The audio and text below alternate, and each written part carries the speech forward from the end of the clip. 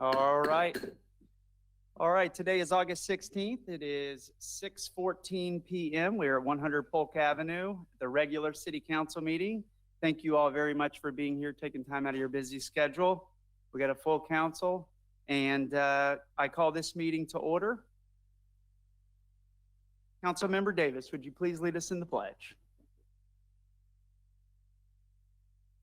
To the flag of the United States of America, and to the republic which stands one nation, indivisible, with liberty and justice for all. Thank you very much. City Clerk, would you please call the roll? Councilmember Davis. Here. Mayor Pro Tem Kellum. Here. Mayor Morrison. Here. Councilmember Raymond. Here. Councilmember Willis. Here. All right, thank you. Everyone is here. At this point, I'm going to stop and ask our city manager if we end up getting the ability to put the monitor up there, please just let us know when that happens, and we'll be able to start the. And I believe you're going to be asking the council if we can move the FDOT item up in the agenda. Yes. Okay. So council, this time we're going to get into the public participation portion of the meeting. However, I would like to request that someone make a motion to move item number 17, which is the resolution number 2022-16, up to right after presentations and interviews, and that'll let staff have some time to put it together before old business. I make a motion to move item 17, resolution number 2022-16. I'll second. Got a motion by Councilmember Willis, second by Mayor Pro Tem Kellum, to move item 17 to right after presentation and interviews. Any discussion, questions, concerns? City Clerk, would you please call the roll? Councilmember Davis. 4. Mayor Pro Tem Kellum. 4. Mayor Morrison. 4. Councilmember Raymond. 4. Councilmember Willis. 4. All right, motion passes 5-0 to move that item to the front. We do have the public participation portion of our meeting. I think I have the most amount of cards I've ever seen here. And so what I'd like to say is, just by looking through them, there's dominantly the roundabout, but there are other items in here. And it is my hope that everyone gets a chance to speak and has the opportunity to be heard. Our public participation process is 3 minutes. The way it works, when you come up, the light will go green. When you're about 30 seconds till the end, it will go yellow. And so we just ask that you please wrap it up. And at red, I will interject and try to get it to a close. And with that, because we have so many folks on the roundabout and so many are out there, one of the things that we could do today is, first and foremost, I want you to know you all have a chance to speak if that's what you want to do. But in the event that some folks have come up and said how you feel and that represent how you feel, when I get to your name, I can ask for you to wave in support or opposition. And so that is an option available to you as well.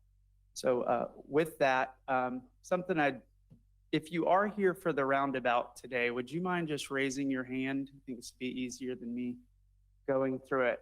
Okay. So, and there are folks out in the foyer too, right, that aren't here? Okay, got it. Well, with that, we'll go ahead and go into this portion of the meeting. The first one I have on here is, and actually try to organize them by topic. So let's start with Ms. Gwendolyn Hagar. I think I have you here. Hey, Gwendolyn, come on up. And for those of y'all that come up, please state your name and your address. And hi, I'm Gwendolyn Hager. I own 2 properties here in Cape Canaveral. My first one's at 172 Long Point, which is directly affected by this roundabout as it sits right on A1a. My other property is 509. I bought that last October when I heard this roundabout was going in. so I could be closer to the beach and some quietness. And I love it down there. I think after researching a lot of what's going on with the roundabout, I think my main concern is I don't think enough of our citizens are totally aware of what's going on. And the ones that I have spoken to in both neighborhoods, all are against it. And I think the thing that I'm most concerned with now is for 172 with the environmental impact to my property, my lifestyle, my living and use of my property at 172 with all the dirt and debris that's going to be coming in during construction over a long period of time. And I'm currently talking to FDOT about what their reimbursement to me will be for any incurred damages outside of a normal project. And that's just what I wanted to bring to everybody's awareness. Thank you. Thank you. For John Dillon.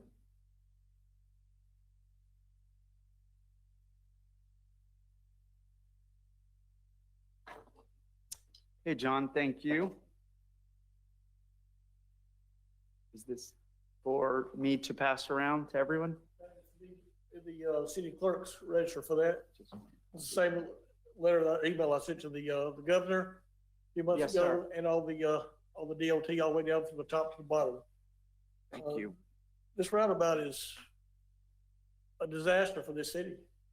What's going to happen when I look at all your council? I look at y'all will be catching up to my age sooner or later. So what do? You're gonna see me walking and driving around that roundabout through your residential area. We got older folks and kids playing, and if residential will be a whole lot more traffic on that part of the roads instead of A1a. Like I say, it is totally a disaster for the city. Like I spend money in this city all the time, but drive through it many times a day. Again, read that letter I sent to y'all off to the city clerk. Did you forward it to y'all? Read that and you'll understand that roundabout is nothing but just, all you gotta do is reduce the speed to 35 like other cities. That's solving your problem. Of course, you gotta enforce it. That's what y'all for, that kind of stuff. But anyway, I suggest the city's resolution to totally eliminate that idea for the roundabout. However you want to word it, however you want to do it. But again, it's your, every time you drive through that roundabout, you're a target. The video you saw with that resolution or that at the Radisson Hotel, it looked like a Sunday morning at about 7 a.m. Vieira, I go back, you cannot stop. You got a pedestrian, you can stop the button to do that, but nobody stops. They do here, you gotta have traffic controls anyway for lights. So why not use a regular red light the way it should be? They make it wider, it means it's gonna take a longer time for people, elderly folks, small kids, and wheelchairs to go across that intersection than it is now. So that means the traffic's gonna be back up further. Think what's gonna happen when launches come in every time. Think what that's gonna be. So anyway, I hope y'all rethink about what you're doing about that. Thank you. Okay. Next one I have here is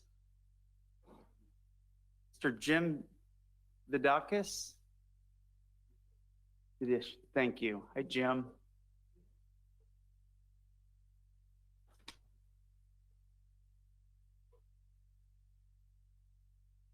Good evening.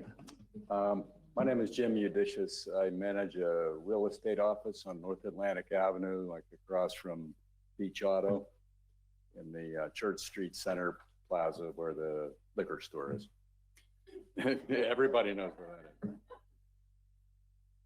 So I believe what they were talking about was redirecting traffic from A1 coming off the highway A1a to Central and then down to Ridgewood and then back up on A1a somewhere. So what's going to happen with all the businesses?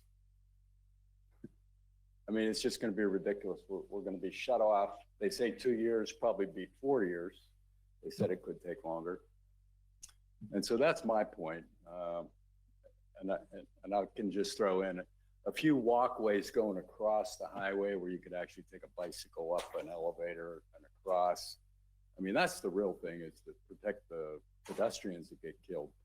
I think Mayor Morrison mentioned that like there's 47 deaths or 47 accidents at that intersection in the last 5 years and no deaths. I mean, is it going to be less with the roundabout? I seriously doubt it. So yeah, that's my concern. I'm concerned you're going to put us all out of business if this happens. And it's really, I mean, all right, has anybody in this room ever been stuck at that light in any direction for more than one cycle? Then why do we Jim, need the roundabout? Jim, if you can please just address the council. Okay, I'm sorry. Represent specifically, I'm me, sorry. I'd appreciate. Well, that's pretty much Yeah. all I have to say. Thank you very much. I No, appreciate thank it. you. Appreciate you. Okay. All right, now moving along, we have got Mr. Brad Prevel. And this is number 17, which is the roundabout. Hi, Brad. You had a couple cards, so this is the one about the roundabout that I pulled, just letting you know. We're trying to do all the roundabouts together. Oh, got it. All right. Yeah, no, I'm Thank not you. talking about trees. Thank you for what you do for our community. The roundabout, you know, it's an old idea that has been replaced many times, but my point is, it's not a comprehensive plan by FDOT. It's a piecemeal plan. They talk about going from Thurm Boulevard all the way to the bridge to appease the hotels and the port. Then we have a gap, and now they want to put a roundabout in, tear up people's businesses, tear up residential areas. What makes more sense is a comprehensive plan from FDOT tying in the city of Cape Canaveral and Space Coast Area Transit. And let me explain why. Square off the intersection, put a traditional traffic light. That's going to stop the flow of traffic for X number of seconds or whatever, so cars can make left-hand turns or right-hand turns to cross A1a. I also would like to suggest that FDOT builds bus turnout lanes so the buses can get off the road and not impede the traffic. I also encourage SCAT, or whatever it's called, Space Coast Area Transit, to align the bus stops. So when people get off on the northbound side, they'll get off at the same place on the southbound side. In addition to that, there's many areas in Merritt Island, Brevard County, where there is no suicide lane. That's why they call it a suicide lane, not a positive term now, is it? Put in some islands so you can make left turns and right turns so that traffic light can control the flow of traffic and people can turn. I would encourage the city of Cape Canaveral to talk to FDOT and make a comprehensive plan to implement something that makes or is common sense from the bridge of A1a all the way down to 520 and make it a nice looking area. If we're going to be Cape Cone Canaveral for 4 years, let's get something that'll look nice out of it. Thank you very much. Thank you.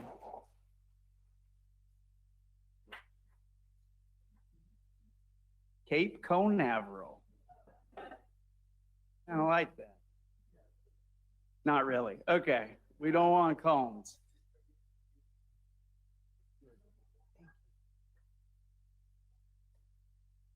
Awesome. Wow. So now we have got Mr. Thomas Clary. Is that right? Thomas Clary? Hey, Tom, thank you for being here. State your name and address and get started. Yeah, it's Tom Cleary. I'm here with my wife Susan. We live in Cape Shores down the street down here, and I'm a 50-year resident of this area. I'm a retired fireman. I've run many a collision on this road, many of what we call a signal for pedestrian, a lot of them deceased when we get there. It's not a good thing. This roundy round, as I call it, idea is just ridiculous. I mean, look what's happening down Vieira. We all know what's happening down Vieira. I think that some strategically placed traffic lights would do a lot better as opposed to having this extravagant roundy round thing that's nobody's going to understand how to transverse it. We're not Europeans. We're not Africans. That's what they do over there. We don't do it that way here in America. I would just suggest that we might place some traffic lights. I live in Cape Shores. We've got a 200-unit condominium complex back there. We've got over 400 people living back there. And we're literally taking our lives into our hands every time we try and traverse onto the A1a. And I think that the Hayes Lunar Avenue intersection would be prime for a new traffic light. I also think the Columbia Drive would be a great one because so many people live back on Columbia. I also think there's Thurm Boulevard might be another one. I don't know if it's feasible, but I mean, there's a lot of people live back there and they intersect onto A1a at that point. I think by making these traffic lights, as opposed to what they've decided to do down the Satellite Beach Indian Harbor area where you do the pedestrian lights, they know drivers will know that they're coming up. They're not going to be sidetracked or not going to understand. They'll be understand that it's a traditional traffic light. They'll be able to stop. People will be able to get out in a safe way. I was turning into my complex this afternoon after coming back from Winn-Dixie, and somebody was coming in off of Hayes, and they saw me turning left into Cape Shores, and she decided to go ahead and turn right, go up, do a quick turnaround, and come back. And as she came by, she flipped me off on the way. I mean, good gosh, I'm just trying to get back to my residence. It's for the birds. But we all know what the backup at 520 and A1a is like. I think by placing some more traffic lights in this section of the city, especially with the increased launch activity that we're having, we might have less congestion down at the 520 A1a. And by placing more traffic lights, that gives more people an opportunity to actually, look around and see, damn, there are businesses in Cape Canaveral. Maybe I should utilize them, So that's all I have to say. I appreciate your attention to this detail, and I hope that you respond in the affirmative. Thank you very much. Thank you, Tom.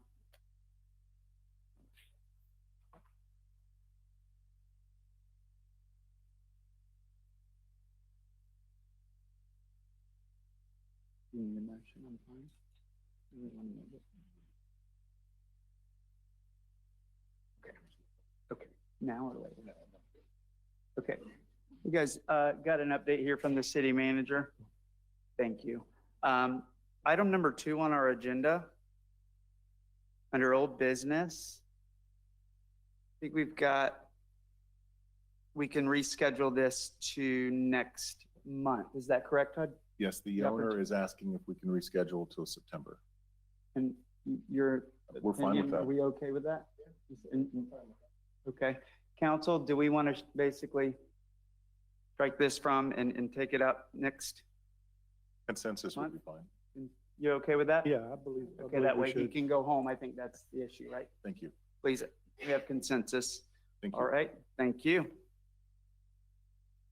Okay. Mr. Bruce Robertson. Hi, Bruce. Thank you for being here. My name is Bruce Robertson. I'm a long-term resident on Washington Boulevard, and I think this is about the 3rd time I've spoken out about the roundabout. I'm here this evening to support Mayor Morrison's resolution on the roundabout. It's been 8 months since we had the meeting at the Radisson. At that meeting, an overwhelming majority, 84% of the people who attended that meeting said they did not want the roundabout. I've been to 3 meetings in this council chamber, and I have yet to see anyone that I can recall standing at this podium and saying they think the roundabout is a great idea. What really prompted me to come back again on this was Mr. Vasquez did an excellent article on the last meeting on the roundabout in Florida today. And in that article, he posted a video from FDOT, by FDOT, made for FDOT. And I watched that video and I was appalled. And in that video, and I'm quoting right here, it said, as she's going around the roundabout, the narrator says in a very nice voice, "Remember, when you enter the roundabout, never slow or stop, even for emergency vehicles." I'm going to say that again. Never slow or stop, even for emergency vehicles. One more time. Never slow or stop, even for emergency vehicles. They want to put that roundabout 2 blocks from the Poinsettia Fire Station. The fire trucks come up Jackson Avenue, and to go north, they hang a right. They have a delay that they can press at the Jackson light that gives them a delay to get on A1. If this goes through, those big fire trucks, Tom, you can appreciate this, they're going to run right into that washing machine, that spider web, that roadblock, where minutes count. Those fire trucks are coming to save lives. Might be coming to save my life, might be coming to save your life, might be coming to save my granddaughter's life. I took this video because I was so shocked, and I showed it to my nephew, Alex Robertson, who's a firefighter in Titusville. And his response was, gee, I hope they don't put a roundabout in Titusville. That's crazy. And I was walking back from the gym at the community center the other night, and I saw this young man sitting outside the fire station on Poinsettia. So I brought my cell phone up to him and said, excuse me, young man, his name was Roland, would you take a look at this and tell me what you think of it? His response was, and I quote, man, that's crazy. You can get ticketed for not yielding to an emergency vehicle. I don't know any city who would knowingly agree to put a roundabout on the back door of their first responders' emergency fire station. We've kicked the can down the road on this too long. It's been 8 months. We need to respond with a resolution to FDOT and let them know we want an alternative to their crazy roundabout plan. Thank you. Thank you.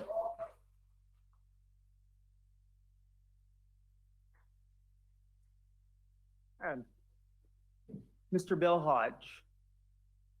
Hey, Bill, thank you for being here.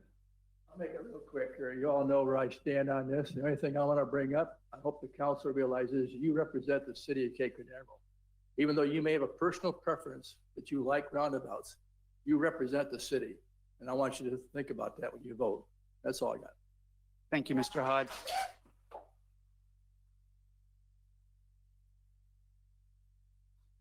Ms. Sarah. Thank you. Hi, Sarah. Thank you. Sarah Hodge, and our principal residence is in Merritt Island, 390 Sanders Lane, but we have had a second home here since 1973. So 369 Coral Drive. I just wanted to say, we went to that huge meeting at the Radisson. 84% were opposed to this. Why did they start spending taxpayer money immediately getting the design? They're going to start acquiring property in 2023, a few months from now. I got a email from the head of this project, and he showed that for 5 years, like Bruce just said, 0 deaths and 47 accidents over 5 years. Well, you can't have less than 0. And the reason that they want to put the roundabout in is because it's safer and it will cause less deaths than 0. And it will cause more accidents.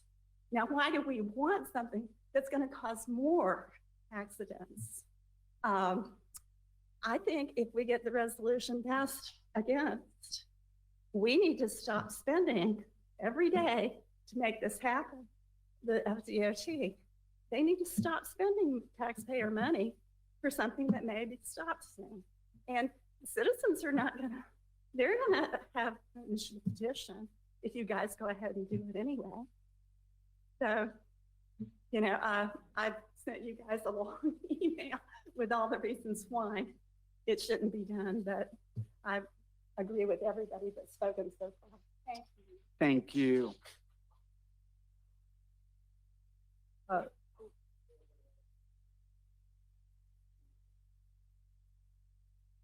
Mr. William Hanson.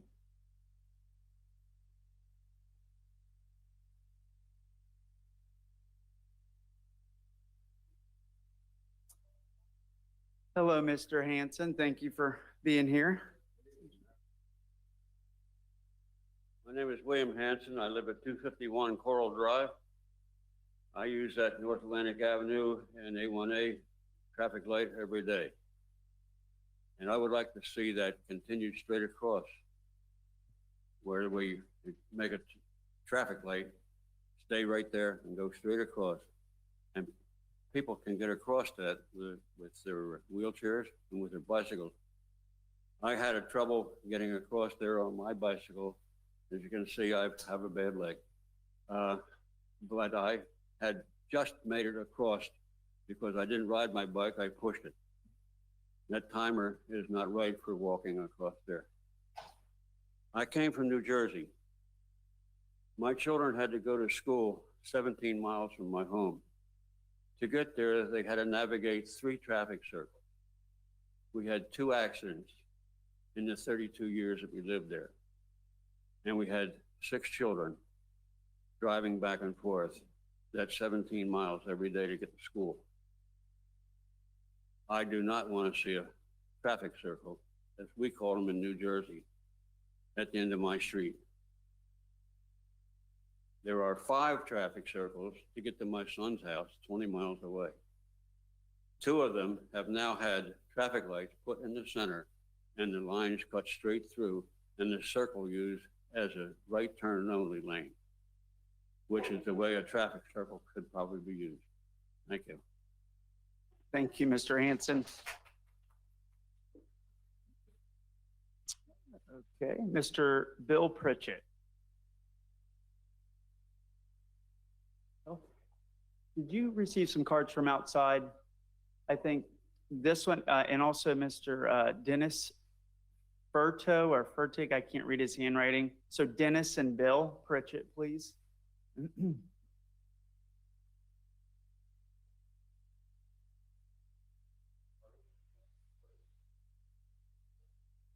I don't know, Todd, did they have the ability to hear or see?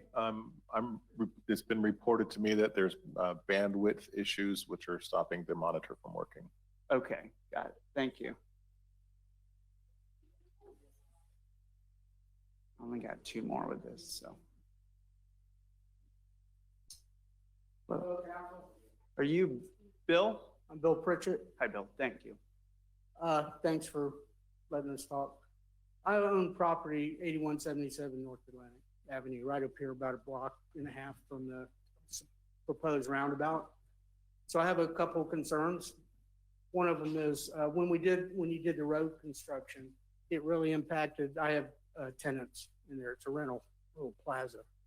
Really impacted their business. So I'm concerned with the roundabout. Okay, impacting them. It's their livelihood. Okay, so to be blunt, I'm against the roundabout.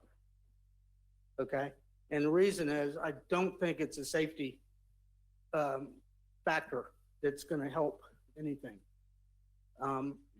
If you go down to Viera, where that roundabout is, it's a nightmare.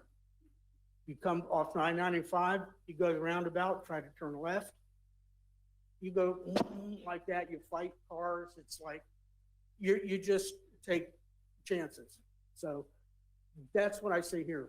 Coming off of Atlantic Avenue, going up left, I'm getting a little hyped up because it just really bugs me.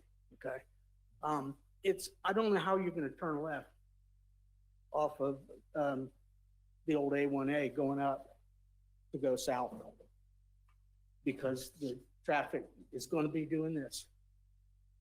And that's what happens down there. So just as a little addition to that, I was in Lima, Peru, and they have a big roundabout there. And they have a congestion that you can't believe. I was in a cab, saw 2 guys get out and fight because they were doing this, okay? So I'm just, I'm not for it, and I want you guys to hear it. And I will say this, when you had it at the Radisson, the display, the couple guys from the state, I don't know if they're in here, they told me that the city fully endorsed this roundabout, okay? So I'm a little concerned. I hope you all are really listening to us, because I bet if you people raise their hands in here, there's only gonna be a couple that are really for it. How many are against it? Raise your hand. Okay, how many are for it? Okay. So thank you. Thank you. That's all I gotta say. Thank you very much, Bill. Appreciate your time. All right, Mr. Dennis. Hey, Dennis, thank you. Were there any more out there, any more cards, or anyone who wanted the opportunity? Okay, thank you. Hey, Dennis. Hi, good afternoon. So my name is Dennis Furtick. I live across the street from where the roundabout's proposed. Live in Cape Gardens. So I'm a resident that's on Evelyn Court. So the back of my house is A1a. I'm also the vice president of the HOA. So I've been in communication with the entire community, and I can speak on behalf of Cape Gardens. We're all adamantly opposed to it. Okay, whenever there is construction that's occurred, whether it's been the Cumberland Farms or road work being done, the back of our homes are just covered with dirt, right, from all of the construction, not to mention the noise, okay? The plan is to take away our property, so that's another issue. And then, you know, when you look at the nice model that they built and brought to the Radisson, it shows that they're almost turning our neighborhood into an island, right? So they're just, you know, taking our property, bringing it in nice and close, then coming right along the side of our neighborhood into that vacant lot where the majority of the roundabout will exist. So it's bringing all that traffic almost right into our neighborhood, okay? So it's obviously not going to make it a very nice place to live anymore. And I've lived there since 2011. I've lived in this community since 1978.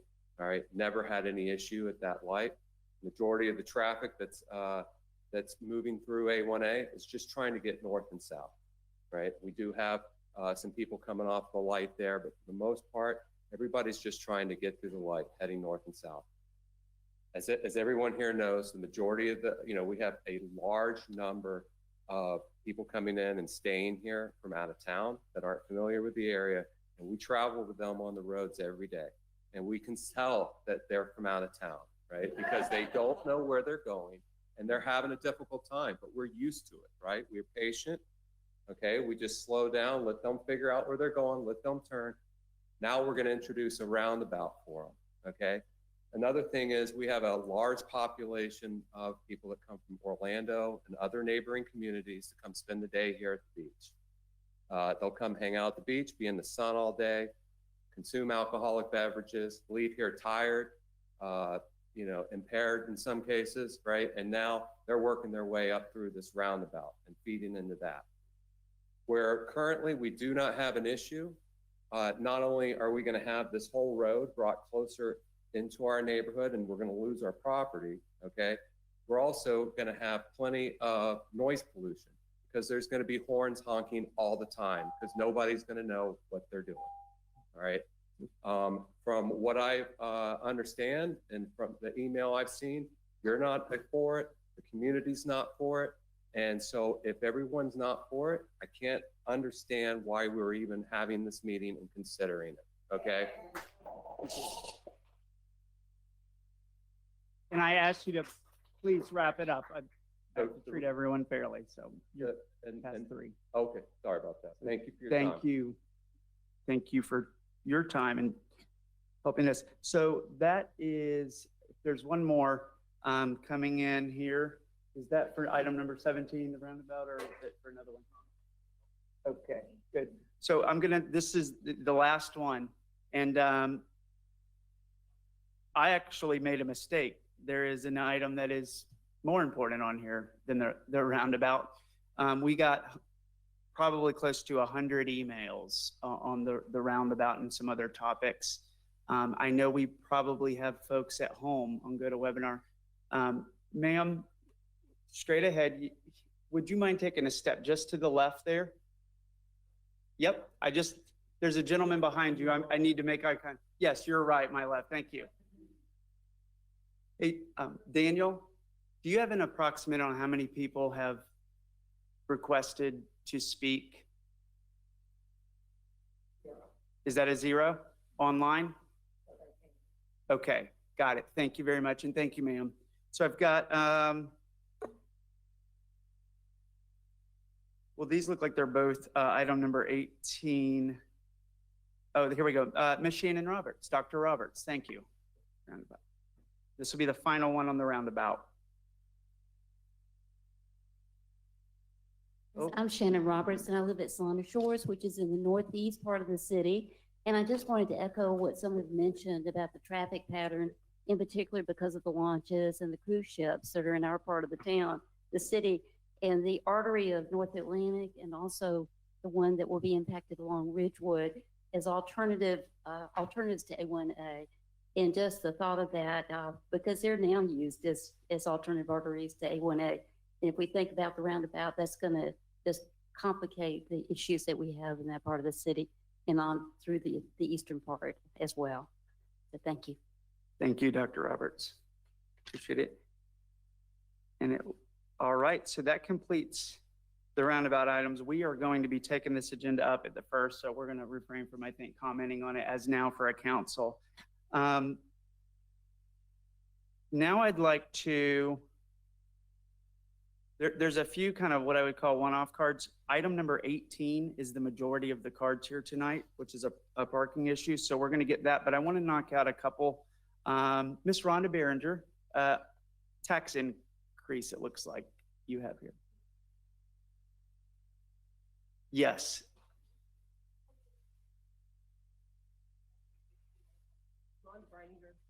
I own 2 properties here, 303 Harrison, 426 Jefferson.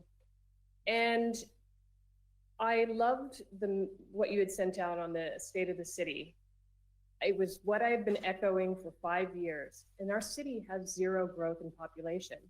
10 years ago, we had about 10,000 people, residents. Now we have 10,000 people. 5 or 6 years ago, I looked at the amount of your budget, and it was $3 million budget. I look at it now, and it's a $30+ million budget. You're spending on things.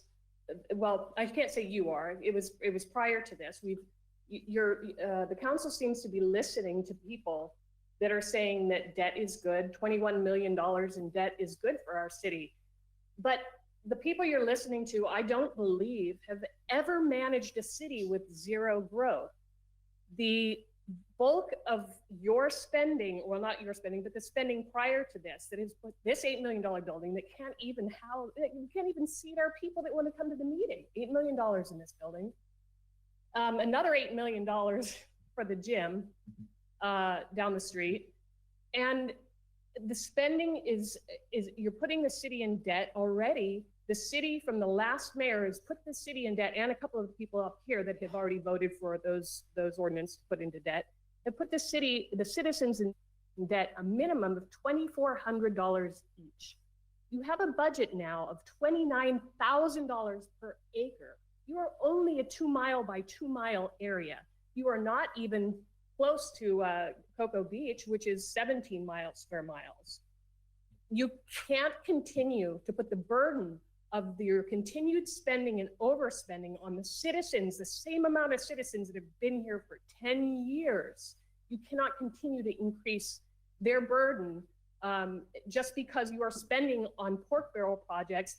You're spending on projects that are costing more. Not one of you has decided to do something like Cocoa Beach, which is put in a parking garage so that they can at least generate revenue off of the spending that they are. You're creating projects that are costing even more than the debt that you're incurring. You haven't even filled this building with full-time employees. You can't even afford to fill it with full-time employees, yet you built this structure. And we can't even seat people here. There's not enough people to even seat. $8 million. You have to spend logically. You have to spend like you're a business. When you spend money and you go into debt, you better make sure that debt's generating money for you. Otherwise, you've got 10,000 people sitting in this room, their residents, that have to pay it back. And it's the same 10. It's a zero growth. So find somebody who can give you the financial information that you need on city growth with a zero growth, instead of just taxes to get your money, because that's all you can do now is keep increasing taxes unless you become more like a business and spend efficiently and get a return on your investment. But quit spending money and voting on things that the people have not wanted and that are costing even more just sitting there. Thank you very much. Thank you.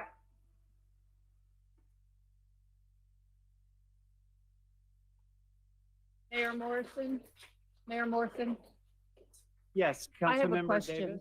I am not familiar with the state of the city that you sent out. I don't know if it's on, I haven't seen it. Do I have the boundary? Is that what she's referring to? Yeah.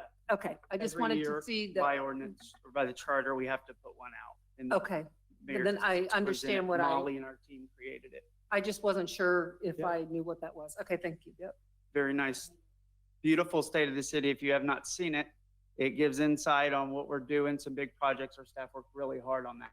So thank you for reading it and taking the time. Mark James, I've got you here. I don't see what item it says for item number 20. Is that?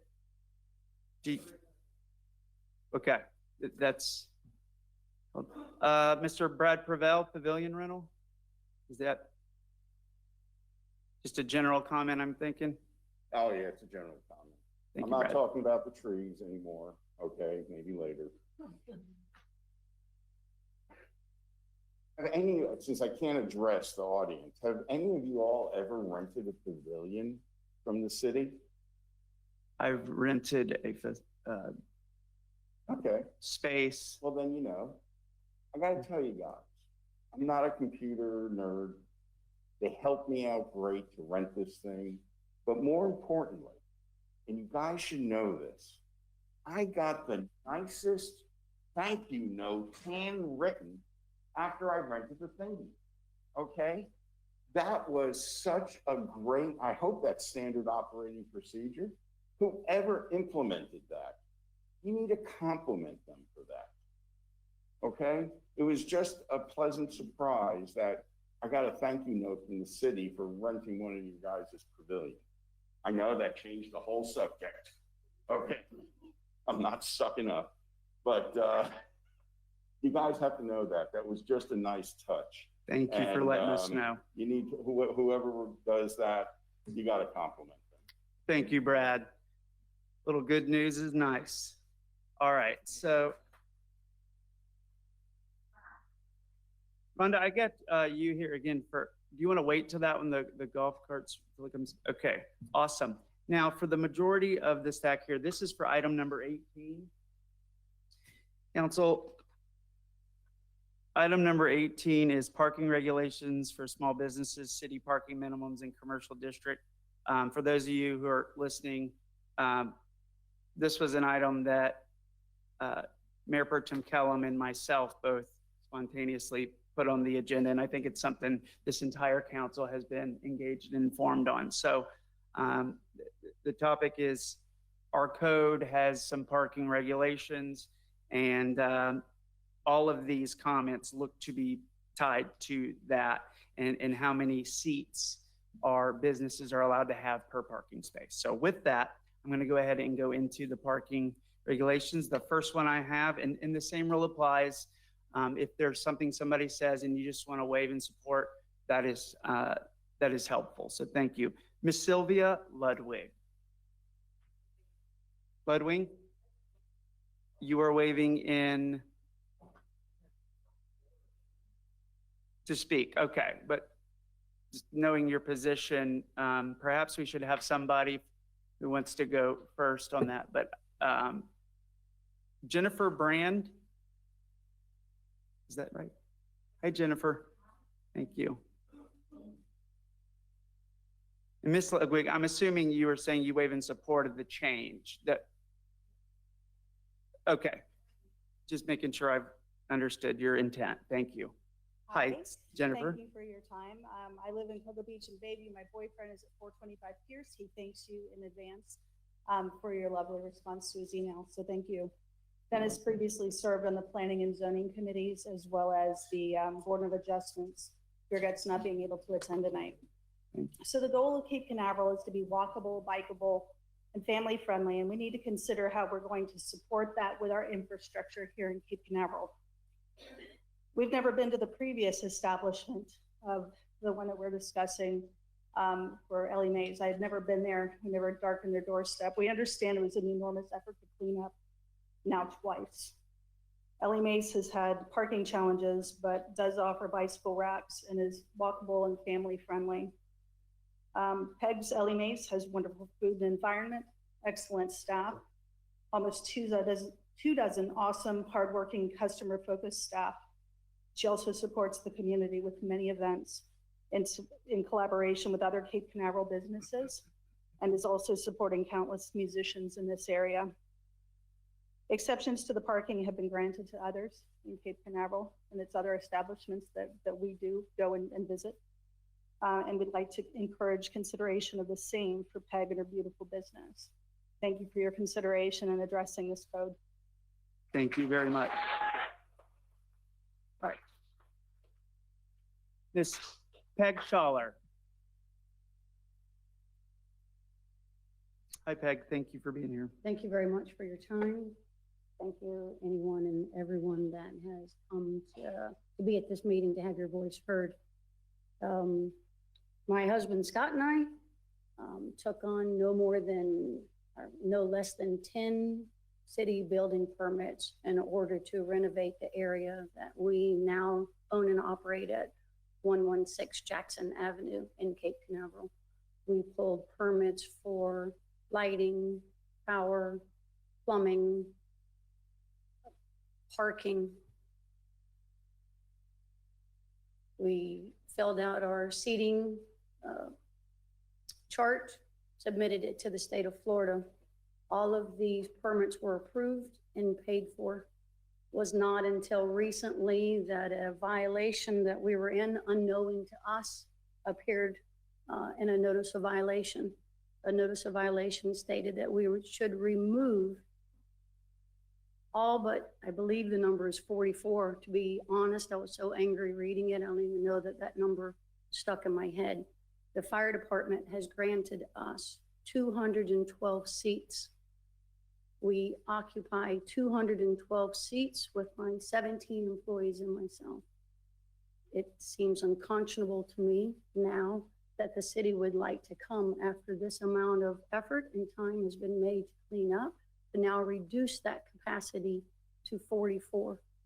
I'm sorry to admit, if that happens, there will be no more Ellie Mae's. I will not be able to support my business, and I will not be able to employ my team.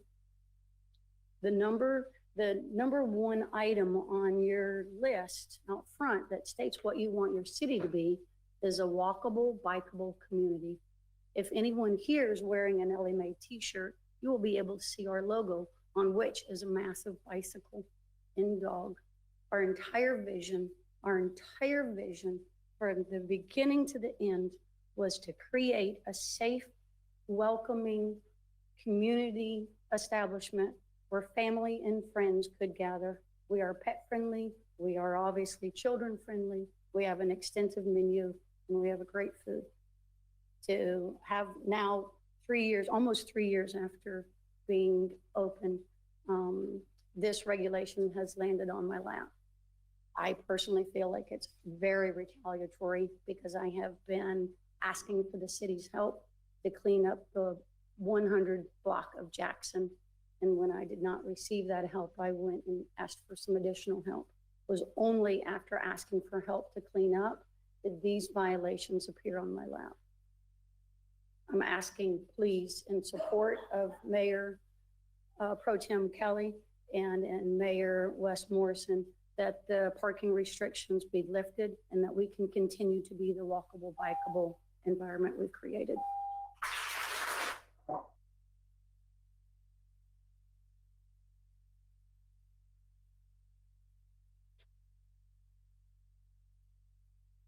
Thank you.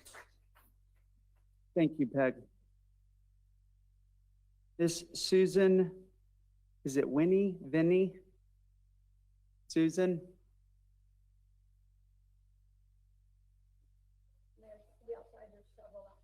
Okay. Thank you. She's calling. We'll go Gretchen Whitney, if you're in here. Gretchen? You wave in support of. Thank you very much, Gretchen. Ms. Kira Stolt?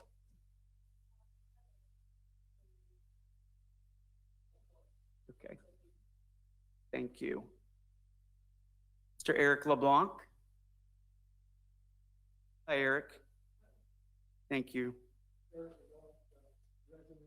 Madison Avenue along with my wife, Anka. I'll try to be really brief. My wife and I are friends, are neighbors on Madison Avenue, Monroe Avenue, Ridgewood, Magnolia. We all come to Ellie Mae's and businesses like it frequently on foot or by bicycle. I suspect that that mode of transportation is pretty commonplace here, and perhaps the majority. Ellie Mae's is a small business, an asset to our community, a taxpaying, tourist, and resident welcoming community asset with hundreds upon hundreds of 5-star reviews online. Do we want to crush that asset?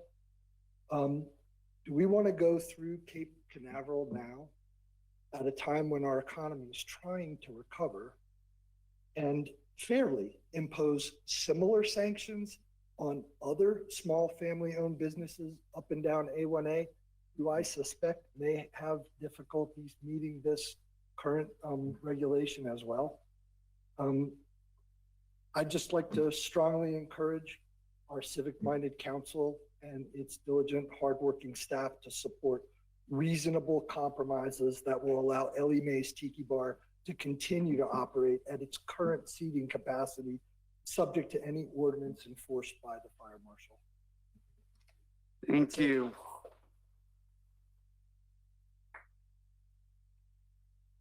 Can you find Susan by chance? Was just checking in. Okay. Thank you. Carol Haley. Hey, Carol.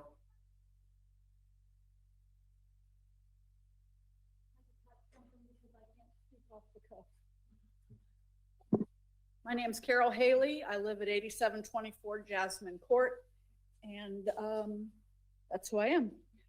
We are all here as patrons of Ellie Mae's and strongly support our little oasis in Cape Canaveral. We are friends, neighbors who get together, have fun, enjoying a great welcoming environment. When Peg opened her establishment, it was under the occupancy guidelines approved for her place at the time. She has pulled through misfortune, death, and a pandemic to keep her place running. Nothing has changed in the building. Occupancy is based upon building capacity, and we are next door to the fire department. Customers know that parking's at a premium, and we have always made the concession to walk further to hang out together. We love Ellie Mae's.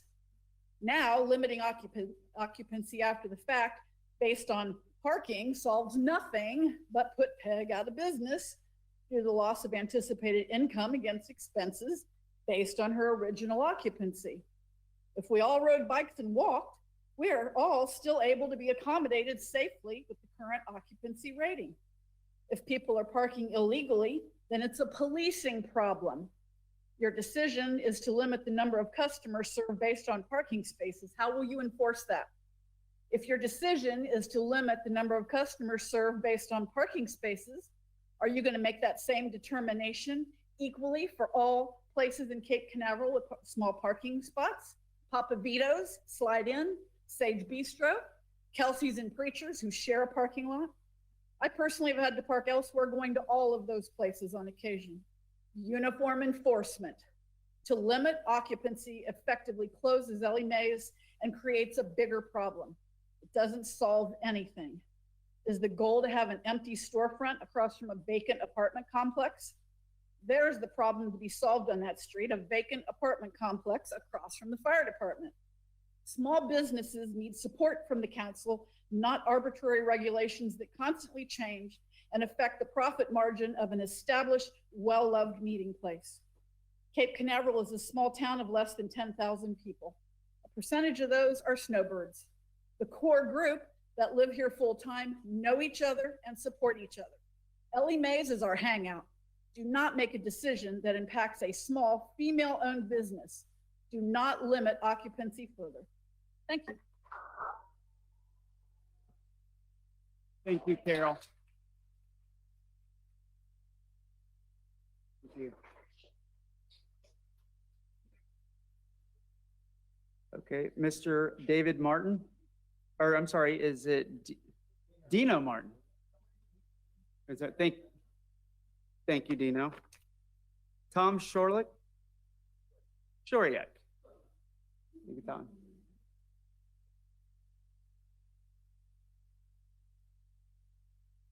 Good evening, Tom Shoriak. I live at 226 Johnson Avenue. I'm in favor of repealing the parking regulations. It's the reason I moved to Cape Canaveral is because it was a very walkable city. I leave my car in the backyard in the carport most of the time, take it out maybe once, twice a week, because I can walk to everything or ride my bike. We have supermarkets and places like Ellie Mae's. Just doesn't seem right to limit capacity of that building on the number of parking spaces. They should go by what the fire marshal said they can do, because the majority of their people walk there and ride their bikes. So I'm in favor of repealing the parking regulations. And also just want to show you the power of social media. We got this kind of turnout, and a lot of these people vote. So just keep that in mind come election day. Thank you. Thank you. Mr. Jeff Bramlett? Jeff?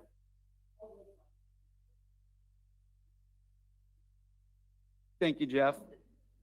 Mr. Mark Hamburger? I did say that one right. Mark, I'll put it to the side. If anyone sees Mark, please tell him. Mr. William Catone? William Catone? Okay.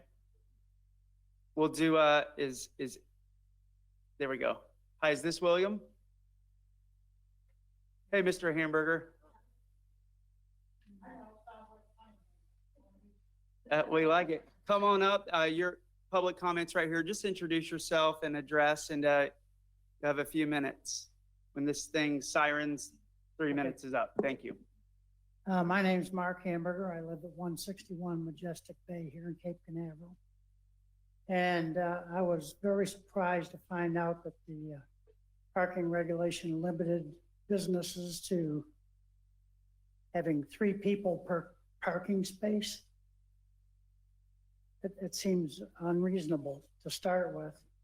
And I don't think that particular item, how shall I say it, actually pertains to the businesses that are here today in this community. We need the small businesses, and they need walk-in and bicycling in traffic. And I think Ellie Mae's is the epitome of that. And I support the change. I really do. Thank you. Thank you. All right. Mr. Eric Pluchino. Eric Pluchino.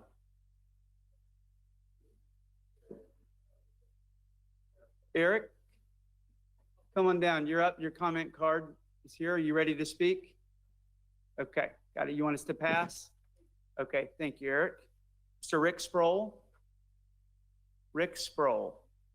Okay. If you find Rick, we'll say Jamie Lance. Thank you, Jamie. Mr. Derek Bernard. Derek, okay, I'm gonna put that to the side. Janet Bernard, I would imagine they might be together. Marianne Pluchino. Mr. Pluchino, is Marianne? Yes, you are Marianne? Hi, Marianne. Thank you. Doing good. Introduce yourself and address, please. Yes, my name is Marianne Plucino, 425 Pierce Avenue in Cape Canaveral. I've been a resident here 12 years. My husband and I are both retired marine biologists, and we are so supportive of sustainability. And with that, I want to promote all our wonderful, wonderful places that we can go by bike and walk. So I really think this parking restriction doesn't pertain to, it's not of importance. More importantly is keeping these people employed and for us to enjoy our beautiful city. Thank you so much. Thank you, Marianne.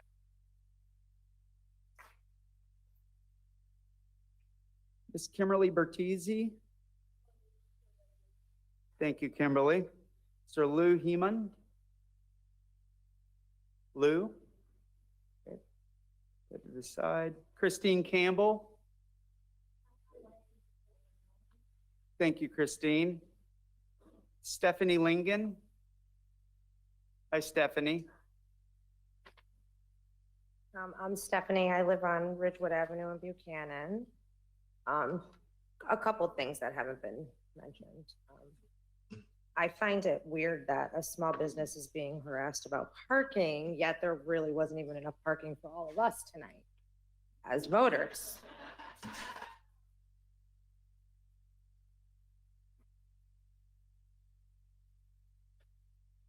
Parking's almost non-existent over here at LMA's. And most people do ride bikes, cars, or bikes and walk. As a single woman living in Cape Canaveral for the past 4 years, I found Ellie Mae's to be a very safe place for me. The food's good. Everybody there is very friendly and outgoing, and it's a safe place. They employ 17 people who would be directly impacted if they have to stop this parking, which ultimately will affect all their families too. They opened 2 weeks before a pandemic hit, and they were shut down for 2 months. So for me, I find it amazing, and the community has been amazing in supporting this business, that she's still open despite all odds against her. So yeah, I just ask you to please consider not making this change happen. It's silly. Thank you. Thank you. Yeah. They're in? Awesome. Okay. Derek Bernard. No? Who's the other one? Janet. Janet Bernard. Hi, Janet. Are you with Derek as well? Is he here? That's good. Maybe outside. Can we help you with that? I can speak. All right, everyone go find Derek on the count of 3. No. Yes, come on up. No, you're fine. I just wanted to make sure these cards. Janet, please introduce yourself. Thank you. I think I'm Janet Bernard. I live at 8707 Banyan Way, Cape Canaveral, Ocean Woods. I just want to speak on behalf of Peg and Ellie Mae's. It's a wonderful addition to our community. A beautiful place that was made from a not so beautiful place. She's worked hard, gone through a lot of things, personal tragedies, and she's fought on to keep her wonderful establishment for all of us a safe place for families, children of all ages, musicians. My husband is a musician. My son's a musician. She supports them every single day. I can't even say enough about Peg. She is a wonderful person.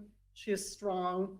She has brought us all together in a way that I haven't seen. I grew up in this community. I've lived here since 1968.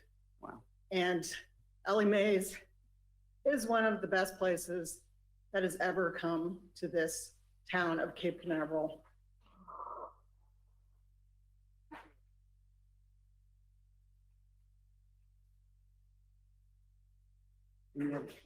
Okay, Mr. Derek Bernard. I'm one of the musicians I'm Derek Bernard, 8707 Banyan Way. One of the musicians that plays at Ellie Mae's, and it's just a fantastic place to be. Peg has been through so much, and I hope you don't kick her one more time. Thank you. Thank you.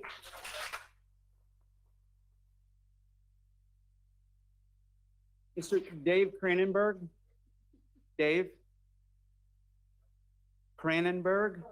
Cronenberg. Thank you.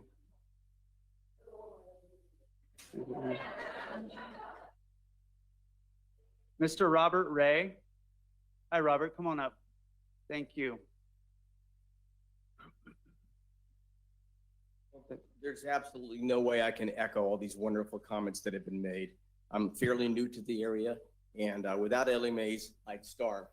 I've said that many, many times. But I teach at Cocoa Beach, so I'm going to take this another way. And what is the advantage to these things that you're doing to her? I don't understand. What would be the advantage? Just tell me that. We're going to take this issue up, but we'll address it. Thank you very much, Mr. Ray. Did Dave come in here? Hi, Dave. Hi, Dave Cronenberg. I live on Harrison Avenue. I think the first thing we can do is, look at the difference in the bar we have in that neighborhood right now. I live right behind Circle K, so I see on a daily basis the issues we do have in this town. And I can attest that Peg has done an incredible job of bringing a clientele in that we want to have in our neighborhood. Now, I'm heavily involved in construction in this town. I understand revenue and tourism, but Ellie Mae's is a very local place that we all stand behind 100%. And I understand codes and fire issues and things like that, but I can attest that the majority of people walk and they bike. They leave their cars at home. And with the economy now, that's invaluable. It's just the way it has to be. And I just want to say I'm fully in favor of Peg, and I hope you guys will take the time and think this through and make the right decision. Thank you. Thank you, Dave. Miss Kristen Williams. Kristen, and you again, you can wave in support, come up and repeat or say whatever maybe hasn't been said, but Kristen Williams, okay? Not seeing Kristen. Chelsea Williams, give it in. Okay, Patty Bendrick. Vanessa Van Dongen. Okay, got one? No? Okay. Shay Sates? Okay. Brenda Van Winkle, lobby. We might be to the lobby stack. Patty Bendrick, I'm gonna go through these quickly. Just please holler if I say your name. Vanessa Van Dongen, again, that looks like two for her. Brittany Adamson. Melissa Cole. Mary Hooper. Bob Zattel. Chris Passio. Patty Lowry. Jason Pace. Curly Elliott. Mark Elliott. Michelle Goj. We have one? Michelle? Hi, come on down. Thank you. Not as eloquent as everyone else, but definitely don't see the need for anything more to happen to Miss Peg. Dottie's or the other place that used to be there. I've been there in the past and the crowd was not as amazing. I can take my children to Peg's. We bike there, we walk there, we roller skate there. You can walk from the beach. You're not afraid to bring the littlest of babies in there because of the environment they're going to be involved in. They have beautiful nights where it's just families and laughing, and she has things for children, and I don't see where limiting the amount of people that can visit her establishment is going to benefit that area in any way, shape, or form. I moved here from Michigan to be in a small community where you could take your children everywhere and your animals and feel safe, and you didn't have to drive because the city is just, there was enough cars anyways. So I definitely, hopefully, she doesn't do anything else, so. I'll Thank- that. Thank you, Michelle. Danielle, or Daniel, sorry, Daniel. Okay, so what we could, Daniel? Yes, sir. Hey, Daniel, come on up. Thank you. Daniel Pella Mountain, 8761 Live Oak Court, Cape Canaveral, Florida. I know a couple of things have been said, so I'm just going to hit some high points. Number Thank you. one, it is a walking destination, and it's really the only walking destination in that section of Cape Canaveral. I've lived on Madison, I've lived on Monroe. I can still walk there from Ocean Woods. There's no place like that. There's also no place like that in terms of outdoor seating. Other people mentioned the pet friendly, the children friendly. But I'll take it one step further. Peg might need this variance, but Cape Canaveral needs Ellie Bays. I mean, and what I mean by that is we don't have that kind of place that involves or captures the beach culture and what it means to live by the beach, to sit outside, sit at a picnic table.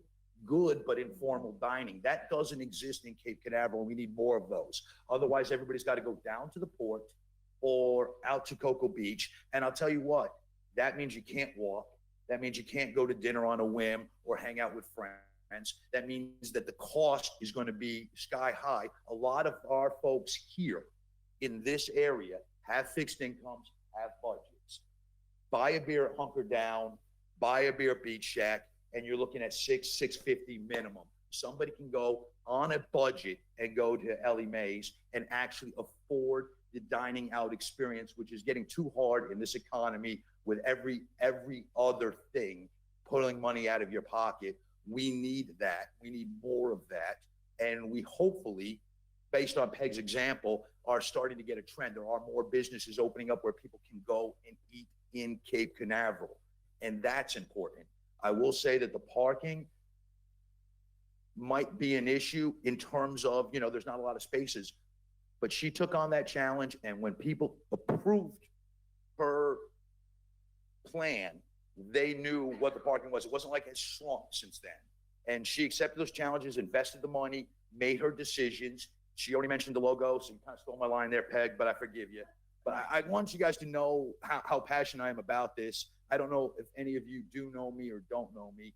I live in Cape Canaveral. I chose Cape Canaveral because of the walking nature, to be by the beach and to do these types of things. And the only place that does that for me is Ellie Mae's. My fiance and I have been there over 200 times since they've opened, and we've walked maybe 90% of the time.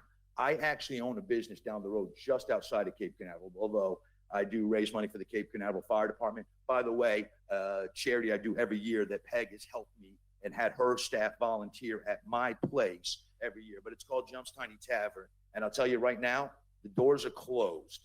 You know why? Because I couldn't get somebody to cover the shift. And this was more important for my community, for her, than to be open right now. So please, make sure you make the right decision.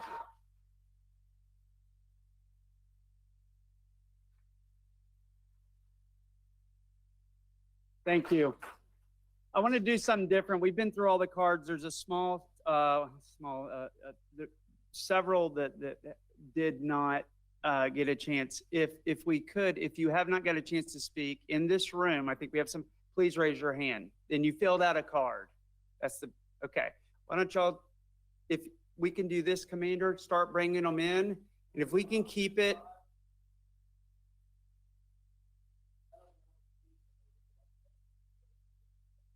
Okay. Mr. Would you mind if we let them do that first? Looks like it can relieve some of the folks. Yes, if they want to come in as a group and wave in support, I just asked to tell me, you can come on in a little bit more if you need.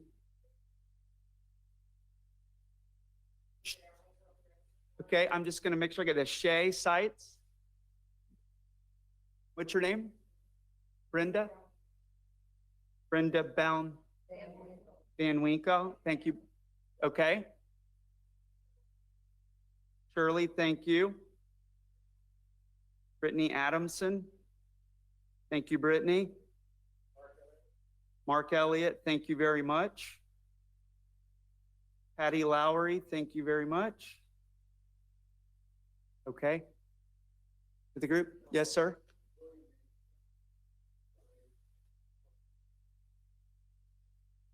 William. Well, if you're going to speak, sir, we ask first of all that we need you to come up there, but it's important these things get on the record until we speak. So, sorry, if it's 1 minute, if you want to knock that out now, you can. Were there any more from the group? Okay, good. So I have Shay, Brenda, Shirley, Brittany, Mark, Patty, and William, and I do have their last names in case you need it, who all waved in support. So I'll remove those cards. Thank you. Yes, sir. Yeah, my name is Bill Davidson. I'm actually from Cocoa Beach, but I go to Ellie Mae's quite a bit, and I agree with everything everybody said in here. And one thing I want to restate is there's a lot of businesses that are limited in parking, as you guys well know. And if you're going to start taking tables from PEG, I think everybody in here is going to want support that you take tables from every other business that follows the same guidelines. That's all. Thank you very much.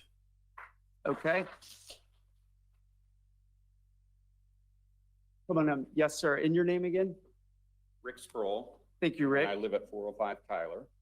We moved here about 2.5 years ago, and actually, I think we're probably one of the very first people that went into her establishment. I've got one of the first $1 bills up there. But, you know, I was reading the Cape Canaveral mission statement out front, and the first line of it says they want a walkable and bikeable community. That is exactly what PEG's is. You know, we walk there straight down Tyler and to PEG's. We've got friends coming in tomorrow from Tennessee, and the first thing they said is, are we going to Ellie Mae's tomorrow? And we plan on the four of us walking down there. You know, that's her place. I mean, if you look at her shirts, they've got bicycles on. So, you know, that is she is part of this fabric of this community. And, you know, I just can't say anything better about her than she is just fantastic. She supports more people around here than anybody here can imagine. And that's it. Thank you.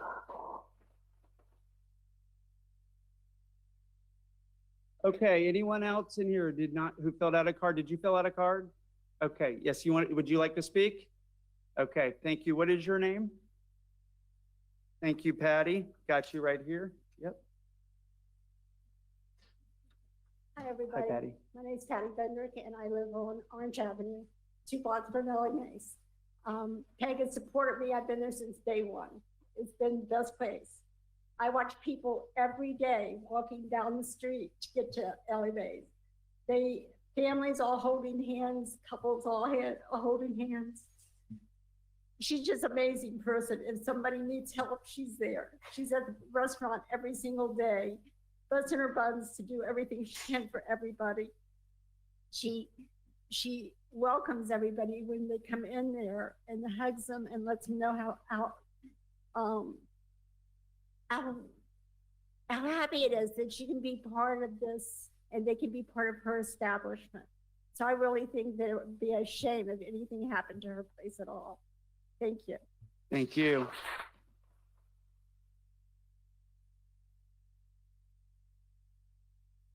Okay. I think that was the last one for those topics. Thank you. Commander or Deputy, was there anybody else out there that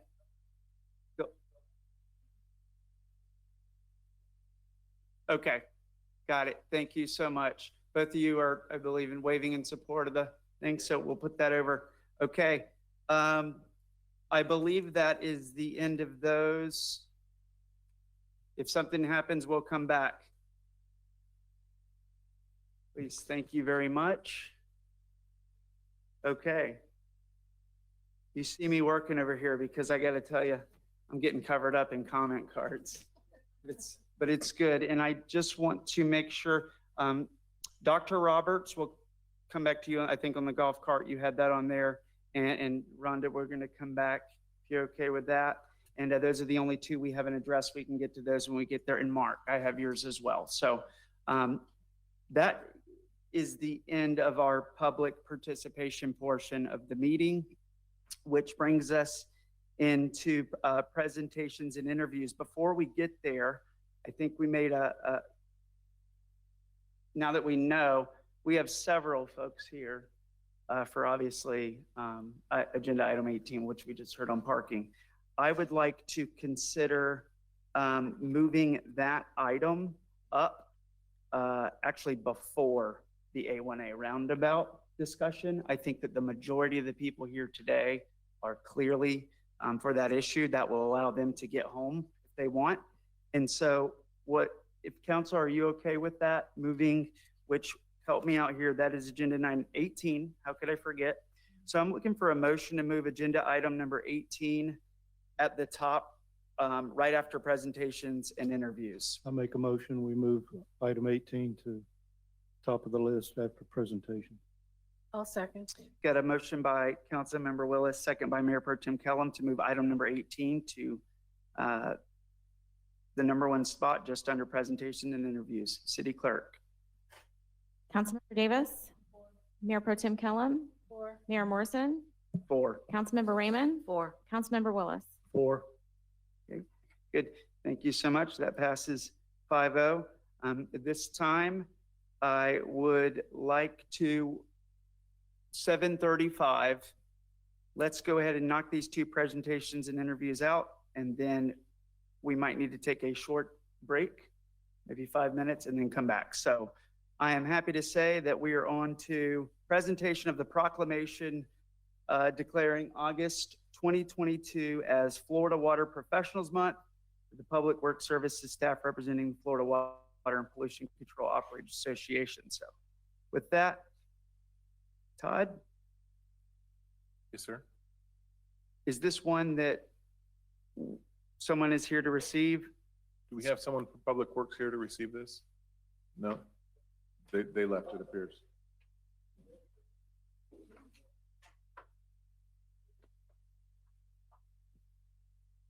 Okay. Well, we need somebody to receive it, don't we? Jim, would you accept it on behalf of Paul? Okay. All right, I'm going to go ahead and present the proclamation.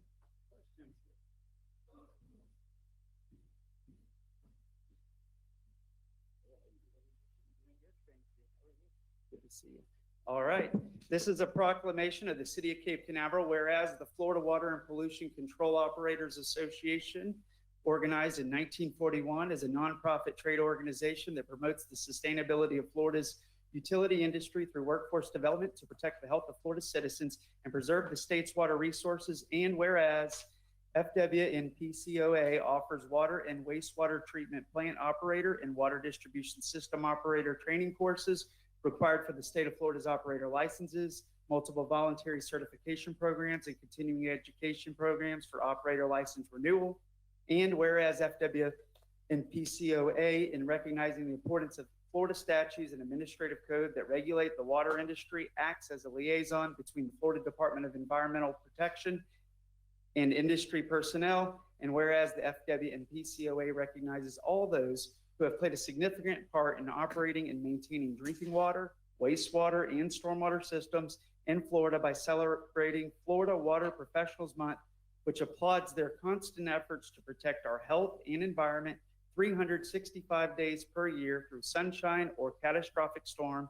And whereas water professionals are often emergency responders during storms and other catastrophic events, working to ensure safe drinking water and safe disposal of wastewater for our communities. Now, therefore, I, Wes Morrison, Mayor of the City of Cape Canaveral, Brevard County, Florida, do hereby acknowledge the month of August 2022 as Florida Water Professionals Month in the City of Cape Canaveral, and extended greetings and best wishes to all observing this recognition of these professionals.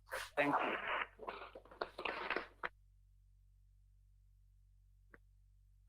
you. Okay, good. Thank you. I always say, hurricanes come, if the power gets cut off, I might leave for a little bit, but if the water gets cut off, I'm gone. So that's not fun. Thank you all.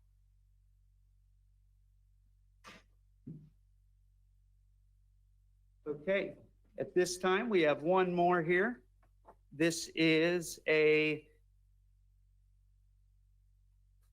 Presentation of Institute of for Elected Municipal Officials Certificate of Completion to Councilmember Don Willis. City Clerk, is this one up here?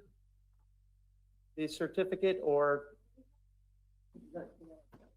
Oh, there it is, right there, of course. Thank you. All right, Councilmember Willis, if you want to come on down.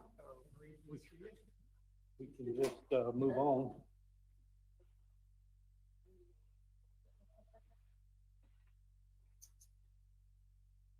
All right, for those of you, this is Councilmember Willis, and I'm going to read the letter from the Florida League of Cities. It says, on behalf of the Florida League of Cities, we are pleased to award this certificate to you for the completion of the Institute for Elected Municipal Officials in Jacksonville, Florida, held June 10th through 11th, 2022.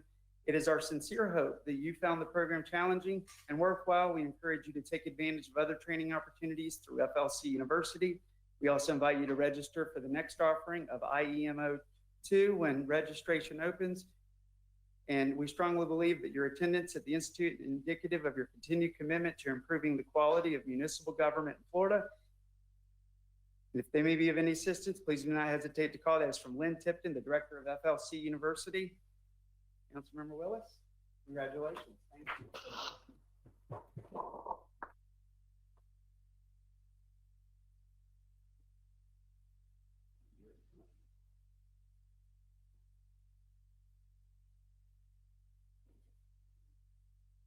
Two more comment cards. These were both 18. These were the two in support though. Okay, awesome. Thank you. Okay, at this time, I'm going to just check in with our city clerk. We are ready to move on to, I believe, the two agenda items. We didn't skip over anything. Okay. 18. We're going to do 18 first and then 17. I would like to request at 7:41 to come back at 7:46 p.m. If we can take a quick 5-minute fast break. If you want to keep your seats, probably not move, but council, I need to do that. In and out. Come back in 5. We okay? Okay, thank you. It is very hot in here. I'm like drenched. How you?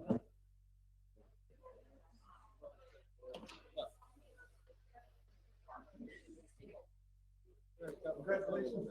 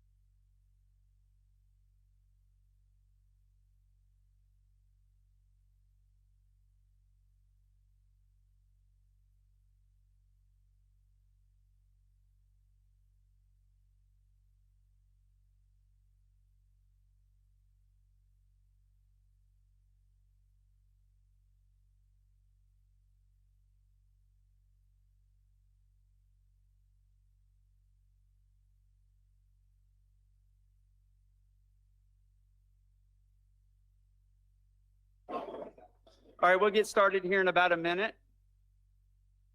Done. Okay, done.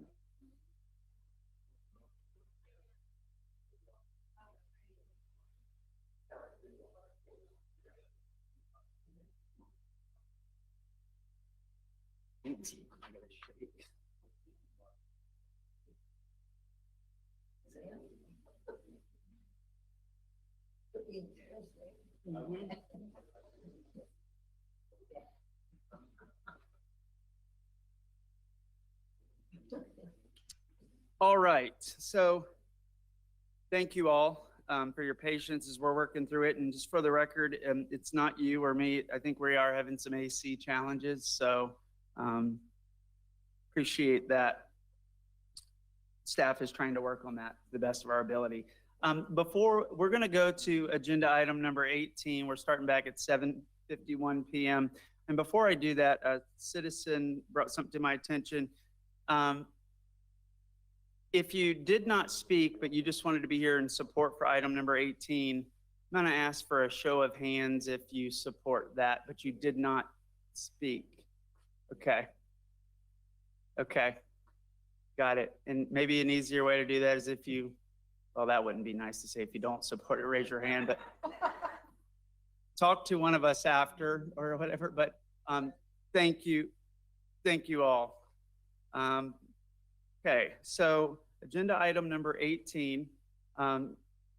Daniel, Deputy City Clerk, do we have any comments on that online? Okay. Awesome. So agenda item number 18 is the parking regulations to help small businesses in our city. I just want to, I submitted this item and so did Mayor Pro Tem Callum, but I just want to say that on this item, it got brought to our attention that this code was being enforced by staff. And this particular code is not code enforcement or staff's fault. They read the code and they applied it with that specific issue. This is why we have a city council, is that when there is a code, and that's what makes America a wonderful place, is that we can change it when it's not right. And I wanted to put this on the agenda to have that discussion to see what we need to do that, because people talk about, presidents and elected officials being heroes. We know that the real heroes are our deputies, our fire people, but it's also our entrepreneurs and people like Peg who go out, and I've heard things like, he's awesome and what she did was amazing. And I think, well, I agree with all those statements. It's pretty much a miracle what she was able to pull off and the timing of what she has went through. And it's an inspiration, I think, to all of us. And when a message has reached its time, which I think we heard a message tonight, there's no army big enough in the world to stop it. And I am in full support of swiftly making the change that we need to ensure your business is successful, that we stay out of your way and we let you grow, and there's no crime in more seats than parking spaces. And so I don't have much to say other than I'm ready to make the change. I've been a long advocate from the beginning of a phenomenon you're seeing in this country where parking regulations in some, even the bigger cities, is starting to, the regulations are, they're getting away from parking minimums. And it kind of spooks you at first, like, well, where will people park? And that risk really goes back to the property owner. And of course, they're going to build a business with as much parking as they think they need. And when this example, Peg and her husband decided to call Cape Canaveral home for their business, they understood the parking, they saw the location, they took the risks, they made the investments, and I think that they made the right predictions, because tonight speaks for itself that what you're doing in our community is a is a gem and it's valued very, very much. And your air conditioning might work a little bit better than ours. So, but we are all thankful for you. And I can say that on behalf of this council and staff with confidence. And I was talking to our city manager today about how we can resolve this. And so with that, I support you. I support all the folks here. And my statement as far as getting into the actual item, so the section of the code that I'd like to direct staff to bringing back as an amendment to the ordinance is, give me just a sec. Just lost it. One, Todd, if you know the code before I can get to it. I believe it's 110-491 parentheses 1. That 110-491. So 110-491 really describes this type of business. Item number 1. And that item is the one that says how many parking spots per seat, or how many seats per parking spot. And I think it's a 3-to-1. Yes, and if we could, for purposes of the discussion, limit it to just that, because this section of code goes on to talk about bowling alleys and mortuaries and hospitals and all kinds of uses. I think if we can agree to focus on this one, which is auditoriums, theaters, clubs, lodges, restaurants, and other places of assembly, that's what we're talking about, restaurants and bars. Thank you. And so with that specific, my discussion before I stop is that we amend section 110-491-1. I'll just start. I think a minimum is not necessary. I think we should strike that entire section. And if we put any language, follow the fire code, which I believe is close to 200 seats, which is allowed, and let the fire department determine. There's no crime being committed there. There's no violence there. Our code enforcement did it, enforce the code, but they really didn't stop anything bad from happening. In fact, I think they stopped something good from happening by the time I think anyone could think about spending better than this today. And so that is it. I would like to strike that section of the code and direct city staff and open to ideas and recommendations. And again, we could, if we realize that something is going wrong, we can go back and change it. But beyond even PEG's business, this is a limitation holding other businesses back in a way too, for bikeable, walkable opportunities on that 100 block west side of A1a, right next to the residential. We've got a lot of little businesses along North Atlantic that I think when they do the math, they have to build so much parking to follow our code and put in excessive pavement. It's awful for our lagoon. All that water hits the pavement. Then they have to build a bunch of stormwater to control all the pavement that they had. And it's this kind of vicious cycle that never ends.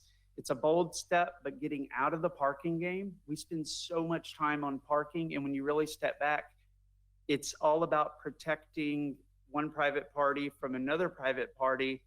Yet from the way I see it is, we're all adults. We're not really protecting you from anything. They can choose to walk there if you want. No one's forcing them. And so that's it. I support this, and I would like to even go bold and just strike the line item altogether. Mayor Pro Tem Kellum.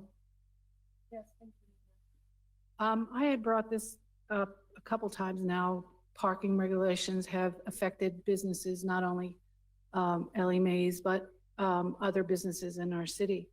I think that, we strive to be a walkable, bikeable community. And through our strategic planning and our visioning report, it comes over and over and over again. Small town feel, we want to keep it. We want to be walkable. We want to be bikeable. So I think it's now time as council, that we direct the ordinances or make new ordinances that support small town feel, that support small businesses. In our vision statement, it also says that we are business friendly. We have a business friendly philosophy. We, like I said before on other things, we're a small town, landlocked. We can't get big, giant Olive Gardens or things like that to come. We need to be unique and have small family-owned businesses that we support 100%. I've talked to Dave and Todd about, with this, not this year, but down the road with CRA money to buy little pockets of places where we can put municipal parking for businesses, like right there on Jackson across from Ellie Mae's, there's a lot that, we could acquire that would help Ellie Mae's and Fanny's Fried Chicken, which will be something else, and Lamppost there. We need to be more business friendly, and we need to make our ordinances go towards what the people are asking for. And they're asking for a walkable, bikeable, small town feel. So I'm in support of what the mayor says. Let's just strike through. Let's get behind these businesses. And we don't need to lose any more. We need to bring more small businesses here and services for our community. Thank you. Thank you. Council, anybody? That was my intent to put it as a discussion item, was to, we would vote on it, I guess, if we approved directing staff at a future meeting, the next meeting. Well, I agree with you that we've got to do something about those minimums, if eliminating them. But I wonder if, because it's going to have to be applied universally throughout the city. So we need to be sure we're not, we don't have some negative unintended consequences. But having said that, maybe we should look at having some sort of a neighborhood classification for an establishment such as Ellie Mae's, where if it's in a neighborhood, we don't have any kind of parking restrictions to it. Like it's off of A1a somewhat, because anybody who's going along A1a is going to be driving. And we're going to have car issues and all of that, but not to say that. If y'all could not make comments in the crowd, I'd appreciate it. Thank you. So, but to look at it in that light, not to say that I don't agree with you, because I do. I would like to see that just go away. But we need to be sure how far we're going with it and what it's going to look like for the rest of the city, especially when you get into the hotels and whatnot. Not that we don't want to see hotel parking flowing over elsewhere. So let's be sure we got all of it covered before we just cut it all loose. So thank you. Councilmember Raymond? What I was thinking about, it is a totally different type of an establishment, but perhaps a variance. I mean, perhaps keep what we have, because we have to be consistent. And all of the restaurants have had to march to this particular ordinance. So what I'm thinking of is some type of a variance that we could put in here, because it is a special case. It is a special case. So rather than to just strike the parking restrictions that I know that planning and zoning has worked very hard on, and other councils, I have a problem with just striking things out. I think we have to be very, very cautious. Thank you. Councilmember Davis? Yeah, I'm in total agreement, and I would love to see Ellie Mae succeed and keep it. So I do agree that we need to address the issues with parking. My concern is by striking this, I'm not sure putting no parking restrictions on would be a good point. So one thing, because this is affecting all the small businesses, this is affecting preachers, this is affecting, different ones with the same restrictions. So something that was suggested to me, or was in a conversation I was having, was doing a parking analysis. And by doing this parking analysis, we can come out, they can give us their recommendations so that we can find out what would be best for each individual business and how it would affect them.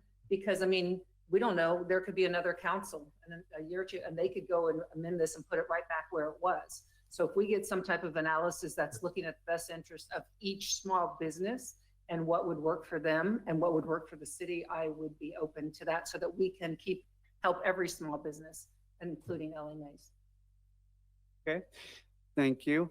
Okay, so it sounds like across the board, we all are okay with helping that parcel, right? I mean, in some way. I've heard that we want to make sure we don't have any unintended consequences on other parcels. I think all of those, I've heard a consultant study and variance as an idea, and I think there's a process for that, but in Mayor Pro Tem, I think echoed a lot, we shared a lot of the same, being more business friendly. So between now and the next meeting, why don't we have staff make a recommendation Mayor, on what they think is best? actually, I think, here's my suggestion. We hear clearly the council on this. You have a code requirement that says any land development regulation change has to be by recommendation of the Planning and Zoning Board. They're your homework body. So what I would suggest is you tonight make the motion to send this to Planning and Zoning Board and ask them to consider all the things that were heard here tonight, to include possible making a variance provision, which, Dave, I don't believe there is a variance provision on parking currently. So maybe we should put one in. Maybe we should consider striking it altogether. Maybe we should look at a consultant study. Send that message to the Planning and Zoning Board. Let them work on it. In the meantime, I would also ask council to put a stay on any current code enforcement action related to this code section throughout the city, including Ellie Mae's. Okay, so a motion to stay? And recommend to Planning and Zoning Board. Okay, we'll do those, I think, separately though. Right. Okay, let's take the latter first. Do we agree that putting a stay on stopping all definitely. enforcement immediately Definitely. on this and any other? Staying code enforcement. It doesn't mean stopping it. It just means we don't move forward. Okay, got it. Pause button. All right. For all existing restaurants, bars, and such affected by this, existing ones. Affected by section 110-491. Yes, existing businesses affected by section 110-491-1. Okay. Do we need a motion for a stay for all existing businesses under section 110-491? I'll second it. Okay, got a motion by Mayor Pro Tem Kellum, second by Councilmember Raymond. City Clerk, do you need me to repeat that? I think I have it. Okay, You ready? yes, please call the roll. Okay. Councilmember Davis? Four. Mayor Pro Tem Kellum? 4. Mayor Morrison? 4. Councilmember Raymond? 4. Councilmember Willis? 4. Motion passes 5-0. Good to leave. Thank you.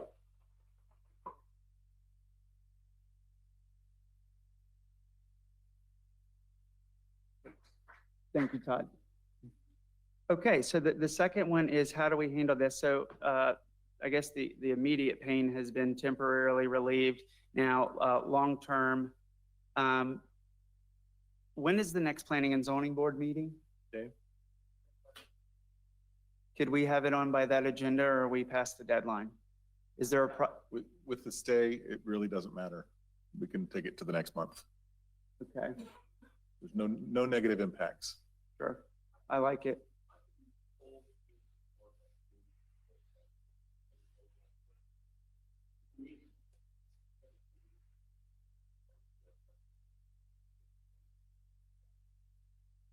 And if they have an add-on agenda item or just a discussion, so getting a poll from them would be helpful, but they do need to formally meet according to the state land use code, take a binding vote for recommendation. That's a requirement. And then we would have to go through 2 readings because Correct. this would be an ordinance change. Correct. And So just as a sense of timeline, but because it stayed, there's no negative impact. right? So I think 2 to 3 months would be the fastest scenario, but okay. Good, council, are we okay with that? If so, I don't think I think we can make a motion to send it to I'll the make a P&Z motion that board. we send it to P&Z Board. Seconded. Okay, got a motion by Councilmember Willis, second by Councilmember Raymond to send this item number 18 to the Planning and Zoning Board. The next availability, so. Yeah, and just so the public knows, those are public meetings. You're welcome to attend those and give your input. Council members often go to those meetings as well. So please let your voice be heard there. You can discuss any and all ideas. Thank you. Okay, Council, are there any more items? I think we've taken 2 actions on this particular one. Anything regarding this topic that we need to say? Do we need to make a motion on that one? We've The got a mo- motion in a second. Yeah, before we call. Yep.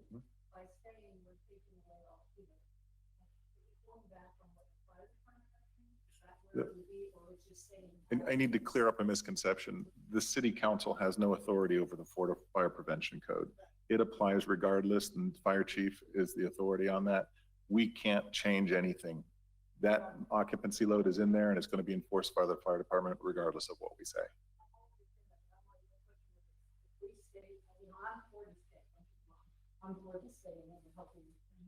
LMAs. My question is, we don't have any liability, right? By us staying, if something were to happen, there's no liability to us, or like a fire, there's no liability on us. That's an attorney question. Well, as I understand the direction of the council, it's to basically stay or abate the enforcement of the parking regulation, not the occupancy load regulation, which is a byproduct of the Florida Fire Prevention Code. So if you were to seek to waive the occupancy limitations, I would say, advise you not to do that. Okay. The parking provision is a zoning code provision. Okay.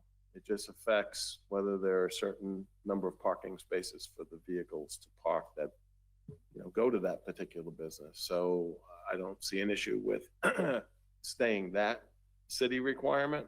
It's a site plan requirement, but not the occupancy requirement. Okay, thank you. Good? All good? City Clerk? Councilmember Davis? 4. Mayor Pro Tem Kellum? 4. Mayor Morrison? 4. Councilmember Raymond? 4. Councilmember Willis? 4. Motion passes 5-0. Congrats. Thank you.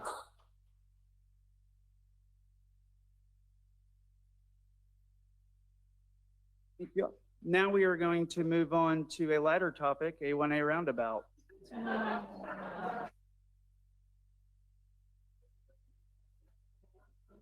Thank you all for Thank coming. you. You. Okay, so this is item number 17. We took this item up last meeting. I think we heard the comments. I think we've seen the emails. Everyone's folder is probably getting thicker with this one and seeing it. The direction we gave staff was to draft a resolution at the last meeting that was really just neutral. City staff put together a nice summary sheet for us to help with that process. And the formality of submitting resolutions every year, I guess since for the past 6-7 years, it's been at least, I think, maybe 2 or 3 years since we've done one. We've started to see some progress made. The proposals we've seen for this particular project obviously has upset some folks. And FDOT has been, when this all started, there was a belief, and I think it was because of how FDOT has handled these situations in the past, is they're going to take their marbles and run if we don't do this project.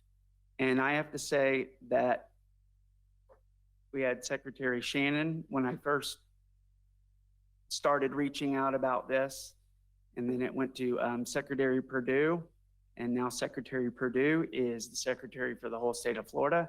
Now we have Secretary Tyler, and none of them have given me any indication that they're going to move forward with the project, even though they do believe the roundabout is the best solution from their analysis for this community. They are not going to go against the grain and do something that this community and or this council does not want. And so I had a chance to talk with Mr. Jack Atkins today, who's on the team there at FDOT, and he reassured what I just said and said, we are committed to work with FDOT. I let him know that there's this thought that why would we want to go against what the experts say? And that's not how I ever viewed it. I can see how you'd frame it that way. I've always viewed it as the experts have showed us two options. And this second one, even if they don't believe it's the best, is one that they say that they can do. And I want to explore what the experts are giving us as another option, which we didn't have for a while. We've got the second option. This has been an iterative process, but I've put it out in the open that I oppose the roundabout. I think that personally, I would figure it out. I would be okay with it. And I went over to Sarasota. I drove on their roundabouts. I understand that Vieira is different. I've heard all the arguments, and I actually am not one who's probably going to go die on a hill for the roundabout, but that's not the community I see. This community is willing to go die on that hill for this roundabout. And it might be safer to the engineers, but it has resulted in something I think it's a lot more stressful. And the one thing that stood out to me is the folks that I've spoke to who support an intersection, or excuse me, the folks who do support the roundabout. We've gotten emails, I've spoke to people that do support the roundabout. They are not horrified of an intersection. They think the roundabout would be great, but hey, intersection, okay. The other group who supports the intersection though, is adamantly against the roundabout. And so when I weighed those two, and it's not 50-50, it's not 55-45, or it's not 60-40, it's not 70-30, it's well over 80%. I would have to go back and count the emails. It seems like close to 100 have came in. Those numbers from my mental accounting, I haven't tallied them up, seems like after several months is still about the same.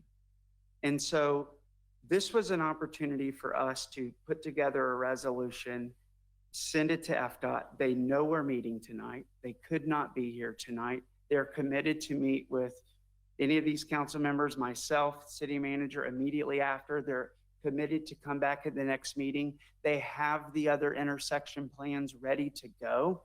They're ready to show them to us. They're ready to work towards something better. And all of the trade-offs that we were told about, if you get the roundabout, you're not going to get 35, you're not going to get nice landscaping, you're not going to get curb and gutter, is something that I believe we can overcome with them. And I think that there is more than one way to get 35 miles an hour in this city. And if a roundabout's the only way, well, then why do I drive on 35-mile-an-hour roads and there's no roundabout near sight? And so we can get there. I think what FDOT was saying is the easiest way for them to get there, and they believe the best way was a roundabout. But that doesn't mean by saying opposing the roundabout that we're saying no to 35 miles an hour. And I said that to Mr. Atkins this morning on a call. And I said, is there no hope for that? And he said to me that he is not the engineer, but his team will get together and work through that. And I'm ready to have that conversation, because this has been a huge distraction for our council. It's not our core responsibility. We've got different budgets. It's not our road, but I'm thankful we do have a state that is listening to us, that is wanting to work with us. And the ultimatum scenario, is something that I don't think is one we have to face. I think we can get all of our resolution items, which we have listed, all the way down. And maybe we don't get a 15, maybe the trees can't be 15 foot, maybe the gutters can't be so wide, but we can improve A1A from the awful shape it is in today to a much better road. So with that, I encourage this council to oppose this roundabout and to specify that in there, and to know that FDOT is not going to go cry, take their marbles and run. His words is, we are ready to get started whatever direction we want to go. So thank you, council. Anyone who wants to weigh in on it? Yeah, being on the Space Coast TPO, I've gotten to work quite a bit with FDOT. I've met with Mr. Adkins. We've talked quite a bit over the last couple of weeks. And we've also had to fend off other municipalities. Being on the TPO governing board, we have other municipalities who are trying to take our spots. On the list of priorities, which are regionally significant, we held positions 2 and 3 for the intersection and the northern part of Cape Canaveral. We just had to fight off an attempt by COCO to move ahead of us, where the 520 Clear Lake, and goes in front of the Walmart where Brightline has purchased property. So they were trying to get ahead of us, but I had to argue that one, that this was our main street. And even though we had this intersection funded for whatever it is we want to have, I'm not advocating the roundabout, I'm just merely saying we have it funded. So we were able to fight that off. But we only have that other piece listed as the number 2 item, waiting for funding in the TPO sphere. But I asked Mr. Adkins, what about the south part? We need to know what the whole corridor is going to look like. And he assured me he would get us the plan. He called it the corridor wide study, which basically goes from Indian River County all the way up to New Smyrna. So, and they have plans in the works for the southern part of Cape Canaveral. Now, he assured me last week, like he did you, we're not going to take our ball and go home. We're committed to give you what the city wants to be as safe as possible. Now, having said that, I would encourage any groups to still meet with FDOT, not necessarily about roundabout, because I think we're probably going to take care of that here in just a little bit, but to get the entire view of what it is they could do and let them know what it is you want for the south part as well, what it is you want from George King into Cape Canaveral. Those are still inputs that we can get. We can still horse trade, if you will, to say, yes, we need some median in there, because when I was coming home from the Florida League of Cities Sunday afternoon, we saw 2 young men carrying pizzas, walking in the suicide lane, heading south. And they were making no attempt to get across. That was their lane. And we need so much more. But those are the things we're having to fend off to make sure that we have these fundings. So it's not just the intersection here. It's not just a roundabout we're having to deal with, but it's the entire look of it. Everything that we can possibly get. We want all that FDOT will pay for. And that's the funds they already have. They're already committed to improving A1A over 3 counties. So let's get our main street fixed. So I encourage people to still interact with FDOT, to tell them what it is you would like to see in other parts of Cape Canaveral. Not, we're probably going to get some easement here on the conversations about a roundabout here shortly, but I would still encourage you to think of how you want to see the northern part of A1A, how you want to see the southern section, because that we have an inordinate amount of people trying to cross A1A to the south of City Hall. So I just encourage you to still interact for the entire part of the city, not just this intersection. So. Thank you. And I want to thank you for serving on that board, fighting for us. If we need to declare war on cocoa, we will, all jokes aside, it's a good conversation to be having that we all benefit when every Brevard community wins, but Cape Canaveral, A1A means a lot to us, more than most roads. So thank you. Councilmember. What I'd like to say is that we've been advocating for about 12 years, and I want to clear up something else. I've spoken several times when we had the Brevard delegation. I've always spoken about A1A. And I just want to clear up that I did speak with Jack Atkins yesterday, and I did talk to him about, we had just come from Florida League of Cities, and the new president is Jolene Caballero, and her theme is common grounds.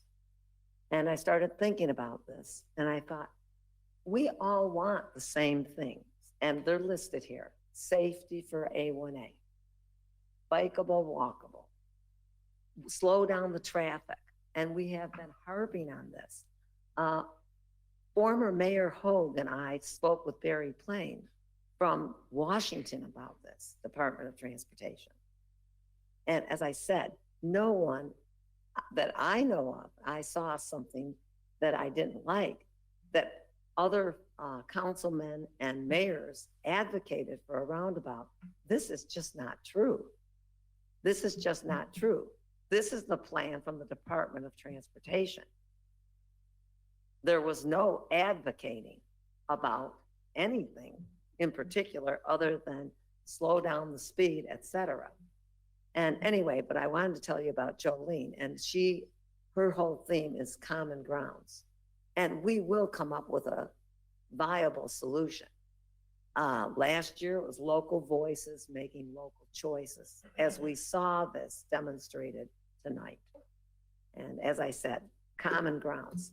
I mean, and what we want is what we're going to get, and what the residents want, and they've told us over and over again. And I hope that we can wrap it up. Councilmember Davis. I have a question for Councilman Willis. And just clarify for me, my understanding before is if we didn't do the roundabout, then we would lose the medians and so are you saying now that even without the roundabout, they're open to doing stuff south, or are they still looking to the north only?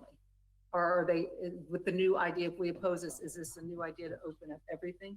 Well, I've already introduced or scheduled it for introduction at the Space Coast TPO about putting the southern part on the priority list. Okay. It currently. So that it would is not be now, it could be. Well, I would like to see it on the priority list before I have to give up that seat. Right. Because next year Cocoa Beach gets it, and they're not going to worry about us as much as, well, maybe they should have had the roundabout. Is that an option with the intersection to do south and north? Yes. Okay. So my question, I don't know, I was asking if it's an option if we do the intersection, if it does get to be a priority, we could do south and north, hopefully kind of simultaneously. Like I said, the horse trading idea, I think we can get some median relief. Yeah, and Mr. Atkins said today that, because they said, why did we start with the roundabout? Like, why was that the priority? No doubt that coming out of International, that's the worst left-hand turn, the way it is today. One of the worst, if not the worst, in the city. Is bad. I mean, the curves coming around, you can't see, you kind of jet out. Better just hang a right and figure it out. But that would be the priority. We've always wanted to align it, but the speeders are coming off 528, right? And they're coming downhill. And so I said, you know, if it was really about slowing people down, everyone liked that northern project that they showed at the exhibit. They got excited about that. There was a couple of problems in there and some medians and stopping people. And I said, and actually the deaths that we've seen from your data is actually on the south. And there's some on the north, but there was none in that intersection. And so why did this get the priority? And his response was encouraging. He said, so I don't want to quote him verbatim, but we really want to try to just work it all together. And so as Councilmember Willis was saying is, man, wouldn't that be nice that they could just start at one end and go to the other and merge, call it all one project. But I was encouraged. I spoke to him yesterday, so it was nice to know that he is committed to continue the project and not end it. So that was nice. yes, thank you. And this, I mean, I'm here today, this whole council and staff is engaging with FDOT, which is really awesome. And I think that was a period of time, a decade at least, where I think the culture changed at FDOT where, hey, they tried. Tallahassee isn't going to listen to us. They're going to do whatever they want. And I don't think that's what we're seeing today. So it takes all hands on deck. Mayor Pro Tem. Yes, thank you. So a question for Councilman Willis. So the part of from George King to the roundabout, is that's funded or that's just in design? No, that is on the schedule to be funded. We are a high priority for funding, Okay. according to the Space Coast TPO. Now, FDOT doesn't allow us to look behind the curtain on all things. Yeah. So It was my, to look behind the curtain. when we were first talking about this and we had our meetings with FDOT, I had asked, you know, is there any on A1a in the state of Florida, is there a roundabout on A1a anywhere? And I never got an answer. So, and why, you know, why that here at that intersection? And like Mayor Morrison was saying, and Mr. Willis, most of our deaths are either at the north end or at the south end. No problem. Pedestrians crossing is a problem on the south end. And then just observing the north end where those hotels are with families trying to get across the street to Burger King is a nightmare. So I think that's really important. But I'm glad to see that they're not going to take their ball and go home. But I think we definitely need to make this resolution and stand that we do not want the roundabout and go with the other options. That's all. Thank you. With that, I want to go over to our city manager, just kind of, I think, absorbing some of this and seeing. We thank you to our staff and city attorney who put together this. Inside this resolution, I know that we get specific in kind of the last stanza there on page 2 of 3 on the resolution, where we start to talk about that third paragraph from the bottom, the italicized. It says the city council acknowledges and appreciates some efforts are currently being made by FDOT. And then it specifies on the Long Point Road to George King Boulevard curb and gutter design project and the International Drive Realignment Design Project. Is this the best place for us to specify what we want? Or do you recommend? To specify what we want as far as the roundabout? Yes. Well, there's a blank on the, if you scroll down, there's a blank to be filled out. Right there, the highlighted passage. Not part of the resolution. Oh, I was looking at the actual resolution. Are you saying it's? You're looking at the old resolution. It's earlier in the agenda item. The original 2019 resolution didn't have that language, and I think you were looking at that. But if you turn closer to the front of that agenda item, you'll find what Daniel's got on the screen there, attachment 1.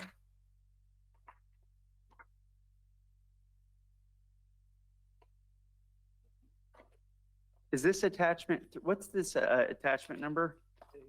Attachment 1. Attachment 1? Mhm. Oh, wow. I got, yeah, I think something got mixed up on mine or Counselor, are you seeing this? But I'm not sure we got that. I don't have an exhibit A. No, it's Exhibit A to it. Yeah, so attachment 1 is the resolution. On the third page of that is Exhibit A. Yes. Yeah, so it's on the second page of the exhibit. And if it's in black and white, you just see gray. Okay.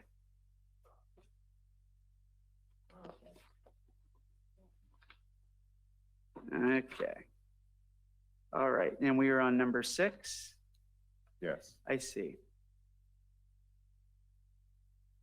So this is the latest resolution, and then this is the one Yep. that we recommend. So adding in, New item 6. so that reads, regarding FDOT's proposed preliminary designs for A1a improvements currently being discussed and presented to the community, the city council blank the proposed roundabout. And was it opposes, supports, or any other Based on the phrase outcome, or word? based on the motion approved by council, we'll fill in the blank and send the resolution. Okay, so I think we know how to handle that one. Is this an opportunity? Were there any other recommended changes? This was all we, I think, No. wanted, but should we add anything else in Well- and talk about the south project in the Yeah. north? I think based on what Councilmember Willis's work and staff's work with the TPO and the hope to include the southern portion, I think we should add number 7 about to advance the priority of the southern portion of A1A from Long Point to the southern boundary of the city.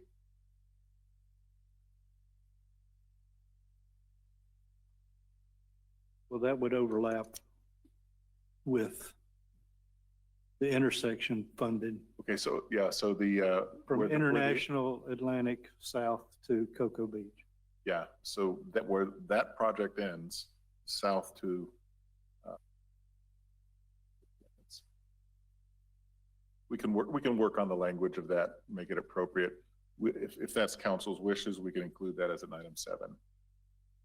Would y'all like to add that? I would like to have council help push this along as well. Well, rather actually, than just, Mayor, can I draw your attention to number 5? Yep. I think that may cover it already. That was in there. okay, yeah.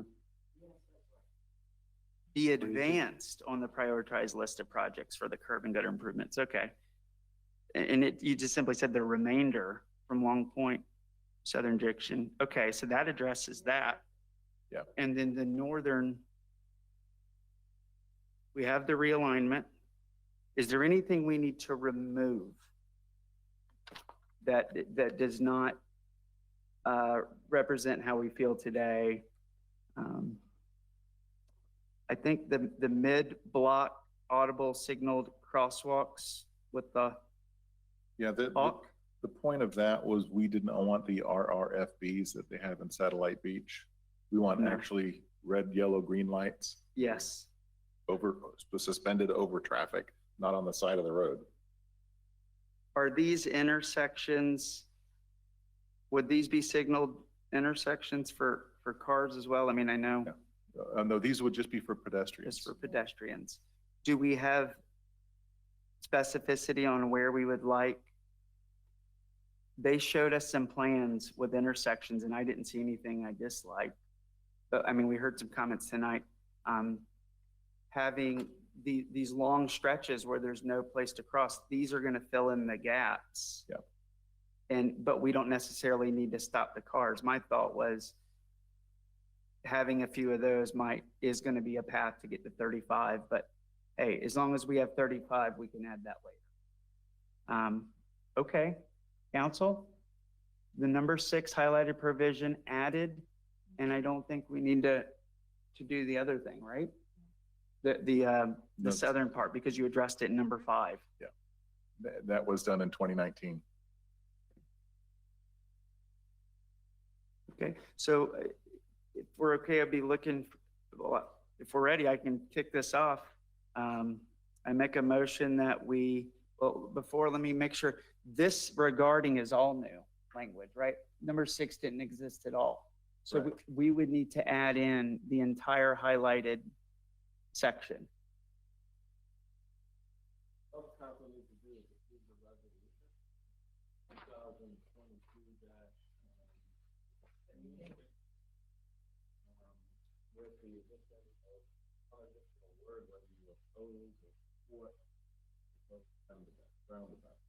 Okay.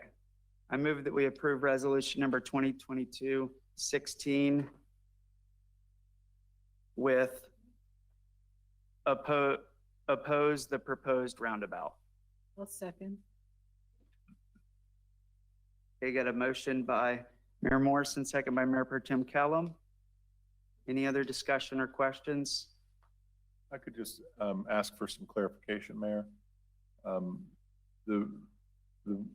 The things that I heard tonight include, if we oppose the roundabout, we may very well still get everything we want, including 35 miles an hour, including the raised median landscape, which they had previously said you're not going to get.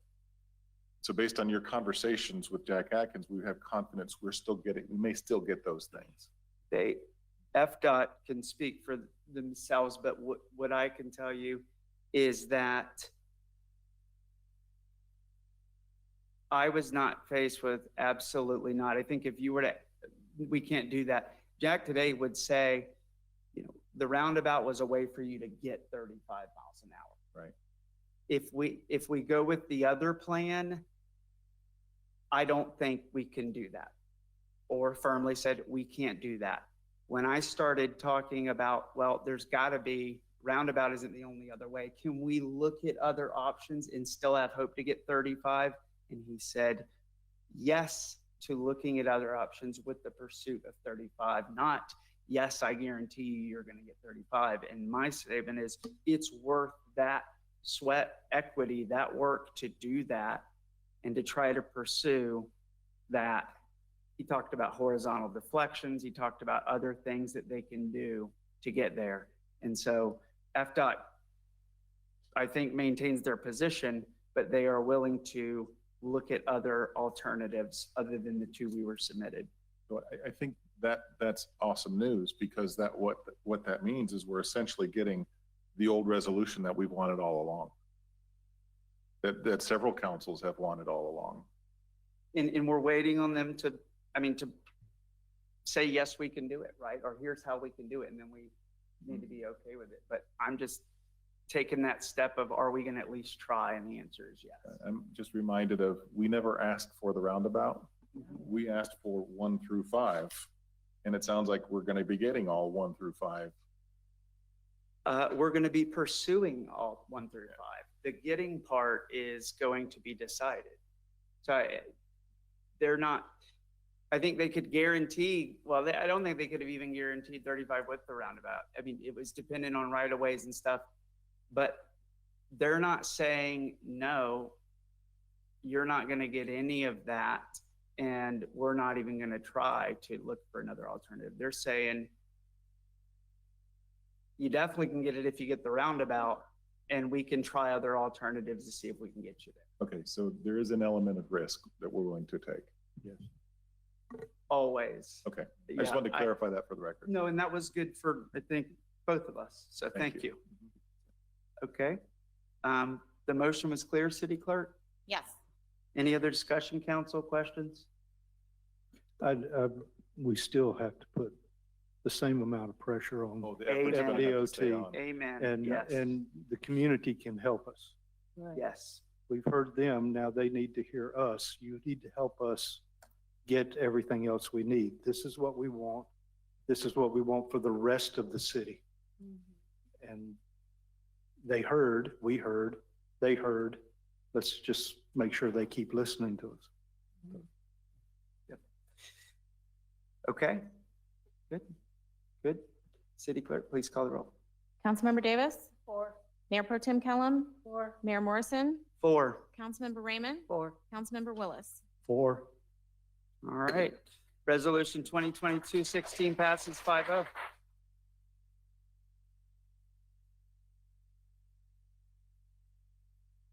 That feels really good. That has been haunting us for a long time. And thank you all. Who wants to take my place at the next TPO meeting? You know what? We'll send support with you there. We'll all, When is it? When is it? What's the date? Maybe We we got should your all back. go. absolutely. What date is it, Don? I Call- mean, we can all I attend. know if you get those Ellie Mae folks fired up, they show up strong. It's first week of September. All right, so moving right along, we are now into the old business section of our meeting. Councilmember Raymond, you've been very patient with us on this one. It's got bumped, I think, a couple meeting. The first item, Wait a minute, rising rents, I don't even discussion know what item. page I'm on. You should be right up front because it's old business. It's right after the presentations. So right here, let me just, Where are you? I can give you that. Okay. It's item number 1. Yep, item 1. Thank you. You're number so 1. much. Was not ready. Okay. All right. Renters are getting increases without sufficient notice. In Cape Canaveral, some rents have increased significantly in the past few months. I would like to consider an ordinance similar to what the city of Cocoa has proposed to require landlords to give a 60-day notice on rent increases more than 5% on annual leases and a 30-day notice on a month-to-month lease. High rents are all over the United States due to inflation and higher property values. The homeless population is increasing. We have families living in cars with children and pets. At St. Vincent de Paul, we have witnessed this problem firsthand on many occasions. And just today, I received a letter at my house about subject, high rent for seniors and no available apartments for rent and long waiting lists to get into senior apartments. And this man wrote, and I happen to know this man, but I was surprised. I don't know if he made the connection. My wife, Angie, and I need your help to recommend a person of influence and senior advocating helpless, he calls himself. I would like to talk to you about it. And solution, he has a solution. Give old seniors, age and longtime Florida County residents, a higher priority for senior housing. So I did try to call him, he didn't answer, but he'll come to St. Vincent de Paul tomorrow.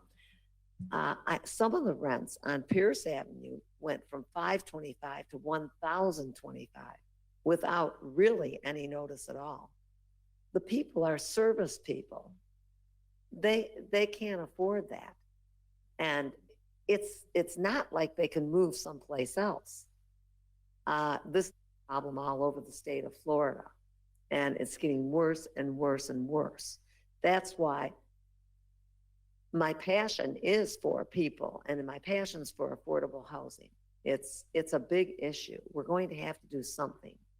I'm even thinking in terms of perhaps renovating properties to give people an opportunity for a lower cost housing. And I'm not sure about that. That's something that we need to talk about. Perhaps ARPA funds can be used for that. I'm not sure. Anyway, I've been gone, most of you know I've been gone a month. When I came back, I did receive a certificate of recognition. It's from the Governor's Faith and Community-Based Initiative. It's for the Society of St. Vincent de Paul at our Savior's Conference, and I want to share it with you. It says, for your involvement in this initiative, your frontline service and commitment to the vulnerable populations of Florida.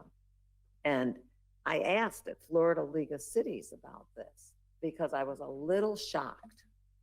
And I hadn't heard of anyone else receiving this. It did come with a pin.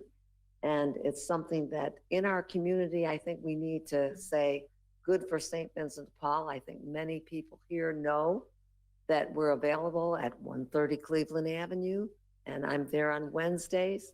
And we have been serving our homeless and our people in need.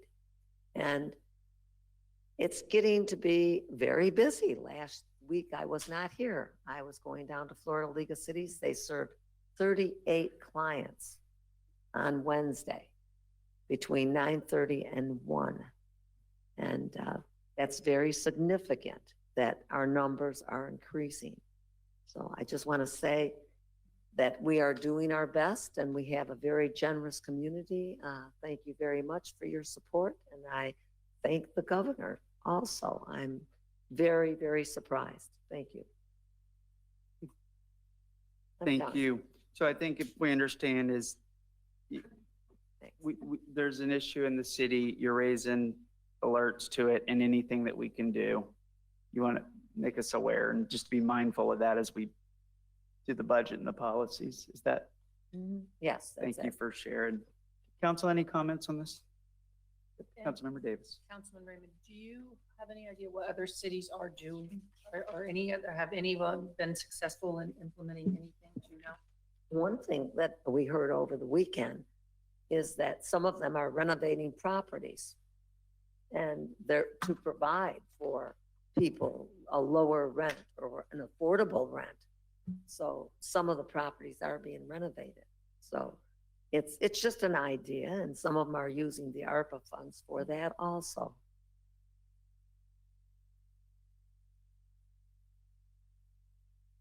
Yep. Mayor Pro Tem Kellum. I just wanted to say, you know, it's affordable housing and it's also workforce housing. You know, a lot of people, I have a nephew who works at Harris and, you know, he's an engineer and he doesn't make enough money to buy a house in the city. So it's workforce housing. And also I wanted to say that in the CRA, we can address affordable housing, workforce housing. But in our plan, it does not include affordable housing. So that's why it's important for us as a council to review our plan, because you can't do anything unless it's in your plan. And affordable housing is not in there at this point. Thank you. Thank you. Yeah, I think I see it in my family. Everyone think I mean, rents, it's just through the roof. And I mean, if you put a filter on for less than, you know, $1,500, $2,000, you're seeing 25, 3, 4,000. And I get it. It makes sense. Cape Canaveral is a beautiful place, but it's really happening all over the county. Florida's seeing, I think, 1,000 people a day, and I don't know how many people are leaving, but I think we have a net gain. And so with all that supply, it's driving demand, it's driving the market up. We did, I think, just see a dip in house prices, but you know, our role as a governing body, I lean from less regulations, lower the building costs, cut the red tape. We don't want to raise people's taxes. These are all ways to address affordable housing. And so that's what we actually have direct control over, is how much we tax people, impact fees, the terms at which they have to pay. All this raises risk. And by the time they get finished building a new construction, they do the math and they go, I got to charge this much to get my money back in 15 years. And gosh, you know, and so I think being able to make it as easy as possible for folks to build a cost-effective home, at the same time respects our code and the densities and the things that are important to people. And again, it's how do we lower the cost for somebody to come in and to build a place? The other thing that we've teetered around is having areas to really, to where R2, where I think the density is 15 per acre. Is that what it is in R2? Yeah. You know, those areas, maybe we can look at how we could have like the equivalent, not increase the density, but tiny homes. We've talked about small single family homes instead of maybe going vertical. There's so many cool things that are happening to address affordable housing. A woman walked up to me the other day and said, hi, I own a company and we 3D print houses. wow. And so that's awesome because you build no moving parts, fasten, seam, one piece. It's fascinating. So, I'm game. I'm ready to play ball and whatever we think is reasonable we need to do to help with this. But it is a big wave for sure. So, okay, if there's not anything else on that one, we'll go ahead and move on to the next agenda item, which is this one has been delayed, item number 2. That won't be until the next meeting, so we're not going to address that. We're now moving on to the consent agenda item. We have 6 items. If we want to pull any of these items, now is the time to do that. Please let me know, council, which ones, if any, that you want to pull. Mr. Mayor, I'd like to pull resolution or number 6. Number 6, okay. Oh, yeah, and we did have Long Point Road on here. Number 9, I'd like to pull that one as well. Council, any other ones? Number 6 and 9 have been requested to be pulled. Good? Good, all right, looking for a motion to adopt the balance, the remaining.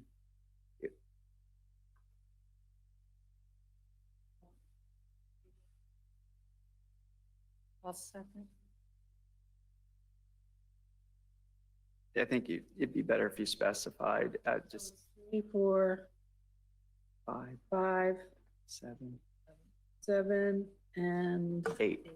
8. 3, 4, 5, 7, 8. 3, 4, 5, 7, 8. I make a motion, we adopt. I'll those. second.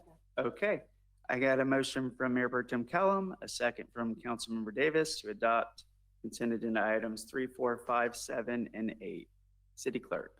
Councilmember Davis. 4. Mayor Pro Tem Kellum. 4. Mayor Morrison. 4. Councilmember Raymond. I believe I have to abstain because I wasn't here for the total meeting on July 19th, 2022. No, I don't have, No, on the minutes? on the minutes? No, you do not need to abstain. Oh, all right. Okay, 4 then. Yep. Thank you. Councilmember Willis. 4. Okay, motion passes 5-0. All is well. Okay, Councilmember Willis, item number 6. You pulled this item. Yes. The floor is yours. On the fee schedule, Could you give us a page, please? Yep, so this is Exhibit A, on the fee schedule, right after the resolution. So yeah, we're on resolution number 2022-18. This is item number 6. Yes. And the page number, There is Exhibit A is what I'm looking at. okay?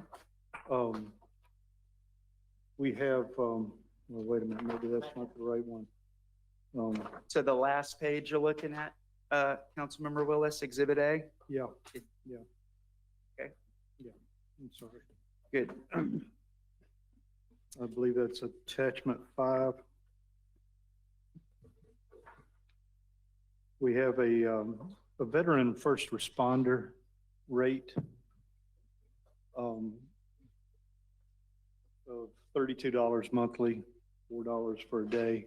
I would like to add an additional category to this. I think it would be great if we as a council make membership to the C5, 5C, whatever we're going to call it, available to all city staff at no charge as a perk. We have it. It's not something that we're going to spend a great amount of money for. And it might be some additional perk that would keep them interested in staying here. So I would like to add a category for staff, all city staff at no charge, at no charge. But I think so you're saying as an employee perk, Yeah, the value of that for non-residents, to answer Councilmember Raymond's question, would be annual $528 a year. And so it's like getting Yeah. $528 a year. Well, Is plus that? a good number of employees live in the city. Mm-hmm. So Um, it's an easy thing that we can do. and what about? Okay. Trying to think about where the limits, like, is it employees? I mean, does this include council? Does it include advisory board? I mean, where do we draw the line? No salaried employees, hourly waged employees of the city. Hear that, Anthony? And employees. No, 'cause not it doesn't need contract to include me employees. or the city engineer or anybody else. Okay, so talking about roughly 45 people. About 45 people, not, That's right. I mean, Got it. It's very generous. Thank you, Councilmember Willis. The offer. well, we haven't voted on it yet. I agree. I was going to bring up the same thing. Employees should get a membership. I think that's awesome, yeah. You. Okay, Who are we saying? We're saying not engineers, so who, just Not- clarify. Not Not contract employees. It's not advisory board individuals, not city council. city council gets no perks. Well, I'm You not already knew gonna, I'm that. not gonna vote myself a perk, so. Awesome. Was there anything else, Councilmember Willis? No, that was it. That was it. Do we like the rates? To clarify, this went through our Culture and Leisure Services Board, is that right? sir. Again? Yes, sir. And was it a 5-0? I think it, unanimous vote I believe to it was. recommend? I'm not sure. I'm I'd have looking to- at, I know they have a very long discussion, and this is the recommendation. I think they worked on it 2 meetings, not just Mhm. 1 meeting.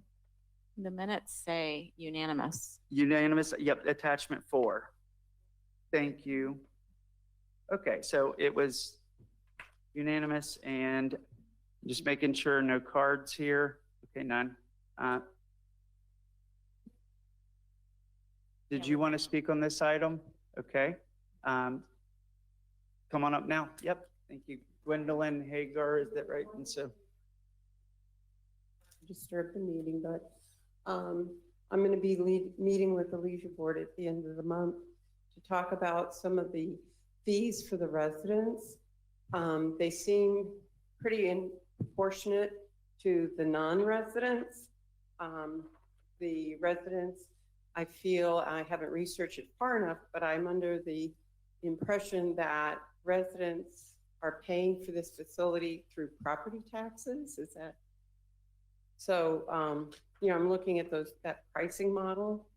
And one of the things I'm gonna hopefully recommend to the Leisure Council is that they consider some type of volunteer program where some of the residents who are senior citizens or financially challenged could volunteer time to work at the center or do things at the center that they could possibly do to get a reduced rate or hours in lieu of volunteer time.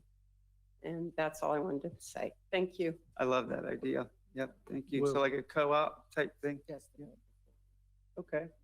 Well, we also allow membership through your health insurance plans if they have a gym membership, Mhm. and you can be part of the 5C or the community center through the health insurance gym plans. Okay. Council, do we want staff to look into maybe bringing back a co-op type, or I'm saying co-op, but a volunteer discount maybe in a future meeting? Let Culture and Leisure Services look at it first, and maybe in a couple months bring it back. Okay, that okay? Maybe on the next Culture and Leisure Services board bring that idea up? Absolutely. And Mayor, if I could draw your, draw your attention to one other item. Daniel, if you could scroll to attachment 1, resolution.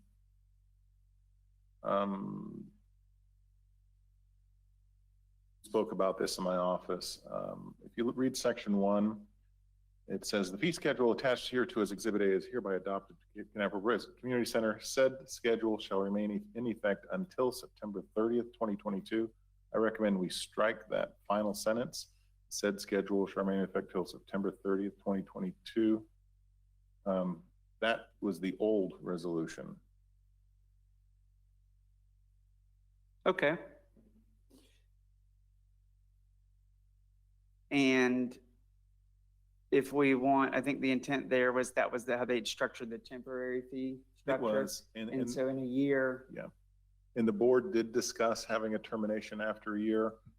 I advised the council to not put in a termination date at this point, just like we did the wastewater or sewer study rather. We approve it and we come back and visit it next summer and we say, do we still like it? If so, we let it roll. If we don't, we fix it then. But an automatic termination is unnecessary. Yes. Got it. Yeah, and before the summertime, you know, I really might want to look at, we can bring this up at any time, right? I mean, if whatever's happening, we see an opportunity because the kids We don't know, we don't have any data. get a chance to do it. Yeah, after we get a year's worth of data, we'll be in a much better position. So city manager said to strike. Dina, would you mind going back? I guess what's the line item that we need to strike? It's the last sentence in. Hang on, Anthony's making a clarification here. Mr. Mayor, just a clarification. Gets a little confusing when you put in the old resolution, and the new resolution. The new resolution is 2022-18, attachment 6. It does not have that expiration language that the manager was referring to. Okay, it's That later. that was in the previous resolution. The confusion is the previous resolution was also adopted in 2022. So, you know, it's the real resolution is 18, attachment number 6. That resolution proposes that the fee schedule attached here too will be effective October 1, 2022. Thank you. So that clarifies it, Mayor. There's no other additional work necessary. Thank you, Anthony. So nothing needed there. The only thing would be to add in the edit for, what do we want to say, city staff or city employee? Non-contract city employees. Non-contract city employee. And the daily will be $0. Monthly zeros all the way across. Is that we're saying? Okay. Estimated operating cost for the multi-generational facility. Do we have that number?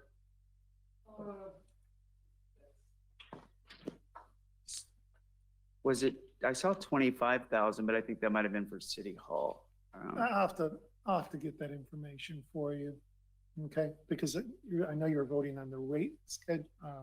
Yeah. Doing the rate schedule tonight. I'll get that information for you, a good number on that. And that will be part of our analysis that we intend to bring back next summer. We need to look at the revenues versus the operational expenses. That will Yes. inform us next summer. Yep, I think that's a big part of the decision-making process, and you can create an opportunity, potentially even go lower. If we can get high attendance and low rates, that's the idea. The more people that go without covering people up, we could also do some timed, you know, seniors might be up to going right in the middle of the day, and to work out how do we optimize and give people access without crowding each other and incentivize that so that we can keep rates low to cover those expenses. So, I don't have any other comments, but that's it. Thank you. Anything else? Good. All right. Councilmember Willis. On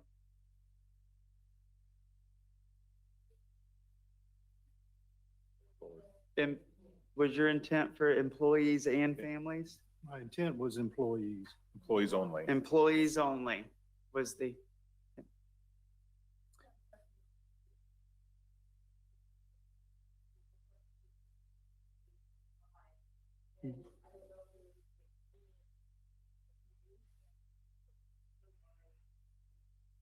She needs to speak into the microphone there. yep.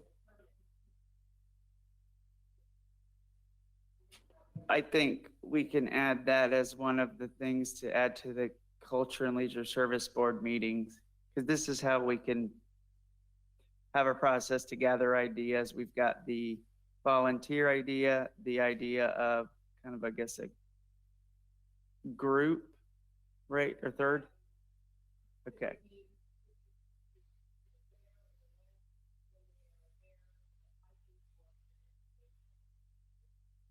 Okay.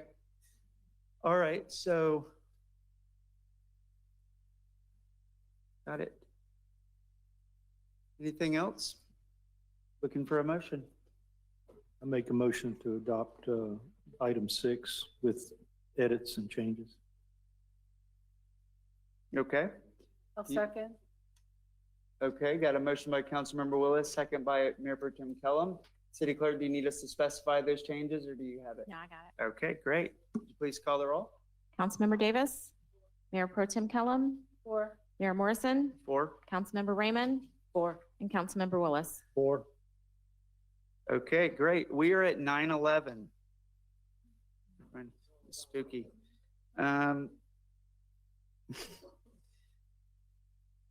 We are now on to consent agenda item number 9, purchase and sale agreement.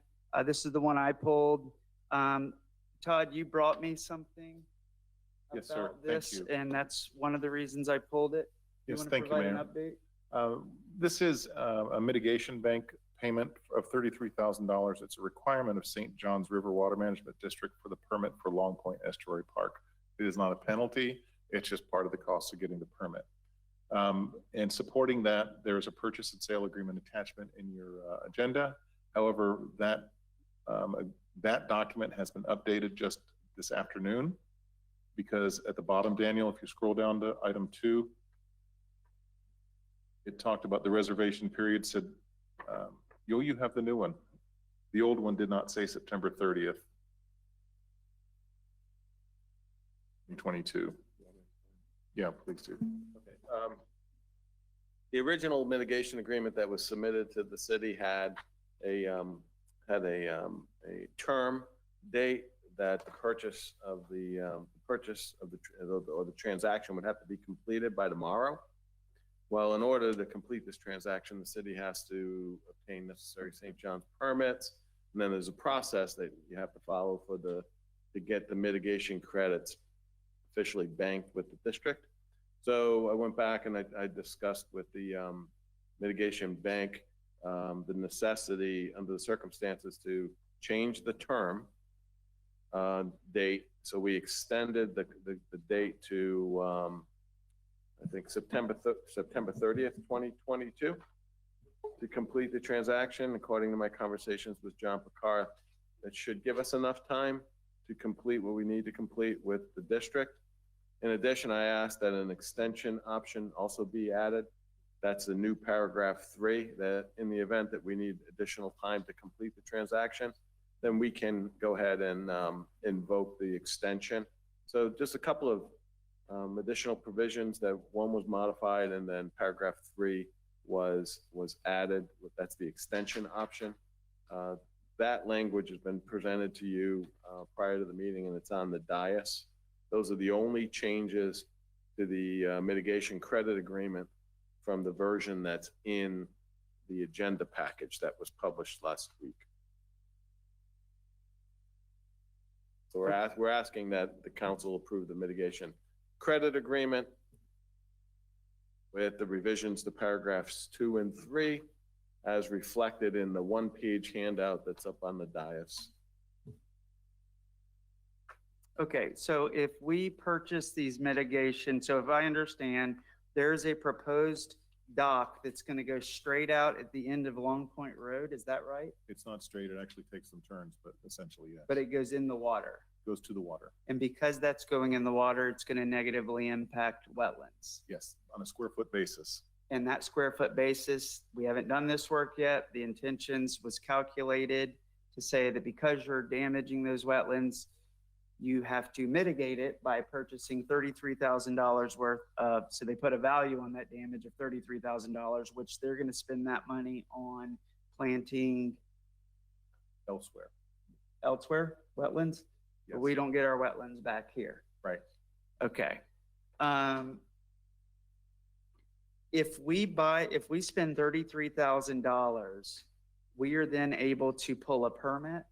We are able, well, there's several permits. This is just to get the St. John's permit. Right, so this project cannot move forward without a permit, and this is a contingency for us to satisfy. Is it the only one left? Jeff, this is ready to bid, and this is the last step before it goes out to bid, right? Okay. And bidding is to engineer or construct? The plans and specs are done. It's construction. And the total cost of construction is estimated in the plan to be? $655,000. $655,000. Does that include the mitigation, $33,000 that we just put? Jeff? No. Yes. It And does? And there's a $327,400 fine grant. So it's half of the cost is grant funded. So that comes off the 655? Right. Okay, and is that just construction or is that engineering too that we've already spent? I guess, how much more money are we going to spend? We have the 33 today, Jeff, and paid for. but is that engineering included in the 655,000? Separate, okay.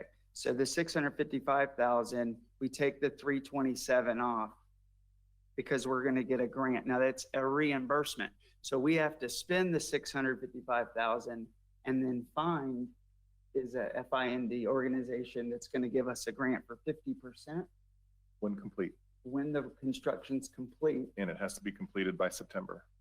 September what? Jeff. 2023? Yeah, no pressure. I thought you meant the date. We better get going, yeah. So we're a year out. Here's the reason I ask. That we got a budget. We've got the opportunity to get 50% reimbursed. 655,000 is supposed to be expensed this. Will it be in this fiscal year or next fiscal year, are we thinking? Probably next, because it passed October. So in our efforts to control the budget, I've said this, we are going to have to do things that maybe we don't like. If there's any levers that we can pull here, I don't want to let a deadline when we've got flexibility and we can negotiate terms to extend this could be a project. When I talk to the residents there, a lot of them are not overly excited about this project, and it's really becoming real to them. And so my desire to want to approve these credits tonight is diminished by, we've got so many priorities that we got to take care of. Again, our street lights are not all working on Ridgewood Avenue. Basic things need to get done. $33,000 could fix a lot of these essential problems, and the remaining $655,000 would allow us to go below the rollback rate. So this, and why are we spending this? What are we getting in return? It's an R1 zoned, low density, single family homes, quiet neighborhood. They moved there. It was peace and quiet, birds are chirping, wildlife. I understand that this is going to be an improvement to the property, but I'm thinking this right here in one and done could be delayed and we pick it back up in a year or so, because I don't think I'm going to be losing any sleep if this project doesn't get done tomorrow. It's a quality of life issue. It's not a safety issue. Those are my comments. So if we have to come after anything, this is one. that I think fits in that non-essential area, that's going to be a lot of money out of our budget, $655,000. And I know 50% is coming back. I believe our friends over at Find would understand, and we could work with them to try and negotiate delaying it. Maybe I'm wrong, but those grants are always usually there and opportunities to get them. So that's my concern. That's a lot of money. All right, excuse me. I thought that we already have approved this and we've been moving forward. They've been working on this for a long time. And this is part of the whole idea from the zoo and the aquarium to have those kayak stops. It's all part of the whole thing that has been planned also. And this fits into our vision statement about having the accessibility along the river. And I thought that we've already approved this. I never voted. I never voted for this. I never supported this. I voted against this, I believe. I think we already And so I don't approved it. have to stay, I think, handcuffed to an idea that I don't think is good. I think it's a great, excuse me. I think it could be a good project, but again, priorities, local residents who are concerned. Ma'am, I'll give you a chance to speak if you just give me a second. If you want to go ahead and head up, you can come here now. If you want to speak up at the podium, just ask you to please fill out a card. I believe you do live on Oak Lane. Is that right? Yep. So you can come on up and please introduce yourself. But folks, I'm thinking we have got to make a cut somewhere. But And wait. this is easy On this, cut. though, I think we've gone kind of far. Maybe we should get Jeff up here to explain. No, I'm just saying, I don't need to debate it with you. I don't want to support this because I think we already there have. are other, I haven't, no, we're asking to support us spending $33,000. We haven't approved this. That's why, literally why we're voting on it. They need our approval. No, then we got to go sign a construction contract for $655,000. We haven't put it out to bid yet, Councilmember Raymond. We've got $655,000 that we have not spent and we have not approved. But what have we spent on design already? That design holds value. It doesn't lose value if it sits for a year. Right. But I want to allow her to speak first, but yes, I'll come back. So yes, please. I'm sorry. I know I'm out of order. My name is Michelle Lear Church, LEHR-CHURCH. I live at 210 Long Point Road. I bought my home in 1995. I renovated it all myself, single woman. Buying a home 26 years ago was not easy, but I did it, and I've lived there all this time. When I came to Long Point Road, there was drugs on the street. In 6 months' time, there were no drugs. The police, the sheriff's department were not instrumental in stopping the drugs. I did not ask for their help. I did not need their help, but I got it stopped, and the person responsible went to jail and served a jail term. Not notified by letter of anything going to happen at the end of Long Point Road. I did not know anything about it. I'm a senior citizen. I'm legally blind. I do not do the computer. I do not have a cell phone. So I do not do communications by email or by the computer. But I was under the impression that the city of Cape Canaveral was responsible for notifying residents with so many feet or so many yards or whatever the distance is of an area that affected their residents. I never received any notification regarding the proposed park at the end of our street. We already have a proposed park existing that we did not have any say-so about, but we did get corrected because it didn't follow the sunshine laws. And that's between the gas station and 2 houses from me. Now we're gonna, at the other end of our dead end street, we're going to have another park. Y'all have water access all along the river at other parks that you've already got. Why do you not take the money and invest in those parks and make a ramp going to the water because you're already on the water?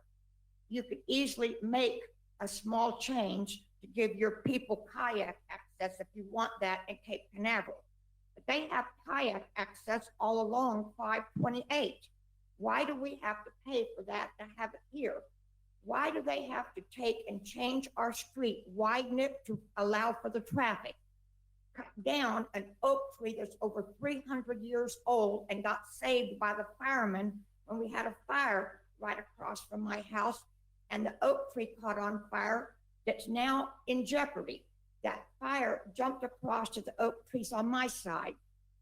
I am dead set against this park being there because it isn't going to do anything to help the residents of that street, but it is going to be detrimental to us because we're going to have the people that are going to stay down there in that park and utilize it at nighttime that y'all are not going to control.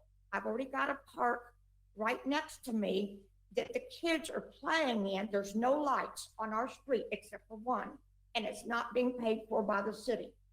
There is no lights in the park that's there existing now, and the kids are playing in there after dark, chasing each other around at 10, 11, 12, 1 o'clock in the morning. And I've been doing yard work because I'm legally blind. I don't have to have all the light that everybody else has to do the yard work. And I have lights out there so that people can see me and not hurt me in any way, shape, or form. So I'm aware of these kids out there in the park, and I've had to call the sheriff's department, and they want to know, did I say anything? Am I going to say anything to 10 I hate to kids? cut you off, but we have to stick to the time. If you just can please wrap up. Okay, so I we can't can move believe on. that y'all are going to continue on with this project. It's going to be detrimental to our street, to our residents that have worked so hard to make it a peaceful item in this community. Thank you. I'm sorry to take up all your time. No, thank you very much. Okay, and so that's it. It's just another unpopular project for the citizens who live on that street. Why are we doing this? The engineering design state, I don't want to lose 327,000, but if it takes 600 to spend, I can't say we're being shrewd and responsible with the budget when we're putting 650,000 out on these types of projects. And these other essential items are not getting fixed. If we had those fixed, then we could move on to that. That's it. So I'm going to vote against this. And if I learn something tonight on why that's a really bad idea, I'll change my mind, but I don't hear anything. I was supposed to be speaking. I'm sorry, Councilmember Davis. I have a question because I was not on previous council, so I don't know the history of this project. Was it ever approved? And you know, it's in the budget, obviously. So when was it approved? How was it approved? And what would be all the repercussions to the city for backing out again, so to speak? Mayor, if I could ask John to speak to the history of the projects. Yes, we're at 9:30. I just want to point that out. I'm not going to speak of the history of the project. I was going to make a clarification, Mayor, which is very important to something you said. I can't speak of the history. Jeff would have to do that. I don't know the history of it. I just wanted to point out when the mayor said, 650 some thousand contained in this budget collectively in the general fund is 458,000. So that's the hit the budget would take if, the mayor, if you were supporting the mayor and what he was saying. The point I'm making is although this says 657,000, what's in the budget here is 458,000. 300,000 is in stormwater, which has nothing to do with the taxes, okay? So I'm just letting you, making a distinction, Mayor. On page 112, it's 458,000, okay? Now, whether or not that 657,000 represents part of the stormwater, we'd have to ask Jeff, but I just want to make sure that, like, if you were going to cut this program, you would be benefiting 458,000 based on this budget, because you wouldn't be touching the 300,000, or even if the 300,000 doesn't take place, because this project went away, that has nothing to do with taxes, because that's in the enterprise fund. Everybody good with that? Thank Okay. you, John. And Okay. Jeff, That's all I would got. mind- Jeff, would you mind giving us the background and history on this? When it started? And was it approved? Well, I think you're trying to see it. Did I previously approve this or did the council approve it? I don't I'm know just the clar- history of I'm just this. clarifying the question so Jeff knows, because I think John actually could have answered that question, because it was about how long this has been. Because It's been in all our budgets. Yeah, and there seems to be a discrepancy on where it stands. So I would like to know where it stands and if council voted or what, previous council. I know I haven't voted, so.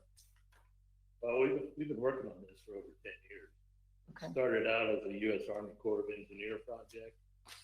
They kind of dropped the ball and turned it over to St. John's. And St. John's has been pretty good. They've been pushing it along with us. And we've even signed some conservation agreements for this property. So, it's been moving, and we got a fine grant for $327,000. So I'll think, we've been working on this for 10 years. And it's been in the budget for how many years? Quite a few, at least 5 or 6. Okay. Yeah, I think it's been in since 2018. It's been in there. Yes, I mean, pretty much the whole time I've been here. yeah. But like Jeff said, the biggest thing is the Army, every time they thought the Army was gonna help fund it, they dropped the ball, and that's when Jeff was continuing to work this and had to go to other means with St. John's. So by approving the budget, this project was approved. And St. John's they've been difficult to get a permit for. We've been working over a year for the St. John's permit because you're dealing with wetlands. So it's been a long process. Could you just tell us how far has the project progressed? I mean, I know that the pepper trees were removed. Yes. Could you just give us an update on what has occurred? Yeah, all the pepper trees have been removed. We've signed conservation agreements with St. John's for a majority of the property, so it can never be developed.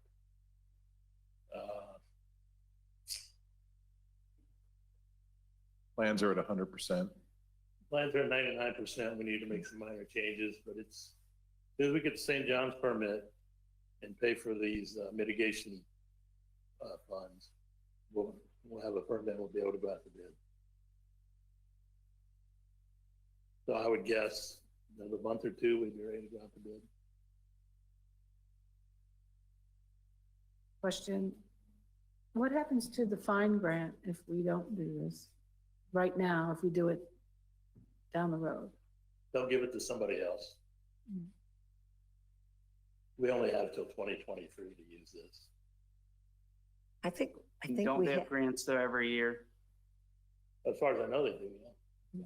But I don't think you want to start turning down grants and then asking for more. I think we should move forward on it because, I mean, Jeff has been working on this for 10 years. And I do think that it's something that we talked about. It's in our vision statement to make sure that we have accessibility to the river for all residents.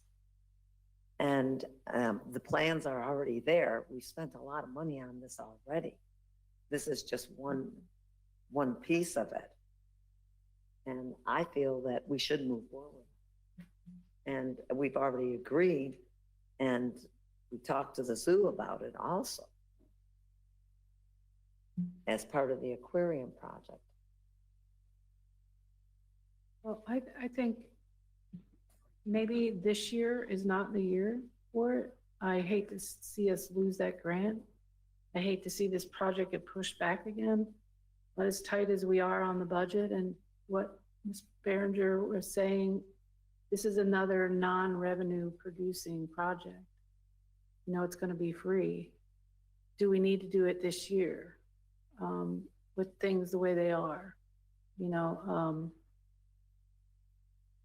I just think that, I mean, it's a great project, but again, you know, it affects a lot of people on that street. Do we have, you know, can we take on another non-revenue producing project right now? That's my thoughts. As far as traffic on the street, the parking lot only has eight spots. Mm-hmm. So this is going to be mostly people will walk down there. Mm-hmm. There's not going to be 30 cars down And there. there'll be, There's 8 parking stalls.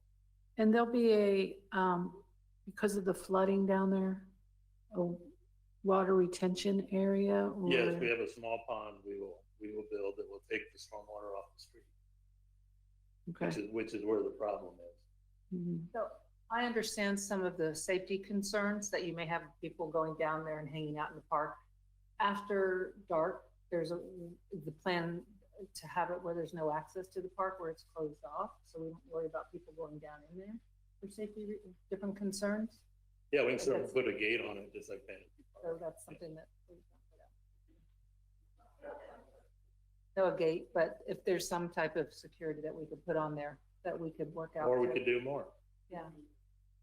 Yeah, I mean, this is the point. Now you got gates and cameras popping up. I mean, nothing's nicer than going to a park and you've got 5 cameras on you.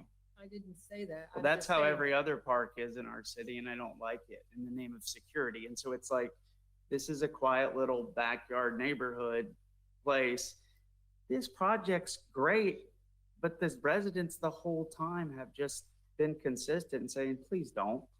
And I've been against it. I would be for consider this even in just like 60 days or even 30 days, bring it back. I really want to get my arm around the budget before we just start approving this. And I think we need to, before we approve this $33,000 today, don't we need to make sure this budget's going to end up the way we want? So if we can buy 30 days, Jeff, I don't know if we can to buy these mitigation credits. I would be okay with that. And this is a lot of money because it's 33,000 and we're not really getting anything in return, right? I mean, that money's gone, right? I mean, when we bought the engineering, we at least got a design, right? I don't think we can resell those credits. Maybe we can, but I don't want to be in that position. That's it. I think I don't want to support it. I'm compromising, saying, can we at least bring it back in 30 days? We'll have a better grasp on the budget, and move on. Is there a If y'all time wanna limit vote it through, when but- we have to pay the 33? Oh, September 30th. Of this year? So we could bring it back to the next Yeah, but meeting. I mean, is that, We do impact the construction schedule. It's that much shorter, and we are on a time limit for the construction schedule. you want a year for construction? That's, The fine Shouldn't grant, take that long, but with a hurricane or something like that, Oh, it yeah. could take 8-10 months. how can we buy time and not shell out 30,000, but still make them happy? That's really, can we ask for, we'll sign the agreement, but, or it's not due until council approves, or better terms? I'm trying to be flexible here. I know we were talking about extensions in there, Anthony. I don't know what we can do, but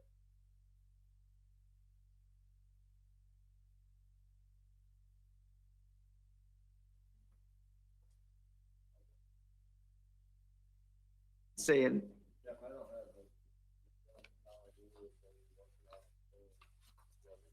From the district, so the mitigation, this mitigation credit agreement, as I understand it, is a condition of the permit that the city is seeking for impacting wetlands, right?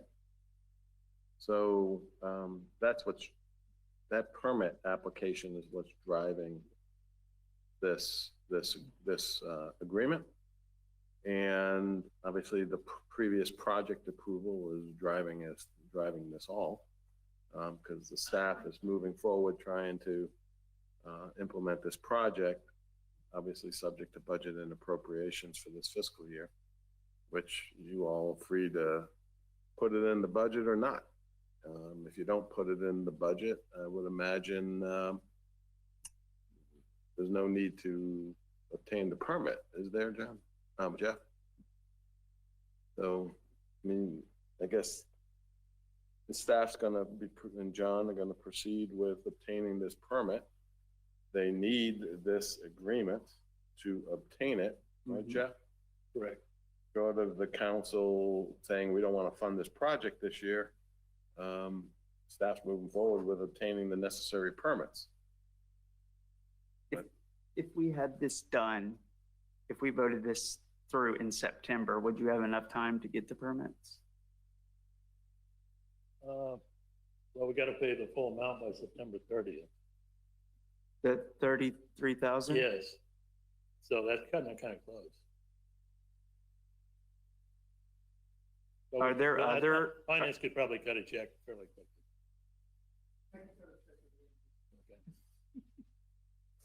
Can we do that? We've had 23 agenda items. This one, I just see the amount of money and I don't like the timing of it. And I know that these pressures are real. Staff is administering what got passed through, but we have to make changes. We can't say we all agreed on that. We all have to move forward. I mean, if that's the case, then we need to just hit autopilot on the government. We have to be flexible and make changes along the way. That's what I'm thinking. I just disagree. I disagree on this because this is a project that has been in the works for more than 10 years. Jeff, Well, so and out has of respect, making the out of streetlights Jeff, working for 25 years, But finishing the out of sidewalks for res- 50 years. out of respect, I also feel that, It's respectful. well, it is a respect Let's issue, do this. once again. That's fine. You It can is a think that. respect I have a issue. tremendous amount of respect for all the people here, including you, Councilmember Raymond. So I listen, would like to. why don't we vote this through I if you would want like to to support calm it? the situation No, down we right can here. we can move through. I'm trying to compromise saying I'll wait 30 days, but if y'all don't want to wait, I'm going to vote against. That's it. But I'll wait 30 and reconsider it then. So- At this point, I think we need to hear from all council. I understand you disapprove of it, but it has to be, this council is you're one of five. We are a total council, and we need to listen and respect each other's opinion and respect the fact that this has been on the budget for how long? So obviously there's something to this project. So you have to give some respect to that. So I'm not happy with what I'm seeing up on the dais, and I think we need to listen to everybody and respect everybody. Okay, if you feel that that's not happening, I think we're okay. I'm ready to move forward. So look, I'll make it easy. Can I just add just a couple things? Just, it's information I think you just need to be aware. If the council approves this agreement and it gets executed, the first thing that has to happen is the city has to make a non-refundable $3,300 payment. 33,000. No, the non-refundable deposit, 3,300. And then the reservation of this right to get the mitigation credits from the mitigation bank. In order to get those credits, the city would have to make full payment, the additional 30,000 by September 30th, 2022, the way this agreement is written, right? With the added, we got an extension option too. So if the council's not inclined to move forward with this project this year, why would you approve this agreement and pay a non-refundable $3,300 deposit? Jeff? Am I missing something? I'm No, not it's involved in the permitting, Good point. but I agree. I just want to bring that to your attention that there is that non-refundable deposit. So, Yeah, let's not throw money away. I'm saying don't vote anything tonight. Wait till September and then make that decision then. well, you would make the decision to approve this agreement. I don't know how that impacts the permit application, whether the city can go back and say, because the district's waiting for this, I'm assuming. So, we would have to abate the permit, pending permit with the district until the council makes a decision whether they want to proceed with the project, which by necessity, if council says, yes, we do want to proceed, then this needs to be approved because you won't be able to mitigate wetlands unless you get your St. John's permit, which is contingent upon you all approving this agreement. So the sequence of events, right? Again, I think the critical path is you all want to do this project this year. Yeah, and I agree with Councilmember Davis. We do need to hear from all the council on this. I'm sorry, I didn't hear you. We do need to hear from all the council members on this. We haven't yet heard from all the council members on this. Mr. DeLeo,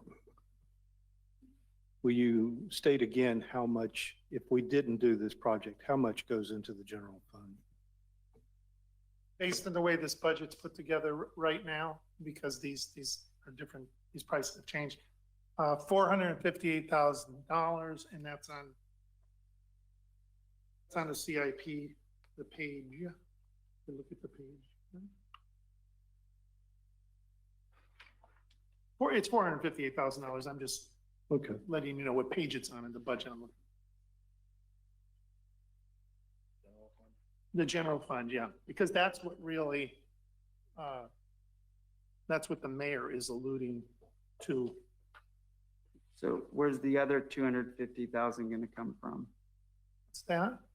Where's the other 200,000? I'm not, I'm looking at what the, this agenda item says about an estimate project completion of 655. But initially, when this was done, when this budget was created in April, May, and given to council 1 July, there was 458,000. We were at 458. So I'm sure Jeff has received more information and potential. I don't know if it wasn't, or does the 458, Jeff, include the 300,000 in stormwater? Well, we thought we could possibly start the project this fiscal year. So there would have been money. So we would have incurred it in this year, and that would have been the balance. I got you. Okay. So, but this is why we have these meetings, we have budget workshops, because as a result of tonight, if this is what the cost is, I will go back tomorrow and adjust this number, because this project is not happening in fiscal year 22, it's happening in fiscal year 23. Okay, so that's the distinction.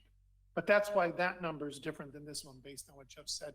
He thought he would get this thing going at the end of this year. We would have expended funds, incurred costs, and then we'd have $458,000 left to spend next year. So, but to answer your question, $458,000. Thank you. And that is on page 112 of your budget.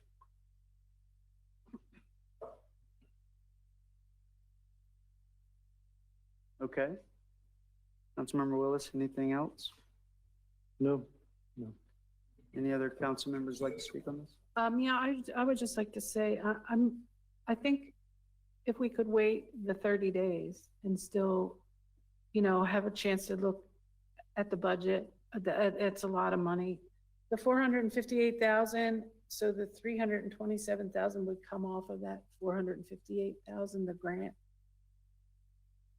Well, the grant doesn't get applied until the project's complete. You're gonna, like Jeff said, if you'll lose the grant if you pull the project, we don't pursue it, the grant goes away. I was asking if she can think of it that way. Yeah, like. Oh, that she could. 320. Well, the difference between now, whatever, 100 and some thousand. Yeah.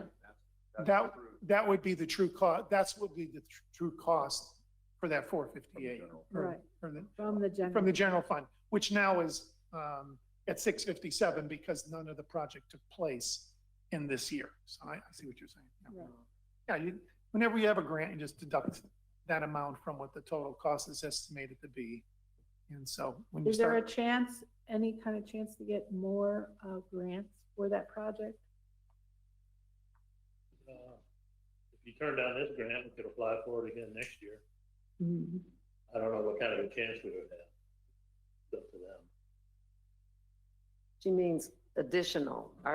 Is there a chance to get additional grants having to do with waterways and wetlands? I mean, there's always a chance, but that's gonna really delay the project. Oh, going out for more grants will. Yeah, all slow these the grants have project. timelines. Oh, They have deadlines, you have to spend the money. okay. The people on that street don't want it. I don't know. It's a hard decision. It's a lot of money. If we could delay it 30 days, maybe have more input from the residents there. I don't know. I mean, out of all respect for Jeff, he works hard on all these projects. And there's lots of projects that we have been kicking down the road for a long time. This, I would like to see it be done, but in this fiscal year, with as tight as we are, I don't know if I can support it. And can I ask the city manager, I don't remember, I mean, obviously I haven't been on this, and I don't know all the history. This is the first I'm hearing about residents being opposed. But when we were doing revisioning and talking budget and different things like that, I was hearing that people wanted, wanted green space, wanted places to go. I apologize, with families. Do you remember any comments that were made about this, or, because they want green space, they want places to go, they want to save the the natural setting. I can't remember specifically. I don't recall any negative comments. Okay, There were some positive comments, but no negative. but there was nothing about residents being opposed. Not that I recall hearing during that process. Well, I can just clarify, when this project was really heating up in 2018, I think the entire Oak Lane neighborhood showed up here, or Long Point, excuse me, to both passionate streets. Joe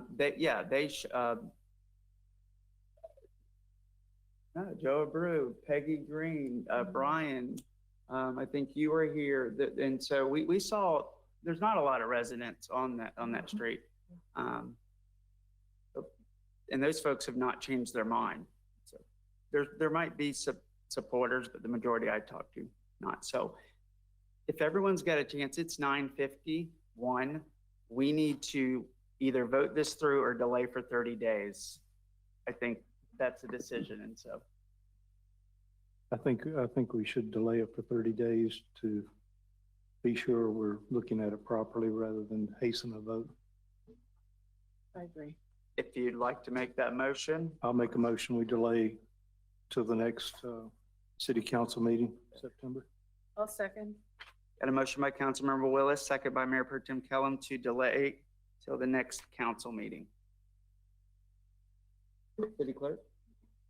Councilmember Davis, 4. Mayor Pro Tem Kellum, 4. Mayor Morrison, 4. Councilmember Raymond, 4. Councilmember Willis. 4. Motion passes 5-0. Thank you very much, Jeff. Thank you all. I'm gonna need an extension of time, or we can agree to, and then I'd like to consider agenda around to make sure we've addressed anything, but let's do let's aim for 10:30 and try to get out here as fast that we know these public hearings are gonna move quick. So need an extension now so we don't get down to the wire. Make a motion, we extend to 10:30. I'll second. Motion by Councilmember Willis, second by Mayor Pro Tem Kellum to extend the meeting in time to 10:30 PM. City Clerk? Councilmember Davis, 4. Mayor Pro Tem Kellum, 4. Mayor Morrison, 4. Councilmember Raymond, Against. Councilmember Willis. 4. All right. We're at the public hearing portion of the meeting. Council, would you like to take these in order, or would you like to?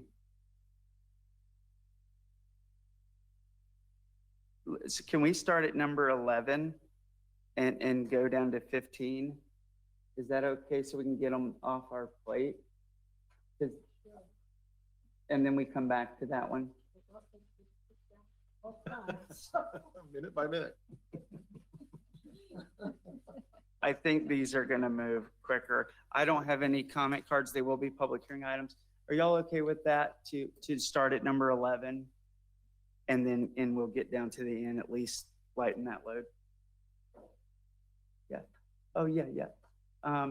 Let's do this. Let's take 3-minute break. I think Councilmember Raymond, we're gonna come back in 3 minutes and take these up. Todd, if you have a recommendation on kind of what's remaining, looking at the balance on moving anything around, when we come back, that would be helpful. Okay. Just anything to get us out of here without.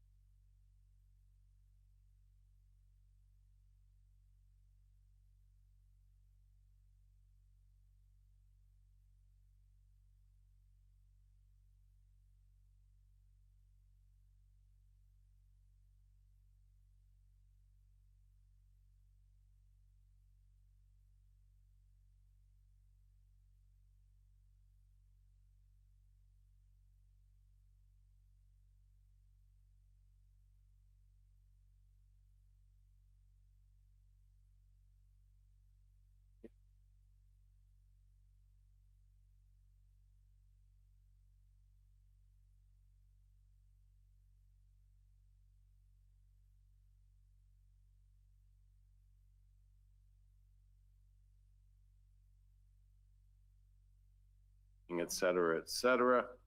So first property, ordinance number 06-2022, an ordinance of the City Council of the City of Cape Canaveral, Florida, adopting a small-scale future land use map amendment by changing the future land use map designation of multiple parcels of real property located at 146, 147, 156, 157, 166, 167, 176, and 177 Anchorage Avenue, and more particularly depicted and legally described on Exhibit A attached here 2 from C1 Commercial to R2 Residential, providing for the repeal of prior inconsistent ordinances and resolution severability, incorporation into the comprehensive plan, and an effective date. The companion rezoning ordinances, ordinance number 07-2022, an ordinance of the City Council of the City of Cape Canaveral, Florida, adopting a city-initiated rezoning on multiple parcels of real property located at 146, 147, 156, 157, 166, 167, 176, and 177 Anchorage Avenue from their respective current city C1 low-density commercial zoning district designation to the city R2 medium-density residential zoning district designation, providing the property subject to this ordinance are more particularly depicted and legally described on Exhibit A. Attached here 2, providing for a repeal of prior inconsistent ordinances and resolution severability and an effective date. This is second and final reading of both these ordinances. And it's a public hearing item. Again, once you complete the public hearing portion, please consider and vote on each ordinance separately. Mayor. Any questions for staff, council? All right, public hearing item. Public, if you have any comments on ordinance number 06-2022 or ordinance number 07-2022, please come up to this podium and speak. Okay. Seeing none, public hearings closed. Looking for a motion to adopt them one at a time. Make a motion to adopt ordinance number 06-2022. Seconded. Motion by Councilmember Willis, second by Councilmember Raymond. City Clerk. Councilmember Davis. 4. Mayor Pro Tem Kellum. 4. Mayor Morrison. 4. Councilmember Raymond. 4. Councilmember Willis. 4. Next And motion. I make a motion to adopt ordinance number 07-2022. I'll Second. Motion by Councilmember Raymond, second by Councilmember Davis. City Clerk. Councilmember Davis. 4. Mayor Pro Tem Kellum. 4. Mayor Morrison. 4. Councilmember Raymond. 4. Councilmember Willis. 4. Okay. Next property, ordinance number 08-2022, an ordinance of the City Council of the City of Cape Canaveral, Florida, adopting a small-scale future land use map amendment by changing the future land use map designation of multiple parcels of real property generally known as Bakersfield subdivision, formerly known as a portion of Ocean Gardens, located on 146 and 148 Ocean Garden Lane, and more particularly depicted and legally described on Exhibit A attached here too, from C1 Commercial to R2 Residential, providing for the repeal of prior inconsistent ordinances and resolutions, severability, incorporation into the comprehensive plan, and an effective date. The companion rezoning ordinances, ordinance 09-2022, an ordinance of the City Council of the City of Cape Canaveral, Florida, adopting a city-initiated rezoning of multiple parcels of real property, generally known as Bakerfield subdivision, formerly known as a part of Ocean Gardens, located at 146 and 148 at Ocean Garden Lane, from their respective current city C1 low-density commercial zoning district designation to the city R2 medium-density residential zoning district designation, providing the properties subject to this ordinance are more particularly depicted and legally described on Exhibit A attached here too, providing repeal of prior inconsistent ordinances and resolution severability and an effective date. Second and final reading of both of these ordinances, Mr. Mayor. Council, any questions for staff? Okay, seeing none, public hearing item. Anyone from the audience that'd like to speak on ordinance number 08-2022 or 09-2022? Seeing none, public hearings closed. Council. I make a motion to adopt ordinance number 08-2022. Second. Motion by Councilmember Davis, second by Councilmember Willis. City Clerk. Councilmember Davis. 4. Mayor Pro Tem Kellum. 4. Mayor Morrison. 4. Councilmember Raymond. 4. Councilmember Willis. 4. Motion passes 5-0. Looking for, Make a motion to adopt ordinance number 09-2022. Seconded. motion by Councilmember Willis and a second by Mayor Pro Tem Kellum. City Clerk. Councilmember Davis. 4. Mayor Pro Tem Kellum. 4. Mayor Morrison. 4. Councilmember Raymond. 4. Councilmember Willis. 4.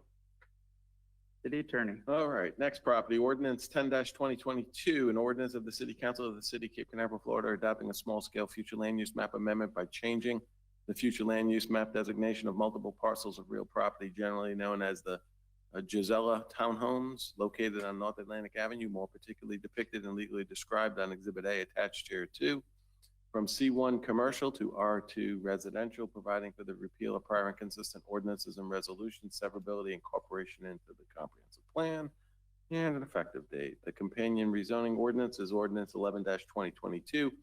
An ordinance of the City Council of the City of Cape Canaveral, Florida, adopting a city-initiated rezoning of multiple parcels of real property generally known as the Gisela Townhomes located on North Atlantic Avenue from their respective current C1 low-density commercial zoning district designation to the City R2 medium-density residential zoning district designation, providing for the property subject to this ordinance are more particularly depicted and legally described on Exhibit A attached here too, providing for the repeal of prior and consistent ordinances and resolutions, severability, and an effective date.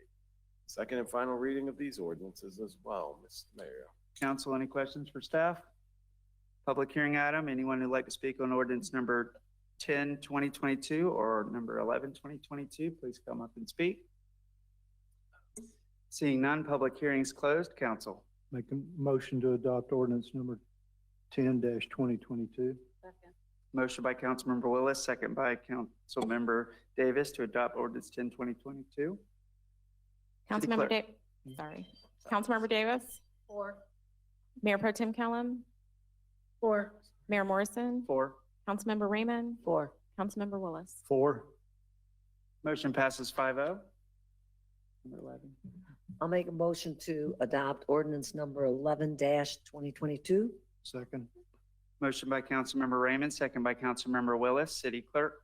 Councilmember Davis, Four. Mayor Pro Tem Kellum, Four. Mayor Morrison, 4. Councilmember Raymond, 4. Councilmember Willis. 4. Motion passes 5-0. City Attorney. All right, next property, ordinance 12-2022.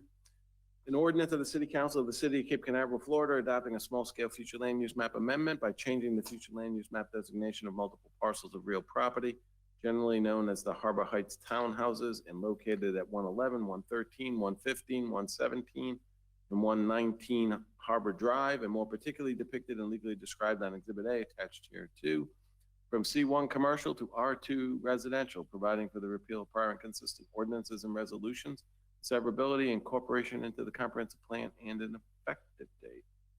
The companion rezoning ordinance is 13-2022, an ordinance of the City Council of the City of Cape Canaveral, Florida, adopting a city-initiated rezoning of multiple parcels of real property, generally known as the Harbor Heights Townhouses, and located at 111, 113, 115, 117, and 119 Harbor Drive, from their respective current city C1 low-density commercial zoning district designation to the City R2 medium-density residential zoning district designation, providing the property subject to this ordinance are more particularly depicted and legally described on Exhibit A. Attached here too, providing repeal of prior and consistent ordinances and resolutions, severability, and an effective date. Mr. Mayor. Council, any questions for staff? Seeing none, public hearing item for ordinance number 12, 2022 and number 13, 2022. Public, please come up and speak. Seeing none, public hearings closed. Council. I'll make a motion to adopt ordinance number 12-2022. Second. Motion by Councilmember Davis, second by Councilmember Willis. City Clerk.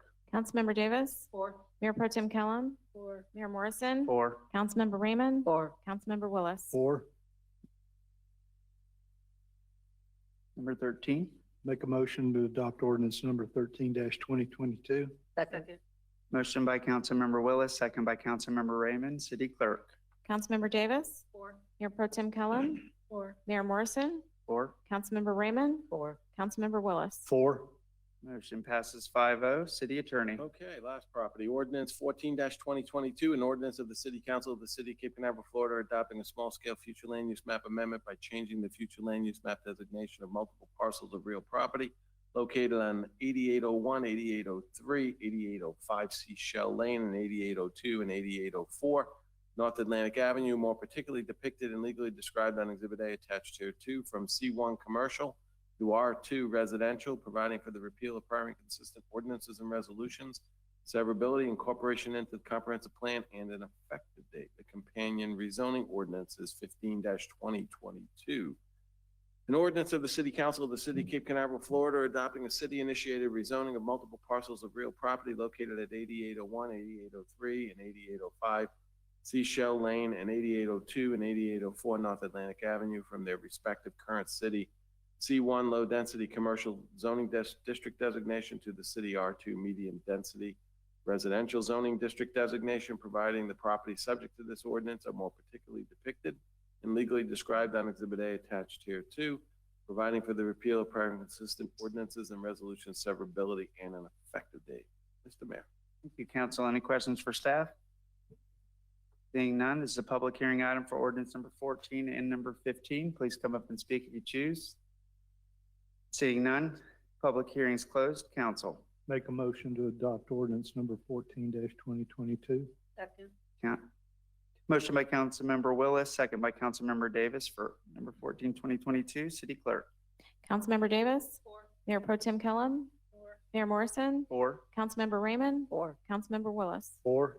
Motion passes 5-0. Number 15. Make a motion to adopt ordinance number 15-2022. Second. Motion by Councilmember Willis, second by Councilmember Raymond for number 15, 2022. City Clerk. Councilmember Davis. 4. Mayor Pro Tem Kellum. 4. Mayor Morrison. 4. Councilmember Raymond. 4. Councilmember Willis. 4. Motion passes 5-0. Now we're moving to item number 10, ordinance number 04, 2022. City Attorney. This is the golf cart ordinance. You threw me a curveball.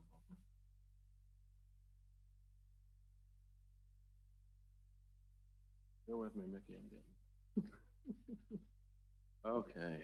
Second reading of ordinance 04-2022, an ordinance of the City Council of the City of Cape Canaveral, Florida, amending Chapter 74 of the Code of Ordinances related to traffic and vehicles to create a new Article 4, operation of golf carts and low-speed vehicles on roads, authorizing the operation of golf carts on specifically designated city roads by subsequently adopted City Council resolution, providing for definitions, providing for restrictions, certain minimum equipment, registration, inspection, and insurance requirements for golf carts, recognizing low-speed vehicles are allowed on roads unless otherwise prohibited, providing for enforcement, providing for repeal of prior and consistent ordinances and resolutions, incorporation into the code, severability, and an effective date. Again, this is second final reading, also a public hearing item. Happy to answer any questions regarding the ordinance. Council, thank you, City Attorney. We can weigh in on opinions or anything, but do we just, before we go to public comment, any immediate questions we need to ask staff? Yes. Well, it'll come back to us. Can we hold? If you do. Okay. I do have 2 cards. One of them I think is here. Ms. Rhonda Behringer. Is she still here? Oh, Dave is perfectly blocking her. I have your card, so yeah, it's okay. Hey, Rhonda. A wonderful opportunity now to add golf carts to their walk and bike, repertoire. And when you look at the demographics of your city, you have people that are over the age of 65. You have a tremendous number. And not all of those people, and I can tell you, because with having the vacation homes that I have, they can't all walk 3 blocks to the beach. They can't. They actually need help to get there. And that's where the golf carts are coming into play. I want to just share with you, because I know everything about I don't have golf carts, by the way. I don't have golf carts. I have something that you are not even, what you're trying to put into an ordinance. I have a low-speed vehicle. I have vehicles that go faster. I have vehicles that are registered with the state of Florida. Essentially, they are cars. They are automobiles. They have to have separate registration, just like my automobiles have, and they are very expensive, okay? Your regular residents probably couldn't afford a vehicle between $15,000 and $25,000, because that's about what they are now.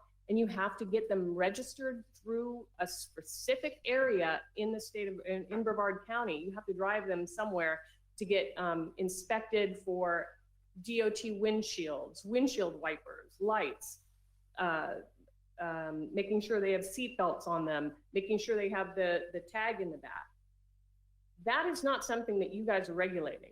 I've been doing that for 5 years. It's the state of Florida and the ability to drive that because I'm registered and I'm licensed and I have that insurance. What I'm talking about is golf carts. There's so many communities around here, and I'm not talking just Vieira. I was in Marion County, and you've heard about the villages and all their golf carts. But Marion County in general, they're a very rural community outside of the villages.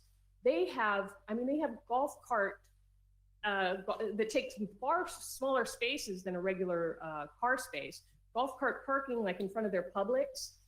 And the community of 65 and older is driving the golf carts. These golf carts don't need to be registered with the state of Florida. So you're talking about in here, you're saying, you know, you want to give definitions and you want to get registration, you want to get inspections and all that.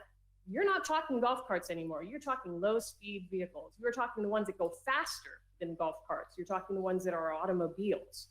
What we're looking at, what I would love for you guys to adopt is golf carts.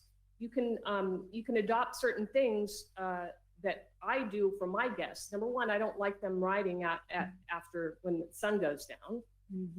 I don't like anyone riding that car, license and insurance actually.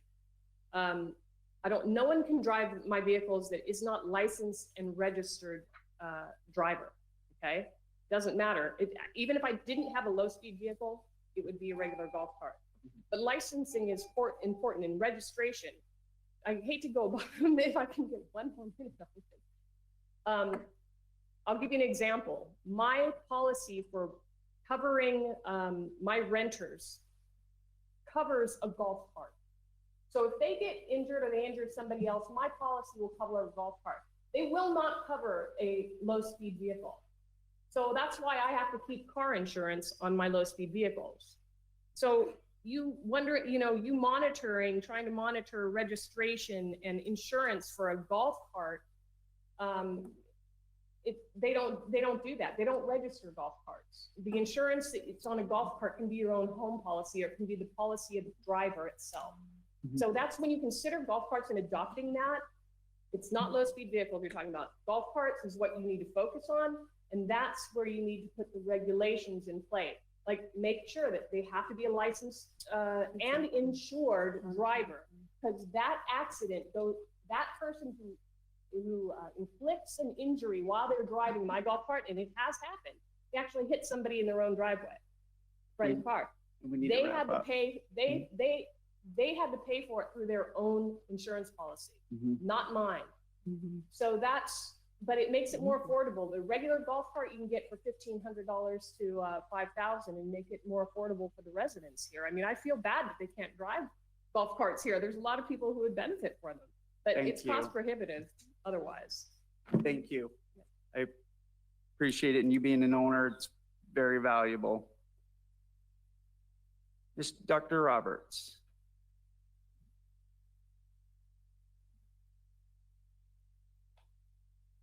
First of all, I thought the conversation earlier today, and you all did a great job of listening to the public, was very meaningful to hear the LMA message about walkable and bikeable. And that was bringing to mind the thought that she just raised about, you know, parking for the golf carts. I'm just thinking, you know, supportively of golf carts in that area or any area in the city. But the main question I was going to ask tonight, if you don't mind, is just to clarify, where are we with the $28,000?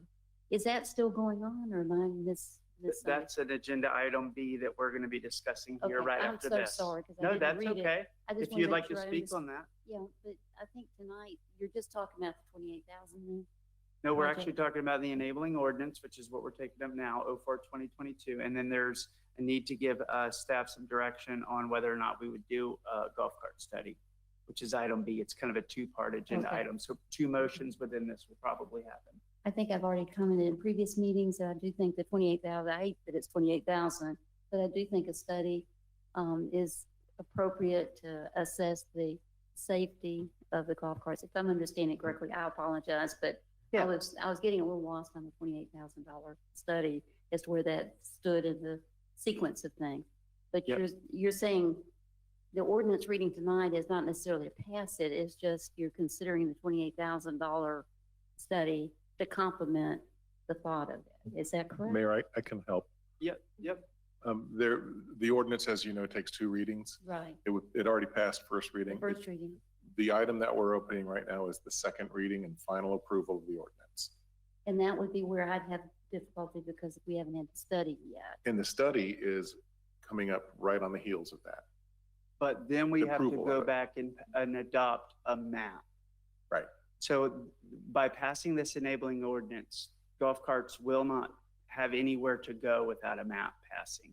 Before we adopt the map on where they go, the study was proposed. So there's on the second reading of the ordinance, we would get the study and then approve a map.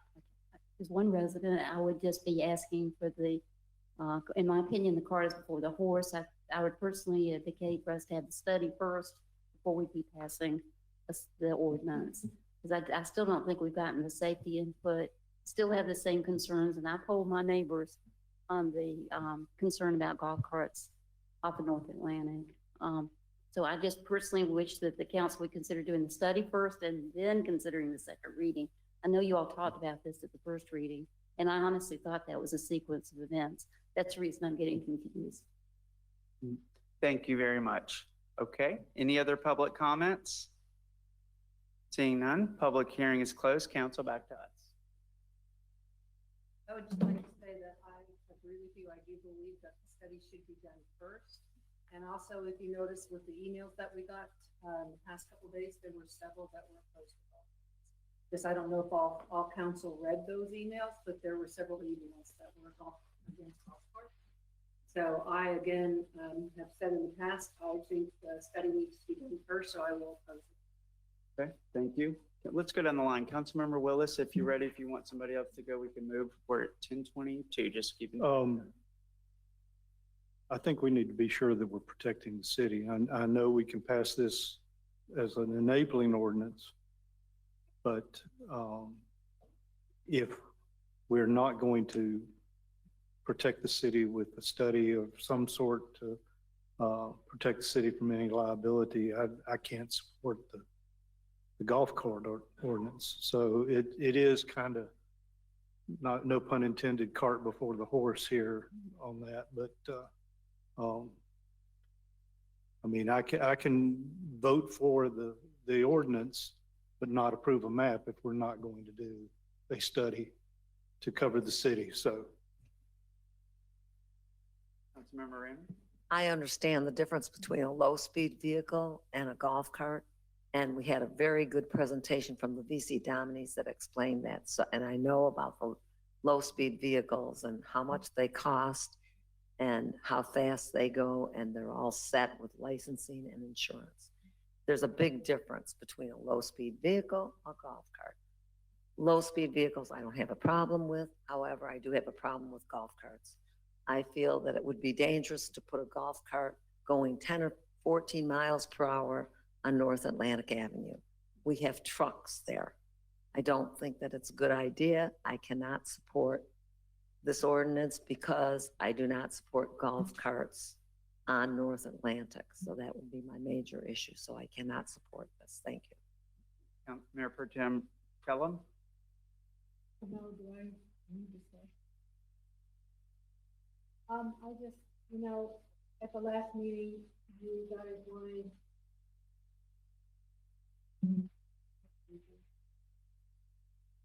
I agree. At first, I was against the study, but to protect the city, I'm for the study. But we need to enable us to have golf carts to do the study. Then once, if we pass this, like we said before, and Anthony, I'm going to need your help on this. If we pass this and get the study done, and if it comes back that it's dangerous, which I cannot see on the presidential streets where golf carts would be dangerous.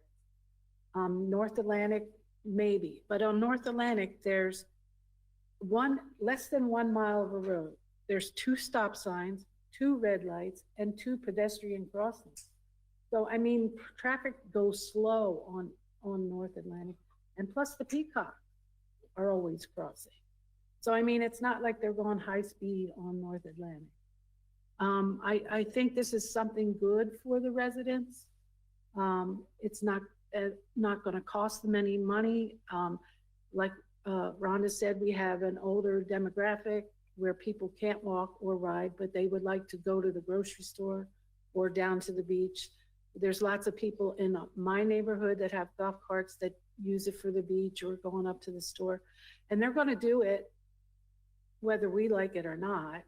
I would just rather enable them to do something with the law as opposed to against it, to go up the street to the store and get groceries or down to the beach.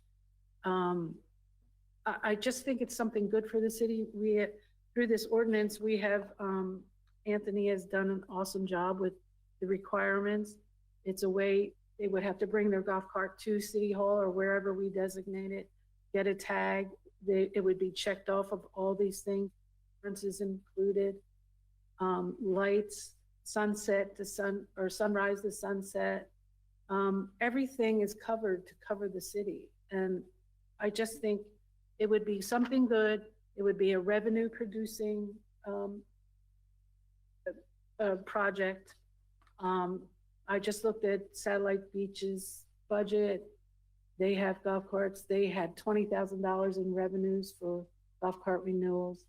And I, with the low speed vehicles, again, going faster, and Rhonda can attest to that, they're more dangerous than a golf cart. So if they have a Florida tag, it's okay for them to be on the street, but a golf cart that goes slower and is less dangerous, we're not going to allow. That doesn't make sense. And I mean, it's something good.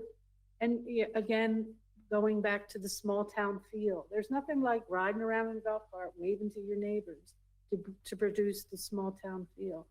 I just think, with the study, of course, that it is, and if the study comes back that it's highly dangerous, nothing happens. We still have this ordinance, nothing happens.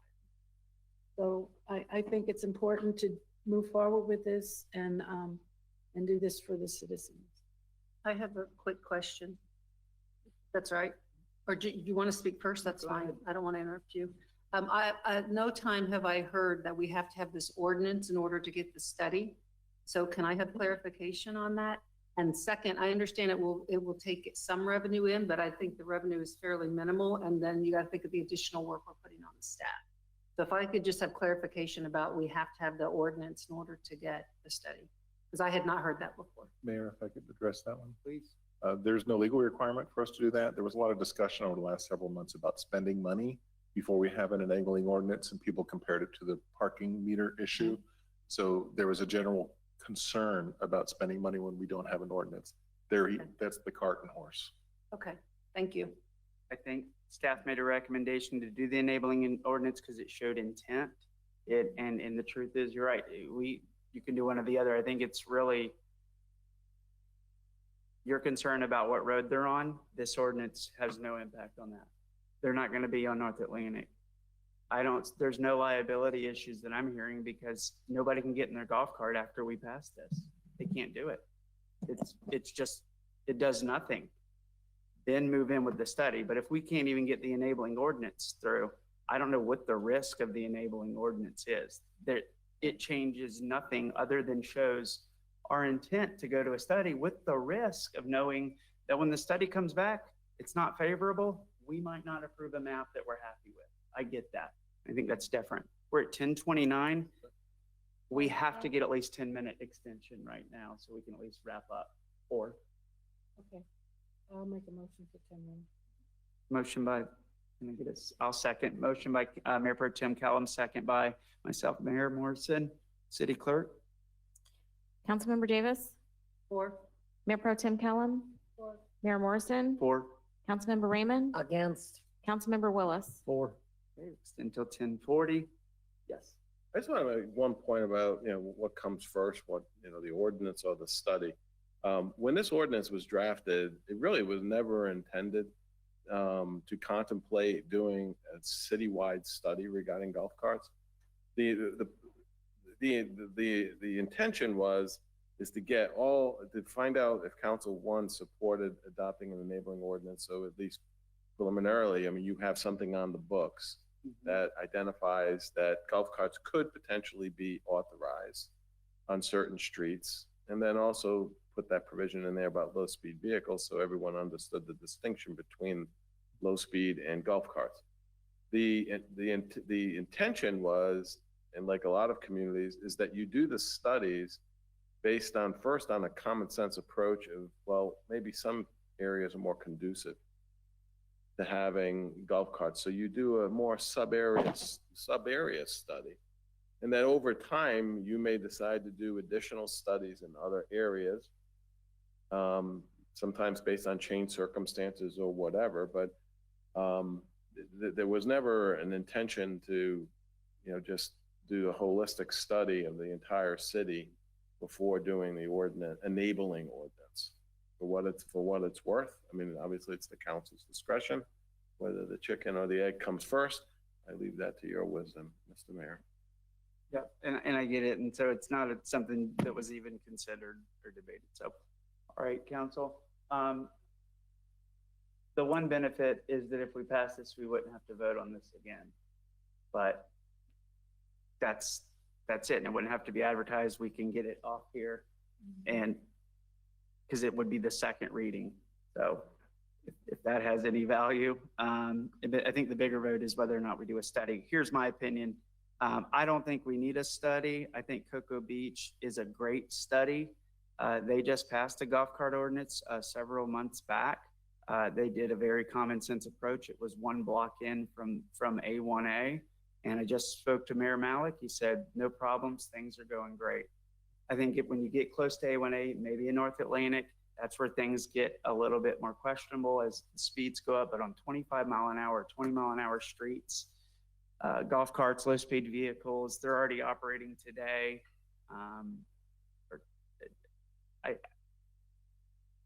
I understand the desire for a study, but I would be in favor of not spending that money and just approving this enabling ordinance and say, hey, on these few streets or right here, the 100 block, move forward.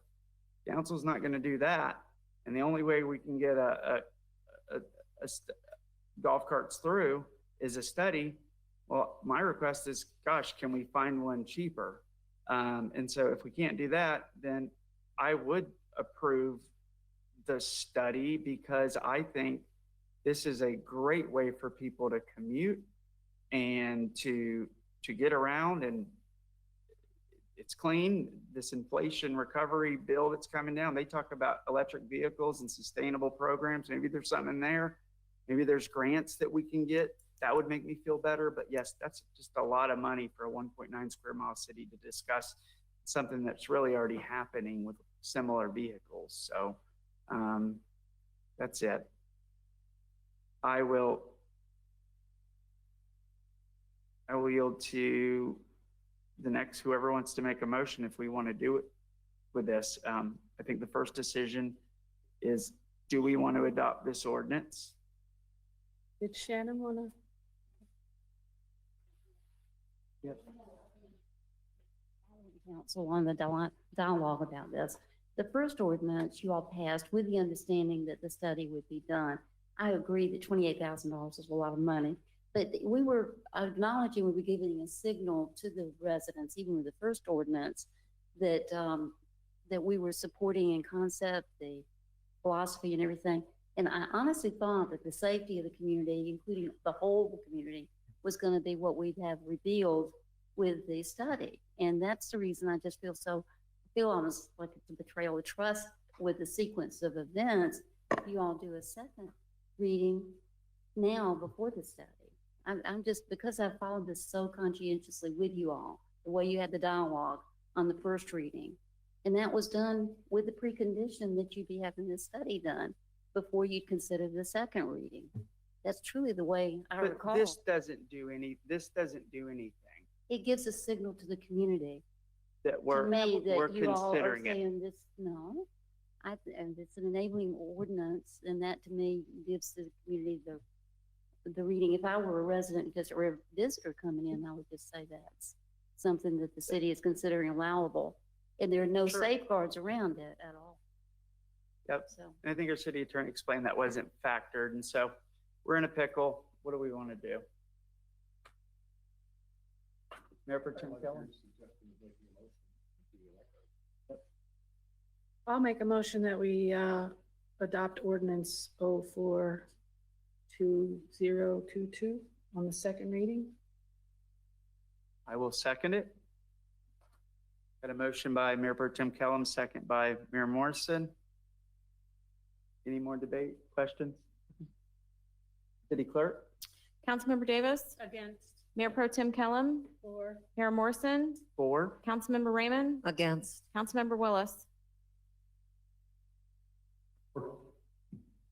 Motion passes 3-2 to adopt ordinance number 04-2022. Can we please also promulgate the concerns that Dr. Roberts says in some way that When we spread this is an information into the, enabling ordinance? we'll make sure the weekly update covers that properly. That nothing. In fact, we probably want to refrain from putting anything in the weekly update. It's going to If come we up at the do, coffee chat. I'll It make sure. needs to, no, it needs to be discussed and shared, but make it abundantly clear. Yep. All right, we're moving to item B, which is provide direction to staff on the Kimley Horn Associates. And we have 4 more minutes. This sort of talked about that. What number, I'm sorry? It's 10B. Now, is this a public hearing item or is this just a sub item? Do I need to go to public hearing for B? I don't think this is the ordinance. It's just that. No, I mean, Authorize city manager to execute. That's all it is. Okay. All right. Any discussion on this? Yes, I would like to say that I'm hoping that, I talked to Dave and Father as well on the scope of this study, and Anthony as well. There's certain streets that come right into A1a that should not be considered in the study because even with a low-speed vehicle, they won't be able to cross A1a. So they should not be included in the study. So is there a way we can get a lesser price if we limit it to North Atlantic presidential streets? And that's it. And then, do that study, and then down the road, as we see how it goes, then add, if we ever get the speed limit on A1a lowered, then low-speed vehicles could also go on A1a. But right now, they can't. So we're limiting, and there's already low-speed vehicles on these roads. So that's what my question. We are at 10:38. We've got 3 minutes. I don't think I'm just keeping track of time. And sense of expedience, Mayor, and the Mayor Pro Tem could make a motion for a limited study, as she said. Okay, I'll make a motion for a limited study to the streets that we're talking about, North Atlantic residential streets. So just so I understand, we're not including A1a. Is that what I heard Yeah, correct? A1a can't, even a low-speed vehicle can't go on A1a. But they could cross. They could cross.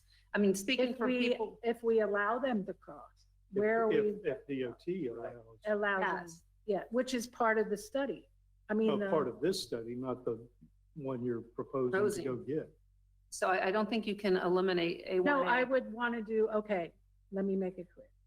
North Atlantic presidential streets and a Central Avenue crossing and a Center Avenue crossing. I think the way that would come across to Kimley Horn is your study area is the western right-of-way of A1a towards the ocean. That's the study area. The western right-of-way of A1a. No, because West side of all A1A. down here, these places that are on the west side. Oh, but you got to cross A1a, so that has to be Yeah, part of the study you gotta area. cross. And they need to, Okay, We so have the most neighborhoods. western point is the Yes, sidewalk Yes. essentially on A1. and we know it can't go further south than Holman. So no further south than Holman, and western edge east of the ocean. But that would You're- include. You're saying that Porta del Rio, Therm could come to Central and cross. I'm saying in a limited scope, it wouldn't include Therm or West Central in the study. I think that's what you want to do, is not include that. No, I would want to include where they can cross. But what about riding on West Central to cross? How about this? How about it's limited to minimal optimal crossings, shrinking the study area, identifying areas no one would go anyways, and seeing if that shrinks the scope of work. Right? I mean, but to not have your neighborhood wouldn't make or sense. on further south, so. Yeah, or any neighborhood, it was just, those are main cross areas. Okay. Mr. Dickey. How about if I have a quick conversation with Kimley Horn? They have a little bit of background in this. They may be able to help us focus the scope of the project. But I think I have a sense of what the council is looking for. Yeah, and in fact, we can bring back a graphic for next month's meeting that shows what we intend to be the scope area. That helps, and we'll give that, if it's approved by council, we'll give it to Kimley Horn. So we're just gonna pull this out and not act on it. Well, if that's council's option. Mayor Pro Tem Kellum?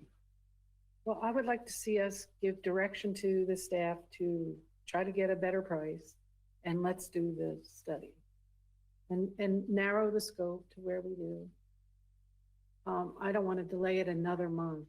You know, because then the deliverable time is also. So can you do that? Can we agree to do the study and get the limited? Not to exceed the $28,000 figure, but try to bring it down with limited Yes. scope. Right. My question is this, if we limit it now, what happens if all of a sudden we want to study later? I mean, then it's going to cost us even more to do it. If we did it all at once, then we've got to separate. If we do some now and some later, I think it's going to be more expensive to the city. And at some point, if A1a or different places are eliminated, I may want to study to include those for the people on the west side. So The only way that will happen is if the speed limit on A1a gets lowered to 35. I And understand. how many years is that out? I mean, for the low-speed vehicles or golf carts to cross A1a. So I'm just saying to get this started finally, if we could do like I said. Do you understand the request? I think I have a general sense of what the council is looking for. And as Anthony indicated earlier, other communities have taken, I'll characterize it as taking bites at the apple, not citywide, but bites, and see how it goes. And On the study, I mean, you can go to Kimberly Horn. I don't know what their methodology is going to be, but very briefly, the council is going to have to make a determination that golf carts can safely travel on a specific road based on the volume, speed, and characteristics of a specific road. Way I understand the statute, Kimberly Horn better be studying the particularities of each road for purposes of safety. So if you condense the study area, I would imagine you're not going to be doing traffic counts and speed analysis of other roads. It should shrink the amount of work that would be required to do the study. So can we give direction to the staff, $28,000 or less hopefully, in a narrowed scope of where we would like to have it? I'm okay with that. We're gonna get a study and we're gonna try to get a better deal and leverage some of the things our city attorney talked about in Dave. That's what Well, I would like to see the connecting roads to Central, possibly crossing A1a and Center Street. Because currently, those are the only ones that could get there. And that task was included in my discussions with Kimley Horn, so they're anticipating that they would be coordinating with DOT on that. Okay, we had 1 minute left and now we're over. So do you want to make your motion? Or Do we need a motion or are we just giving staff direction? The motion would be appropriate. Okay, I make a motion that we give staff direction to $28,000 or less, smaller scope, certain roads. And do it. Get her You done. said 28,000, it's actually 28,500, but I just want to be clear. Well, we've already paid I like, Kimley and Oh. Dorn $112,000 for residential street. keep it, okay. I'll second the motion. Yes. So we've got a motion by Mayor Pro Tem Kellum, second by Mayor Morrison to not exceed the $28,000 roughly. Council, anything? City Clerk? You ready? Yes. Councilmember Davis? For. Mayor Pro Tem Kellum? For. Mayor Morrison? 4. Councilmember Raymond? Against. Councilmember Willis? 4. Okay, motion passes 4-1, excuse me. We have reached the end of our meeting. However, I feel strongly to extend for another 10 minutes. We've got 3 citizens that have sat through this entire time. And I think we can all conduct ourselves accordingly. As long as we have a quorum, we can stay. Item number 16 and also item number 20. So, council, I would prefer that we take, I think 20 is going to move the quickest, and then we can end with that. And so, are we okay with doing we've already explained the Oak Lane earlier, but I've got a card here from Mr. James. So if we can take that, are y'all okay with extending? I make a motion, we extend 15 minutes. I'll second. All right, motion by Councilmember Willis, second by Mayor Pro Tem Kellum to extend for 15 minutes. City Clerk? Councilmember Davis, 4. Mayor Pro Tem Kellum, 4. Mayor Morrison, 4. Councilmember Raymond, Against. Councilmember Willis. 4. Motion passes 4-1. Let's go ahead and start with public comment. Mr. James, are you ready, or would you like us to start? Why don't you come up, and if there's something that you hear that needs to be said, we can work through it. At this point in time, I'm a little uncertain about where we left the item of reclaimed water on Oak Lane. I know that the city found a 2-inch line on the west side of North Atlantic, but they're going to investigate if that could be extended down to Oak Lane. But what's going to happen? Does there need to be another determination from the council as to whether or not to do that? Or what's the process? Well, this is my preliminary answer, Mayor, if I may. It's a 2-inch line, so it's only got so much capacity and so much pressure, and it's currently serving the west side of the right-of-way on North Atlantic Avenue for irrigation. Teeing off of that to serve additional residents on Oak Lane or any other street is going to reduce that pressure and capacity. And this gets into an engineering science that I'm not prepared to talk about. I'm not well versed in. But what it does open up is a possibility for us that maybe we can do this. So what I'm asking council to do is say, hang on, pause this item while we actually ask somebody who knows this science what can be done. But it's a hopeful thing, because it means that we could, if the science says we can make this work for Oak Lane, we would then plan to include the irrigation piping, the delivery lines, service delivery lines in with the Oak Lane construction project. And a backup to that would be, if it's not enough, we could still put a larger pipe in coming up to it, and then still connect a larger pipe under the road to that in a future date. So I'm saying it's all hopeful that we can have reclaimed water there. This is our best chance first. We want to try this. And the price we heard is going to be half or less than what we had previously heard. We had previously heard $70,000. It would be $35,000 or less is what we heard. So what we're saying to council is, give us time to get with an expert and see what's the best way to do this. But we've got a great hope. Given that, I would urge the council to go forward with reclaimed water on Oak Lane, regardless of the finding that the city finds. And again, I'm a retired engineer, so I do have some insight into the challenges that you face in trying to make a 2-inch line work. This is the time to do it. If you're going to pave Oak Lane, this is the time to do it. It's never going to be cheaper. And when you pave Oak Lane and you put a stormwater system in, you're introducing conflict to any future installation down that road. So I would urge you to consider doing that now, making consideration for that now, regardless of the finding. Hopefully the 2-inch line will work. If not, I just want to point out a couple of things regarding the reclaimed water. According to the 2021 State of the City report, you're still discharging 60 million gallons of treated effluent a year into the Banana River. 60 million gallons a year. So there is capacity there to extend this line to many parts of the city, I would think. to do that.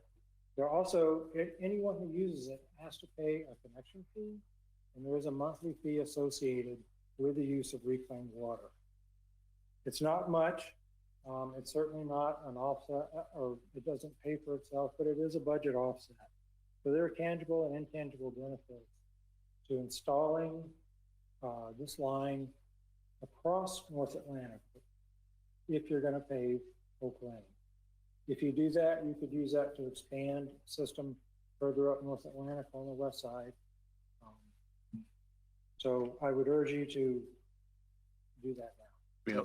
And just a formality, would you make sure, Mark, say your name into the record?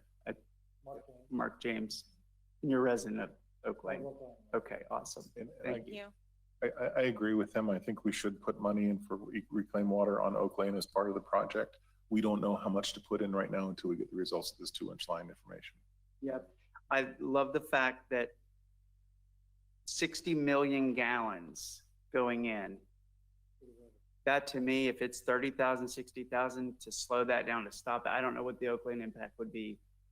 But those are a quality of life issues when you're talking about priority, that we don't have reclaimed water, and what a missed opportunity. Mayor Pro Tem Kellum, this was actually your agenda item, so I want you to make sure you get yourself. Well, Thank you, Mr. James. Discussed it, you know, You happy with? whenever but I agree. Over on the day, other places along North Atlantic there.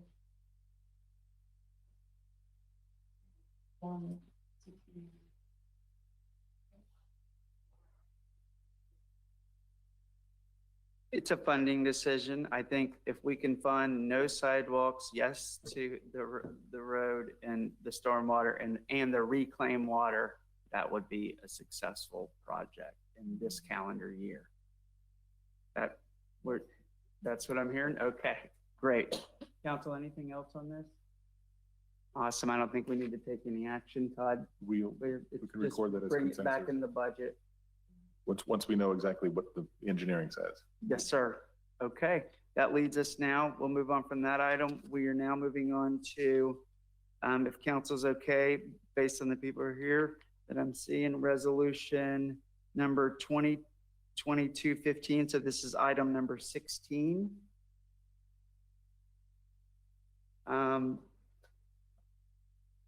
City manager. This is regarding a lot split. I can just give a quick overview. P&Z board took this issue up, I guess, last week. And now it's on the council's desk for to adopt this resolution for a lot split, which is required by our ordinances. So this, I think we all know where this property is located. And with that, city manager, you want to Thank explain you. anything? I have met with all the council members about this, so I'm repeating for the public, actually. This property was rezoned from R2 to R1 in 1979. The property owner at the time objected to the rezoning. However, the rezoning stuck.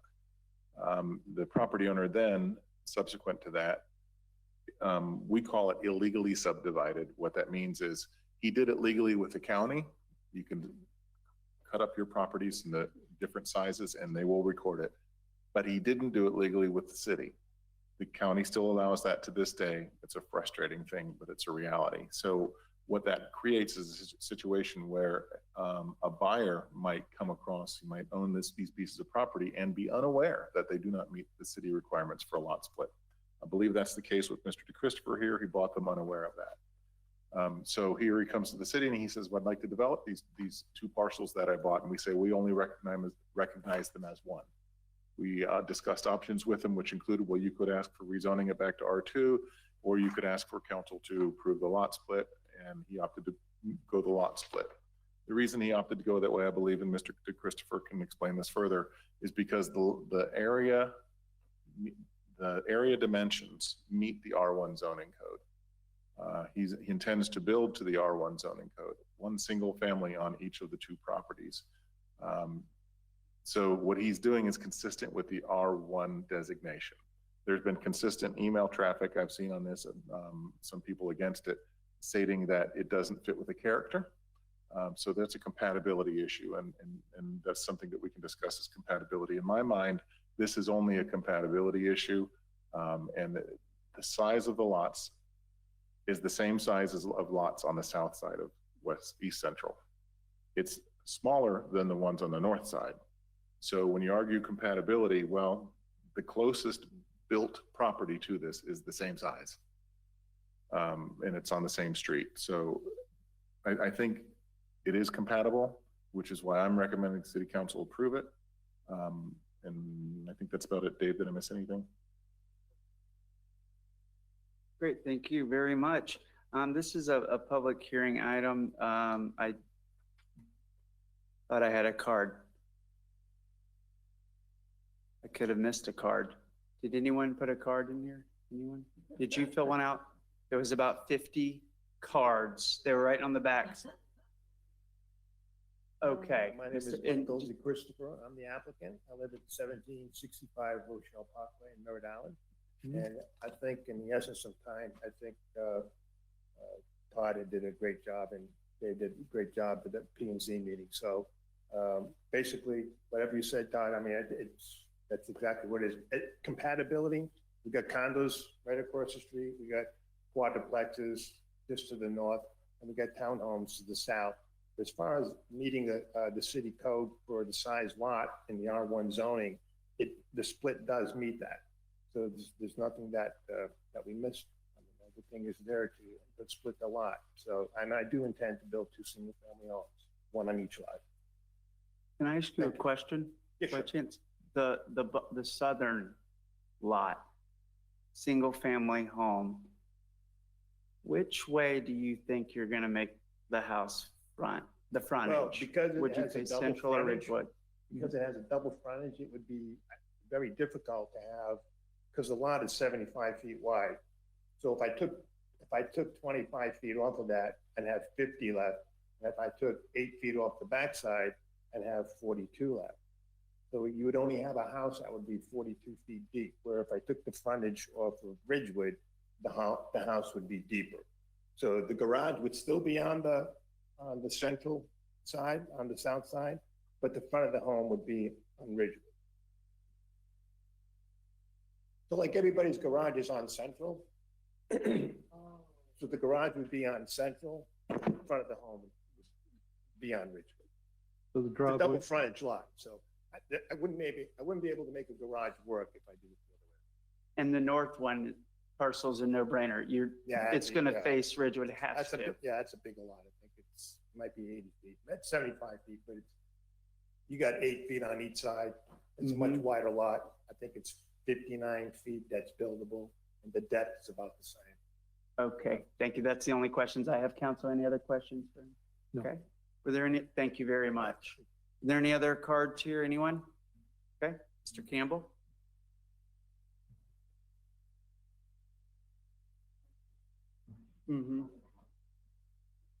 Ed Campbell, 307 Surf Drive. I'm in that neighborhood. One of the things that was left out of this conversation was the fact that the first time this council heard about this was a year ago, when it was brought to you as a request to change an ordinance to allow essentially the county lot lines to be incorporated without the benefit of doing a lot split procedure that's in accordance with our ordinance. At that time, you were provided with information that talked about the fact that it was not developers coming in to cut the lots up. You were told that. You were told it was to protect the innocents through no fault of their own, had spent hundreds of thousands of dollars on a lot they couldn't build on. And characterized the problem as not widespread. None of those are true. When I asked about how that occurred with the request to do the ordinance change, it was in fact Mr. Christopher's request to split his lot. Mr. Christopher is certainly not an innocent through no fault of his own. He is in fact a developer.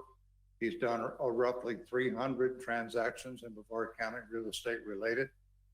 He has about 30 corporations that are associated with investment and property. He is not an innocent. He is a subject matter expert. So that whole scenario about protecting the innocents is not true. It is in fact developers trying to slice up the lots in my neighborhood. I find it offensive. I find it not compatible. It's not compatible for a few reasons. One mostly is that if you drive down those streets, those are single family homes on large lots. If you take a look at the current development activity that's in that area, it's 2 single family homes being built on an individual unsplit lot. So this is simply, my opinion, going around the R1 ordinance by doubling the density on a single piece of land that was intended to have 1 home. This should not be allowed. It is not compatible with the neighborhood. I will add last that you said this was coming in as a public item. No, it's not. It's coming to you as an item for action. The notice that was provided for this to the citizens in the 500-foot radius specifically said, and I will quote, at a duly noticed public hearing. This is not a duly noticed public hearing. In addition to that, the notice that was provided in the 500-foot radius specifically said, the public hearing will be before the council, and then in red, it said on September 20th, 2022. One of my neighbors who submitted a card, submitted an objection to this, went out of town this week, confident in the fact that he wouldn't have to come before the council until September 20th. So that was misleading, as is most everything else that's happened on this property. I'm asking the council, please go review the transcripts and the videos of the meetings that were held a year ago and the one that was held with the Planning and Zoning Board this time. And I believe you will come to the conclusion that there's been too many process escapes and too many misrepresentations, that there's something else behind this, and I would like you to look into it. Do not allow this lot split. Thank you for your time. Thank you, Mr. Campbell. Are there any other public comments? Seeing none, just want to start on a couple of things. The September 20th advertisement, is that something that staff knows about or was aware? You address that, Dave? Is that? Yeah, Pat, do you have a copy of the notice with you?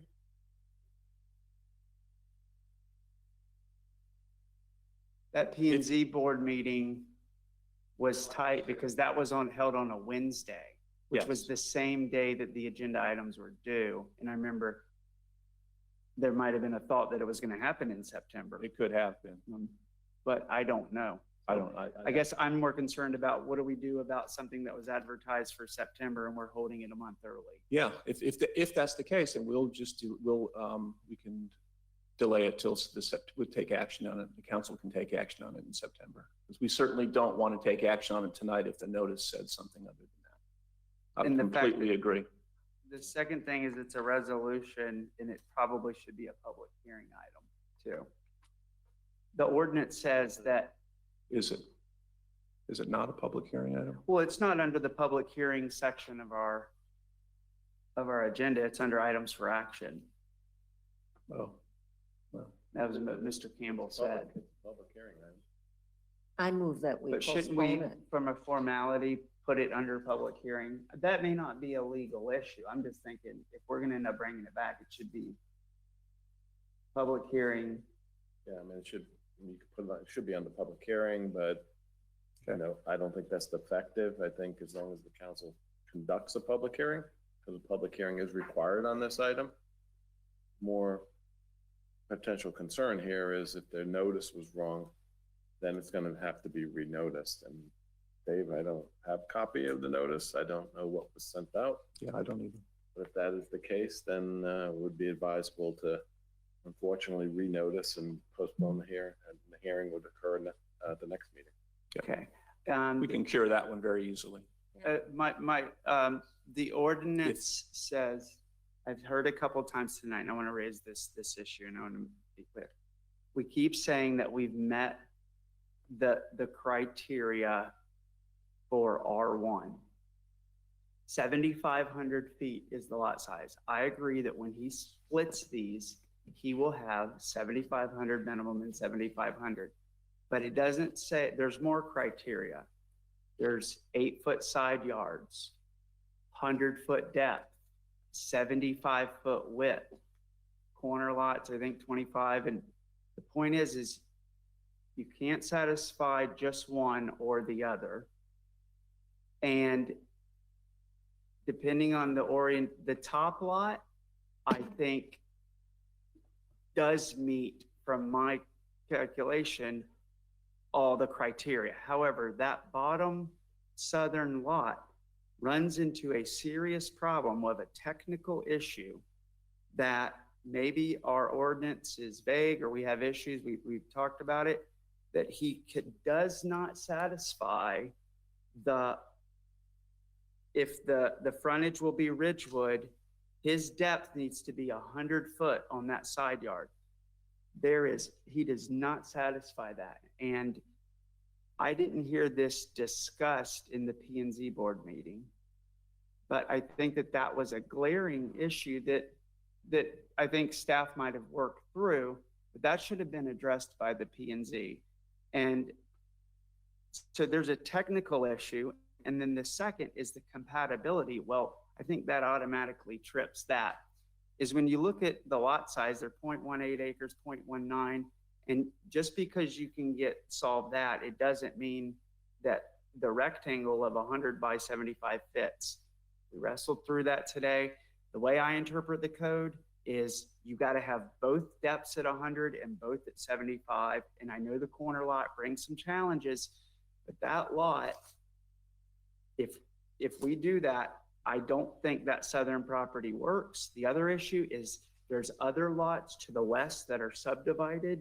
In the eyes of the county, it is not recognized by the city. And I think this sets a precedence for these types of projects to continue. And so all those ones across now get subdivided. So this isn't about turning one property into two. From my math, it could turn 6 or 7 properties into about 15 to 20. I do remember this ordinance getting brought up. It did not. We voted it down. Now it's coming back in a different form. Mm-hmm. There are some issues here that does not sit well. I was not impressed with the dialogue. I heard it respectfully, our planning and zoning board meeting. I felt that was a 7-0. Well, they met all the criteria. They're supposed to be our subject matter experts. They're supposed to be doing deep dives into this stuff. Staff does their best, but we need P&Z as that accountability to go in and to be doing the work. And if they did that, why was the question about the 100-foot depth not discussed in that lengthy meeting with lots of citizen comments? That jumped right out at me, and that's a concern. I think we should delay and get these issues addressed. So I move that we postpone Okay. this item. Okay. Got a motion by Councilmember Raymond, second by Mayor Pro Tem Kellum, to postpone this item to the next meeting, I assume. Any more questions, discussions? Does it need to go back to P&Z? If it does, it does. I think we can let staff, I don't think we have to send it there. That's a good question. Is it? Send it there.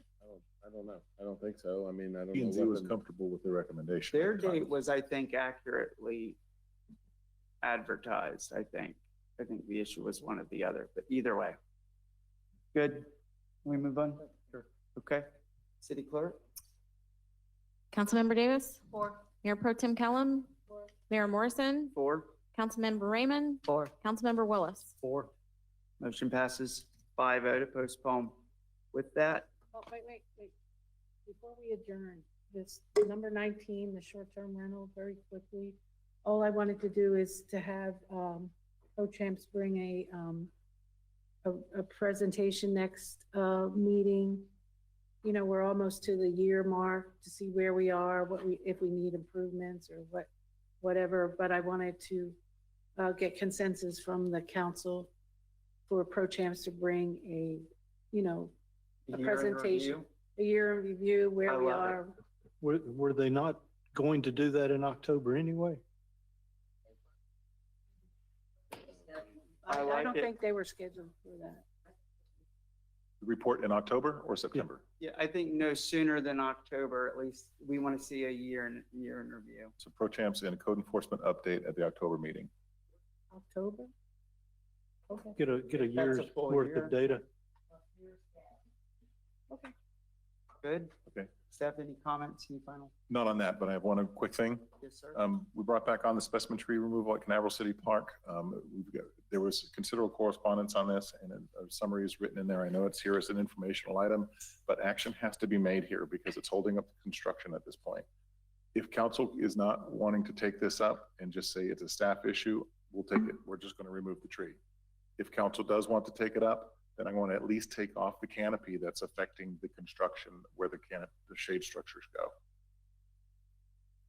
My recommendation is to prune the tree, stabilize the tree, remove the threat with stability, open the park.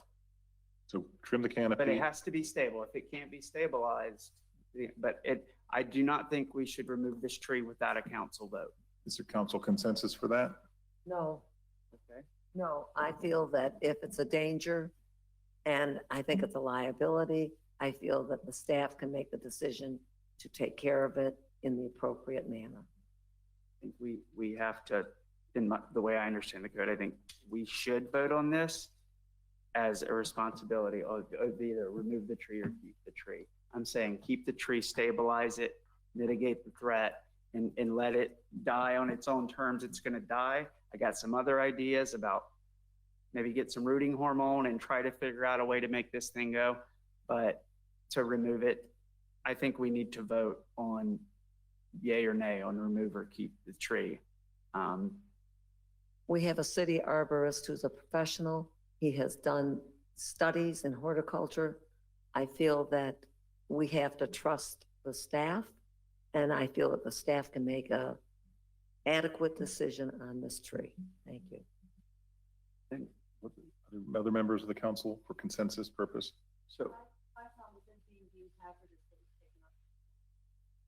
but yes, but there's been a lot of conversation about that and an argument made. it needs to be, it doesn't talk about hazardous. It says, well, an imminent threat, an immediate threat. This is, if this was an immediate threat, then why was staff meeting underneath These are the it? details that would be discussed if council wants to take it up.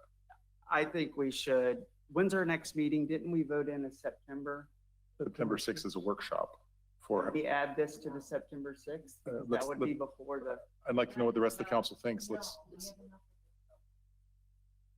No, that's a workshop on meetings and why they last so long. Yeah.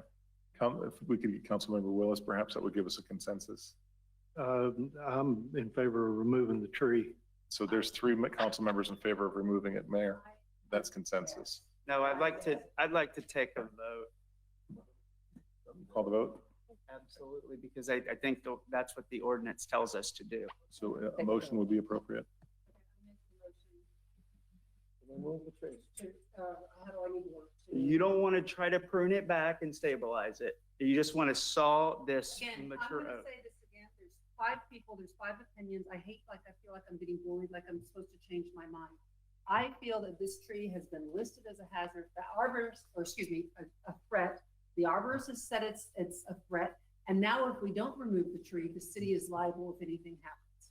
So at this point, I don't want to argue about it. This is my opinion. That's your opinion. I and have a respect that. responsibility to understand your emotion. That's Excuse fine. me, no one's bullying you. I have a tremendous the amount of vote. respect for you. It's getting late and these are the side effects. You want to go home, we want to go home, we're going to get home.